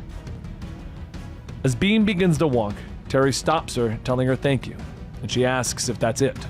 She should be thanking him. He was the one who saved the city. She pulls out a mask and says that she's got something if he wants to hide himself. Terry looks at it, and he tells her, "You know what? I'm good." The group of kids move through the streets of Neo Gotham, through the darkness of the back alleys until they come to the cat. They offer him a coin, and he steps aside to allow them through the crack in the wall. There, they're greeted by green, glowing lights, and when they step through, they are surrounded by a forest alive with fruit. The cat smiles as he watches them pick the fruit and take large bites, but the cat's eyes widen as he realizes that something is wrong. Vines twist out, wrapping around the children, dragging them into the forest. They reach out, they cry for help. But the cat could do nothing, and he turns away, running off into the night. Lightning crashes overhead as the rain pours endlessly onto Neo Gotham. The flash of light illuminating Batman, who leaps into the darkness, gliding over his city. Cave, this is the 5th signal tonight. Terry growls into his radio, asking if Gestalt is trying to kill him. But the techno-humanoid hive mind merely points out that the living city of Gotham once kept crime rates low, but with it gone, crime has risen. Trust me, I know, Terry says as he wings down, preparing for another fight. He moves through his city, taking out the Joker's gang members, and Professor Pig's members, and Shriek in the city. While he's fighting, he speaks to the former detective Beam, who points out that if Terry keeps pushing himself this hard, the city won't even have Batman to protect it. Terry finally agrees, calling it a night, heading back to his apartment overlooking the city, sitting at the kitchen table, and he begins to drift off. That is until he's awakened by the video phone. He looks up to see his mom's image appearing. "Hi, Mom. How's the metropolis?" he says softly. They talk briefly, with his mom pointing out that she doesn't miss Gotham, and that Terry should be taking care of himself, asking if he's spoken to Dana since he asked them all to leave the city when living Gotham took over. Terry tries to explain himself, but they're interrupted when Beam finally arrives. Terry hangs up on his mother and allows Beam to pull him into the dark of their bedroom. The next night, Batman is patrolling once more, but he's called to the cave when Gestalt points out a disturbing pattern has begun to arise within the city. Terry swoops in, landing in the cave. "Just another day in Neo Gotham. How can we help?" Terry asks the living hive mind. Gestalt continues to look at their monitors, not turning to acknowledge their ally. Data Coalition indicates high rate of identical disappearances. Children, all children. They sneak out at night, take money, and they never return. Boomma went on foot to interface directly with the families, Gestalt tells him, but also explains that the city is claiming the disappearances are due to sinkholes forming in the structural integrity of the old buildings. The radio comes back to life as Beam arrives at the apartments where the children went missing. "You won't believe who I found here. Donovan Lumos," she growls as she continues to watch the rich tech magnate speak to the gathered crowds, explaining that Lumos Industries is reaching out to fix the problem of the people going missing and supposed structural issues of the apartment buildings that are supposedly to blame. Lumos looks at the crowd and smiles. "Today I've acquired this entire city block, and tomorrow I'll demolish it," he says, explaining to the crowd that everyone will be rehoused within 24 hours of the demolition. "Oh, I just absolutely hate this man," Beam says into her radio, and on the other end, Terry is looking at images of the crime scene. "We have to get to the bottom of this. Fast," he says, staring at the images and the sinkholes. "The kids are being taken down. That gives us a place to start." So a short time later, Terry is putting on civilian clothes and he begins to descend. He goes somewhere that he's never been before, and as he walks through the creaking metal stairs, he remembers the things that Bruce used to tell him about how Gotham would build itself up, but always on the bones of itself. How Neo Gotham rose above what is now known as Gotham. Terry stops, staring down at the lights of the old city that plunges into endless night. He moves through the streets, seeing the many gangs and splicers, and he finally comes up to the street corner where a cat hybrid man smiles at him. The cat holds up a fresh-looking orange, offering it. "Genuine article. Vitamin rich," the hybrid says with a smile. "How much?" Terry says, walking up, and the cat's smile gets wider. "For you? A tourist from the top side, 50 creds. Terry holds up a credit chip, asking how the hybrid knew he was from the top side. The cat shrugs. "Hey, you covered it well enough. Good step. Desperate look in your eye, but you don't smell right," he says as he brushes his nose. Terry nods, holding up another chip, asking if the hybrid can show him around, show him deeper into old Gotham, help him find the missing children. The hybrid refuses, walking away, not wanting any trouble from the topsider. He moves through the dark alleys of the city until he turns a corner and finds Batman standing before him. The cat pulls back in anger and fear. "Oh, I get it. The money's got some muscle. Famous Batman coming down here to fight crime, busting up a kid." Batman regards him grimly. "Only if I have to." Batman looks at him, explaining that kids have gone missing, lost in the shadows of Gotham Deep. He needs to find them, but he doesn't know the land. "I need a guide," Batman says softly. And the hybrid thinks on it for a moment before turning back to the dark night. 100 credits per level. They shake in agreement. With a wave of his arm, the hybrid begins to lead Batman through Gotham Deep, telling the Dark Knight to call him Kyle. But Kyle refuses to call Batman Batman. He knows that the man beneath the mask is the same man that offered him money, 'cause he can smell it on him. Terry, my name's Terry. Batman finally sighs, and Kyle smiles his wide grin. Nice to meet you, Terry. Now keep up. They finally arrive at a massive hole in the pavement. And here we are. There might be other ways down, but this one's mine. Kyle then stares into the darkness of the hole. Okay, I'm only gonna say this once, cause this is as deep as I've ever gone. There's death in the roots. Stay close, stay alive. They both land with a splash into the hole, and Batman's symbol lights up, bathing the tunnels in a red light. But something reaches out, grabbing him, a massive scaled claw. Yes, feeding! Feast on the bat! Killer Croc growls as he lifts Batman into the air, stomping away. Well, crap! Kyle hisses as he watches the monster leave. Croc continues to drag Batman lower, with the Dark Knight struggling, reaching out his wrist blades to try and find purchase on the ancient stones. He pops his wings, throwing out batarangs, but this new kaiju Croc releases him, flinging him hard into the water below. Terry struggles to his feet, looking up at the towering monster that Croc has become. The creature launches at him, but Terry boosts up and away. Killer Croc, we thought you were dead. Batman also thought you could be reasoned with. Waylon, right? He thought underneath all of the mutagen, you were a good guy, Batman says, but Croc swings his tail, knocking him into the sky. No pass! Eat you! He roars. Batman slabs back onto the ground, but manages to struggle up and avoid Croc's clashing teeth. Guess Mr. Jones isn't home anymore. He then pushes back against the wall as Croc's teeth get closer. Tomb is mine! Closed forever! You're nothing but bones! He roars, but a blast of fire suddenly sails through the air, slamming into Croc's head, knocking him away. Batman turns in surprise to see Kyle standing nearby with a small lighter in his hands. Come on, topside, look sharp! Kyle yells, motioning Batman to a nearby tunnel. And move fast, because it's basically all of my lighter fluid, Kyle shouts. Batman boosts into the air, joining Kyle, and the two begin to run through the tunnels. As the pair run through the tunnels, Batman looks over his shoulder, questioning how Kyle made such a large fireball. What can I say? A cat's got some secrets, Kyle says before asking if Terry has an idea of how to escape Killer Croc. What? I thought you were my guide to the underground, Terry points out, and they stop at a junction for a brief moment. Yeah, that was before the giant monster. Kids are probably dead by now. Odds are the lizard Minotaur ate them before we even got here. But before taking off down one of the tunnels, he explains that he smells fresh air. Terry stops, pointing out that Killer Croc said that he was guarding something called the Tomb, that he seemed to be starving. He's like a guard dog, left down here way too long, Terry says, and he looks at Kyle, explaining that he can't leave now. This is the legacy. It's what Batman is. Hope. And he turns back towards the tunnels. Meanwhile, in the Neo-Gotham above, Beam has gone to the old apartments and is now speaking with the families of the missing children. They watch as the nearby buildings are torn down by Lumos Industries, but everyone is shocked as the rest of the area begins to shake. Everyone rushes inside, thinking that it was some sort of earthquake, but Beam is filled with fear. Oh God, Batman's down there, she whispers to herself, thinking of her boyfriend. But back in the tunnels below, Terry and Kyle stagger as the tunnels begin to shake.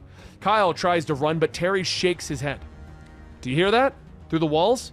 That's not an earthquake, it's the Croc, Terry shouts, and the wall suddenly begins to crack next to them, revealing the massive teeth of Killer Croc as he pushes through the wall and slams Batman to the floor. Feast on the bat! Croc bellows, and Terry and Kyle are knocked down another tunnel, with Croc following, continuing to knock Batman away. Kyle, get to cover! Batman shouts as he's slammed again. Crashing into the ground, he rolls until he slams into a wall. But Kyle isn't running. He stands his ground as Croc turns to him. All right, you old lizard, here we go, Kyle hisses, and he begins to trace symbols in the air, creating images of light as he begins to chant a magical spell. Finally, he uppercuts Croc, sending the massive kaiju monster slamming into the ceiling and crashing back to the ground. Batman just gets to his feet, and he looks at his guide in astonishment. Did you just... he begins to say, but Kyle shrugs, explaining that he never had a name for that particular spell. Don't tell me you've never seen a magical Catboy before, Kyle points out. And finally, Terry turns away, shrugging. Of course magic is real. Of course it is. Obviously, he whispers to himself. Batman turns back to another hole that Croc has smashed open into the ground, pointing out that he still believes that Croc was kept down here to guard something.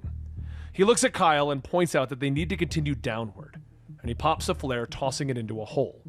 Meanwhile, back in Neo Gotham, Beam is angry with Lumos, pointing out that his explosions are tearing apart the city, destroying people's homes and lives. But Lumos smiles at her. His light-bending powers creating platforms and structures. He taps a button on his machine and a new building is suddenly created out of light. As night falls on Gotham, with the tap of this button, the future is lit, he says as the new building rises. Beam looks in astonishment. Holy hell, she whispers and Lumos smiles at her. See, this is the apex of my technology at work. A hard light building that houses thousands. To build our future, we must leave the darkness where it belongs.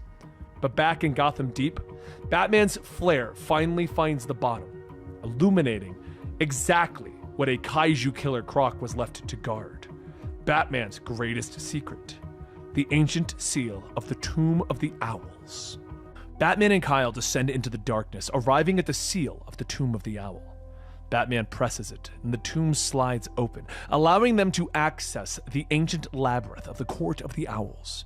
As they begin to make their way through, both glance at the owl masks on the walls. Be careful, Kyle. This place is designed to drive you crazy and kill you once you're there. Batman warns in a hushed tone. He explains that he was trained to fight this place by the former Batman.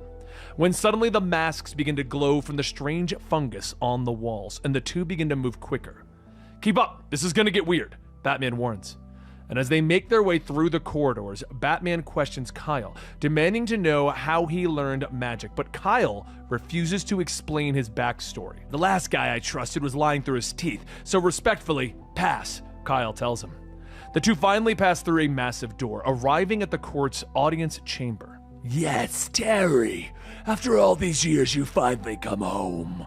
A voice calls out, and Batman looks up in shock at the audience chamber filled with the undead members of the court, their bodies nothing more than withered husks, now controlled by strange growths and fungus. The creatures lean forward, pointing at the pair. Batman, so kind! You bring us a present! The creature hisses as one. Batman motions Kyle back to the door. Back away. Slowly, we gotta get out of here. He whispers to him. Don't gotta tell me twice. Kyle hisses as his ears go flat, but the mushroom zombies lean over the audience chamber further, claiming that Kyle's face haunts their dreams. The cat with the garden secrets under their skin. They hiss in chorus. The zombies turn into a singular voice as a bat silhouette walks among them. And now, Terry, you bring him to us. The voice says, I'm so proud of you. Terry looks up in surprise as the figure looks like Bruce in the shadows, but he knows this isn't his old mentor. Return the children, you cowards! Enough of these mind games, Batman shouts, but the bat shakes his head. No games, Terry. The garden below needs the children, just as it needs the boy who fed them to it, just as the court needs the heir of Gotham again. The bat says, stepping out of the shadows, revealing the corpses of a Talon that once guarded the labyrinth, now taken over by the fungus. The creatures rise up on tendrils. Give us Kyle, and let the garden feed! The bat snarls, and the creature leaps at Kyle, but Batman moves fast, pulling the cat boy to safety. How do they know my name? Kyle shouts in surprise, and the bat creature launches an attack at Terry. He blocks the blows, but the strange tendrils wrap around his arm, flinging him through the air. Nearby, the fungus zombies continue to chant, calling for the garden to be fed Kyle. The fungus Batman slams Terry into the ground, ignoring the Batman's blows and leading close. Gotham will be saved by what it has buried. The fungus growls, but Terry shakes his head. No! It'll be saved by me! He shouts, kicking out and knocking the creature away. He then fights his way back to Kyle. Look at me. What is this about, Kyle? How do they know you? Why do they want you? Batman demands, but Kyle shakes his head. I don't know. I've never been here before. That's kind of the whole point, he says, and Terry looks in shock. The whole point? I hired you, Terry says, but Kyle smiles. Did you? He raises his hand, creating a magical shield that protects them from the creatures, and Kyle finally tells Terry who taught him magic. At his lowest point, he thought he had no one left in the world, and he was approached by John Constantine, who promised to teach him. Kyle thought that Constantine offered him a hand in friendship.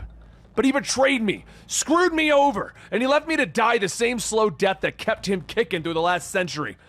And I just got left with all of his curses, Kyle growls. He was the first person I ever saw go into the ground. John Constantine got a final resting place, a garden of light at the end of his god-awful life. Terry finally understands that Kyle has been pushing deeper, trying to get back to the man who ruined his life. Kyle nods as the magical shield begins to crack and fall. And now I guess I'm getting us both killed. Guess that's life in the gutter, Kyle whispers as the magical shield drops, but Batman pulls out his batarangs, fighting off the fungus as he throws them around the room. We're not at the end yet, Terry tells his friend, but the bat creature rushes them with the batarangs exploding. The entire audience chamber begins to crack and crumble around them, and the floor gives way, with the entire room plummeting further into the darkness of deep Gotham. Batman continues to fall into the darkness, with Kyle disappearing before his eyes, but the darkness begins to charge. His wings pop out, but they're not red. They're a multitude of flowers, colors beginning to spread before his eyes. Terry slams into the ground, but when he sits up, he isn't Batman anymore. He's standing in his family's old apartment. He rounds a corner, seeing his younger self arguing with his father. Time flashes forward, and he sees his mother telling a younger Terry that his father has died. Suddenly, he's Batman again, watching the scene. This isn't how it happened, he whispers, and he looks up to see the fungus bat leaning over the body of his father, laughing. Terry leaps at the monster, chasing it away into the darkness. Then he looks down at his father's body, covered in the strange fungus, with his mother calling out to him, tears streaming from her eyes as she reaches out, begging him to let her back into his life, to let her protect him. Let me keep you safe in the root, she calls as she dissolves into a plant. The images keep flashing before Terry's eyes. His brother Matt is suddenly Robin, and they're swinging through the rooftops of Gotham. Bruce is standing there smiling at the young Robin. There's always another orphan, he says with an evil smile. Suddenly, Terry is standing in a club with Dana dancing nearby.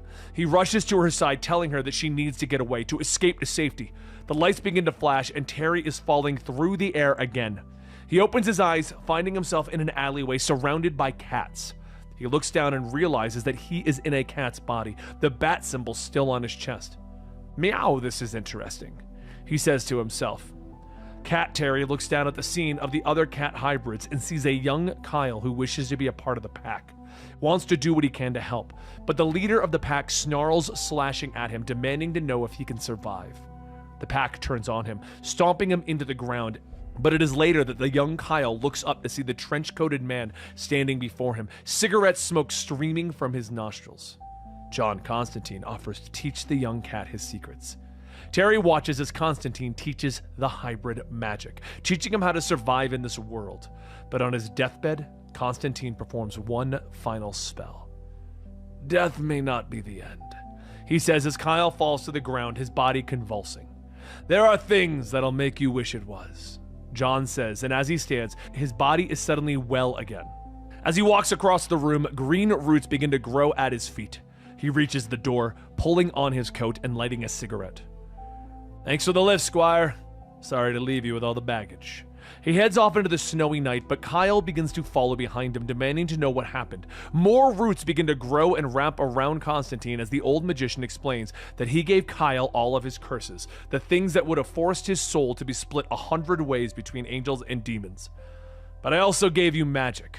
Fair trade, says I. So stop meowing and let me die. John says as the roots begin to take him into the earth, leaving Kyle behind.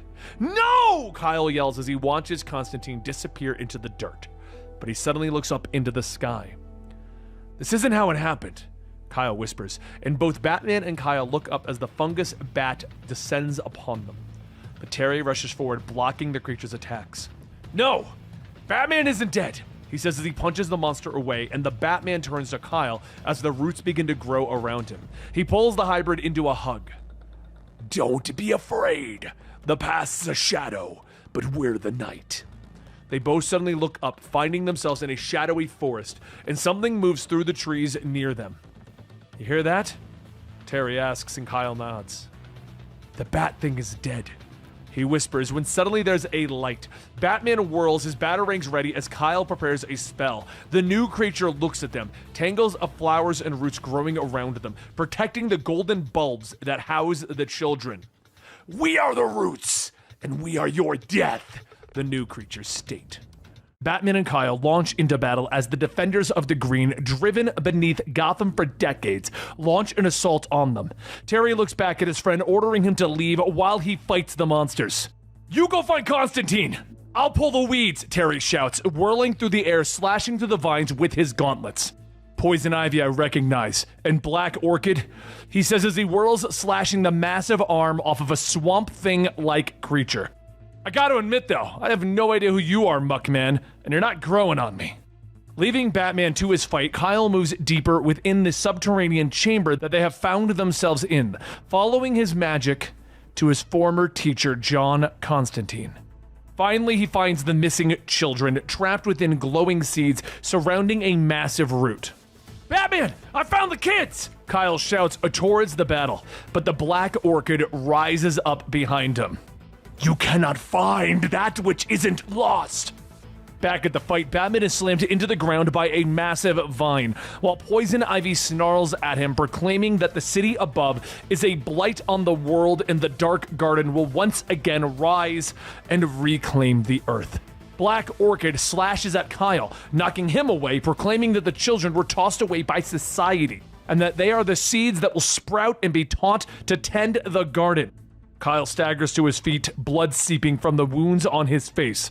Kids aren't seeds. They don't deserve to be buried. But you certainly deserve the fire.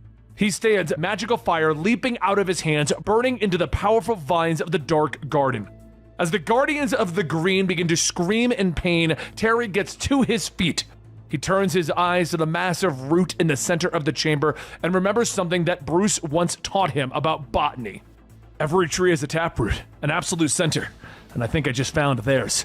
Batman says as he leaps into the air, slashing into the root, pushing deeper inside. You old dreg, I know it's you that's been stealing the children, Terry shouts, finally figuring out the truth. They're mine to protect, the deep voice says, echoing it through Terry's mind. These children have families, they have lives, Batman growls, but the voice disagrees. They are already dregs, forgotten, desolate, dead roots to be tread upon. But in the right hands, like mine, they can be magic.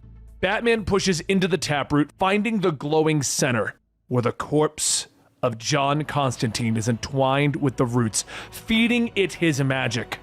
Kyle pushes through the hole that Batman created, his eyes falling upon his former mentor, anger bubbling up in his voice.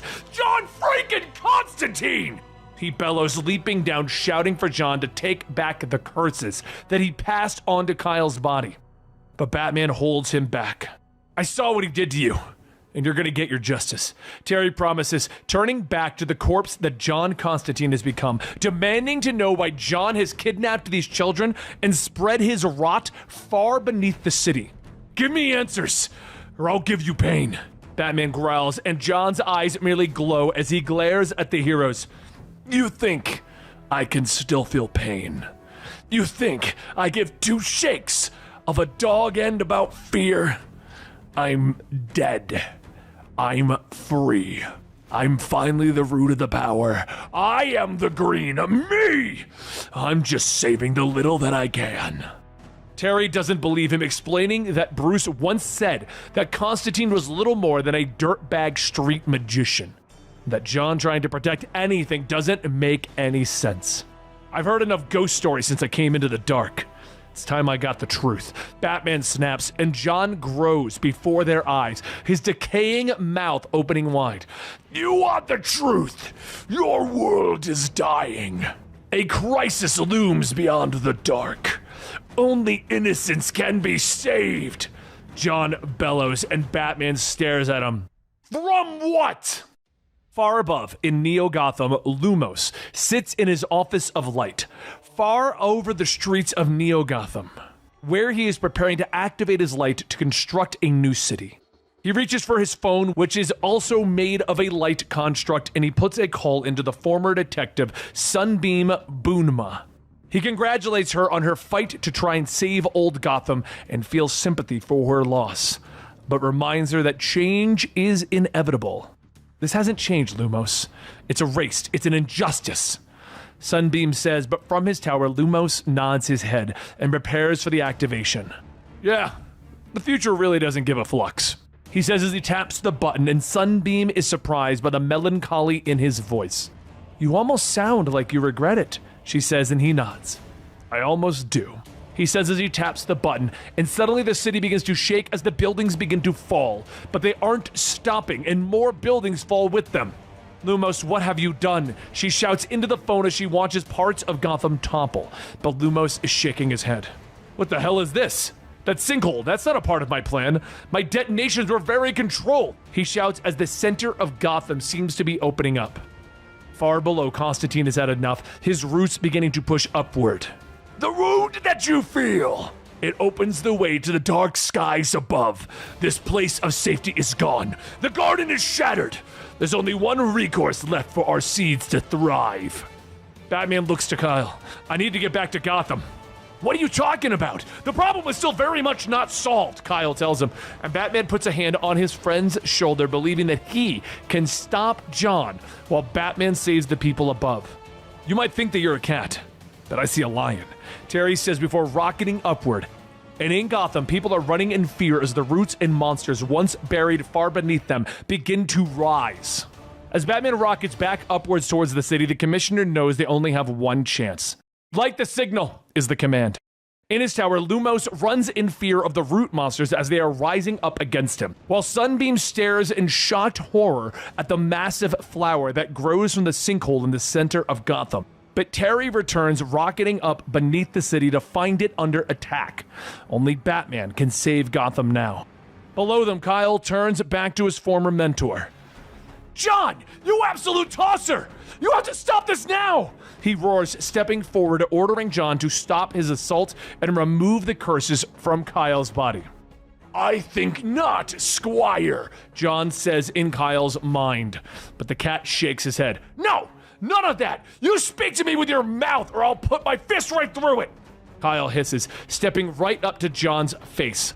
John's body begins to twist and his mouth opens wide, the decaying skin cracking as it moves for the first time in decades, and he laughs. The laughter echoes through the chamber until John begins to cough out bile and decay that hardened in his body. You think you're scarier than the damn Batman? My kingdom is almost complete. A place of safety for the innocent. Forever. Not one more scar. Just like... It's gonna be beautiful, kid. Above, Batman is doing his best to protect the people, but there are too many monsters now. Batman into the cave. Patch me to Beam. We need a damn plan, he growls into the comms. Sunbeam is moving and fighting, her sidearm thundering as she tries to protect who she can. It's Gestalt that suggests activating the Gordon Initiative, which would use the systems that Luminous put into place during the Living Gotham's attempt to control the population. It would make you a criminal, Batman. Or worse, it could aid in the reactivation of the Living Gotham Protocol, the one that killed Bruce Wayne. Regardless, many will most likely die. Sunbeam whirls, firing her weapon back at Black Orchid as she runs through the streets, admitting that she doesn't think they have a choice. And Batman nods, and he narrows his eyes, admitting the truth. Gestalt, get it done. But open a channel, we need trust. Below, Kyle finally looks at John and explains the truth. That long ago, John took Kyle in, but he betrayed him. John made Kyle feel like he belonged, but it was all a ruse to get the curse from John's body. You gave me a life of magic, but it turned my soul to ash. He points out that John is doing the same thing all over again with every child that he kidnapped. And expecting what? That it'll work out better this time? That's the definition of insanity, John. Kyle begins to work his magic, scrawling glyphs on the ground around John's root. Using his own blood in the spell, he finally reaches the last lesson about magic and life. The thing that's worse than death is living without forgiveness. Kyle says, casting the spell. John Constantine, I forgive you, he says quietly. Above, Terry is broadcasting his message across the city. Batman is telling the people that he and his team have activated the Gordon Initiative. This will allow everyone to use the holographic nanite technology that is living in their bloodstream, a product of the living Gotham trying to take control of the people to become Batman. One Batman isn't enough to save Gotham this time. He needs the people to help him, but they have to opt in. Batman refuses to take people's free will away from them. I'm just asking that you trust me. My name is Terry McGinnis. I was born in Crown Point. I was a juvenile delinquent. And then I put on the cowl. I became Batman. If I can do it, so can you. Terry says across the city. And the people hear Terry McGinnis' words. If you think you can save the city, you can be Batman too. He finishes, and the people, they nod. They agree. They rise up.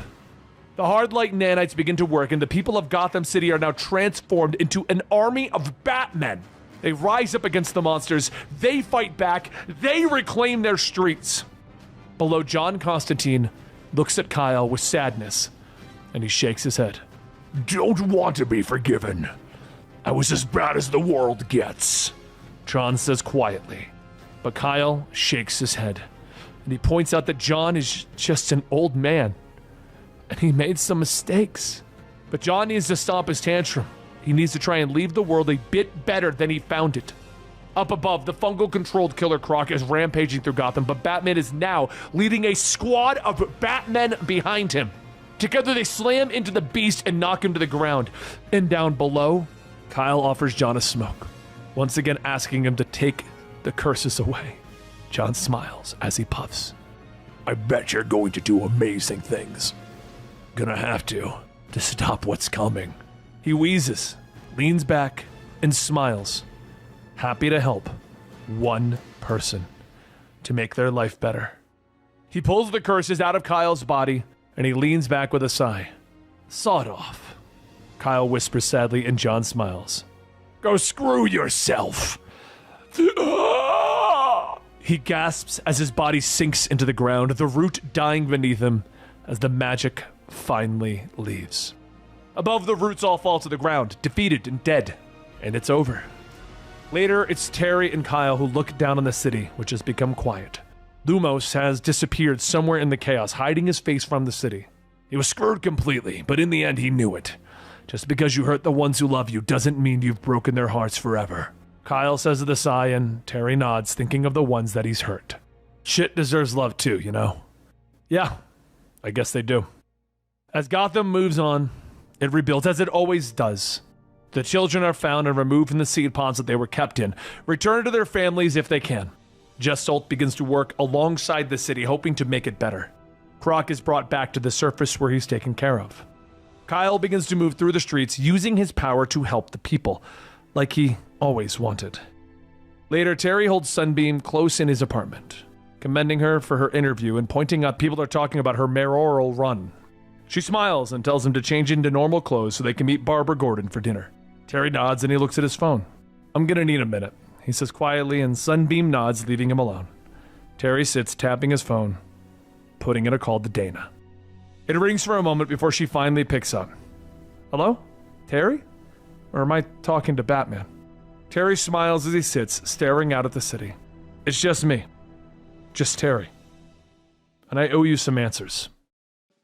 And there you have it, the Batman Beyond Supercut. We've contained all of Rebirth and the continuation to Rebirth, the 12-issue Neo Gotham series. Hope you guys enjoyed. Where is the series going to go next? I have no idea. The entire world knows who Batman is. Bruce Wayne is dead. Honestly, I kind of feel like it'd be interesting to see this story go on, but knowing DC, this is where they're going to probably do a soft reboot. Maybe reset the timeline or something like that. But who knows? I hope you guys enjoyed, and I'll see you next time.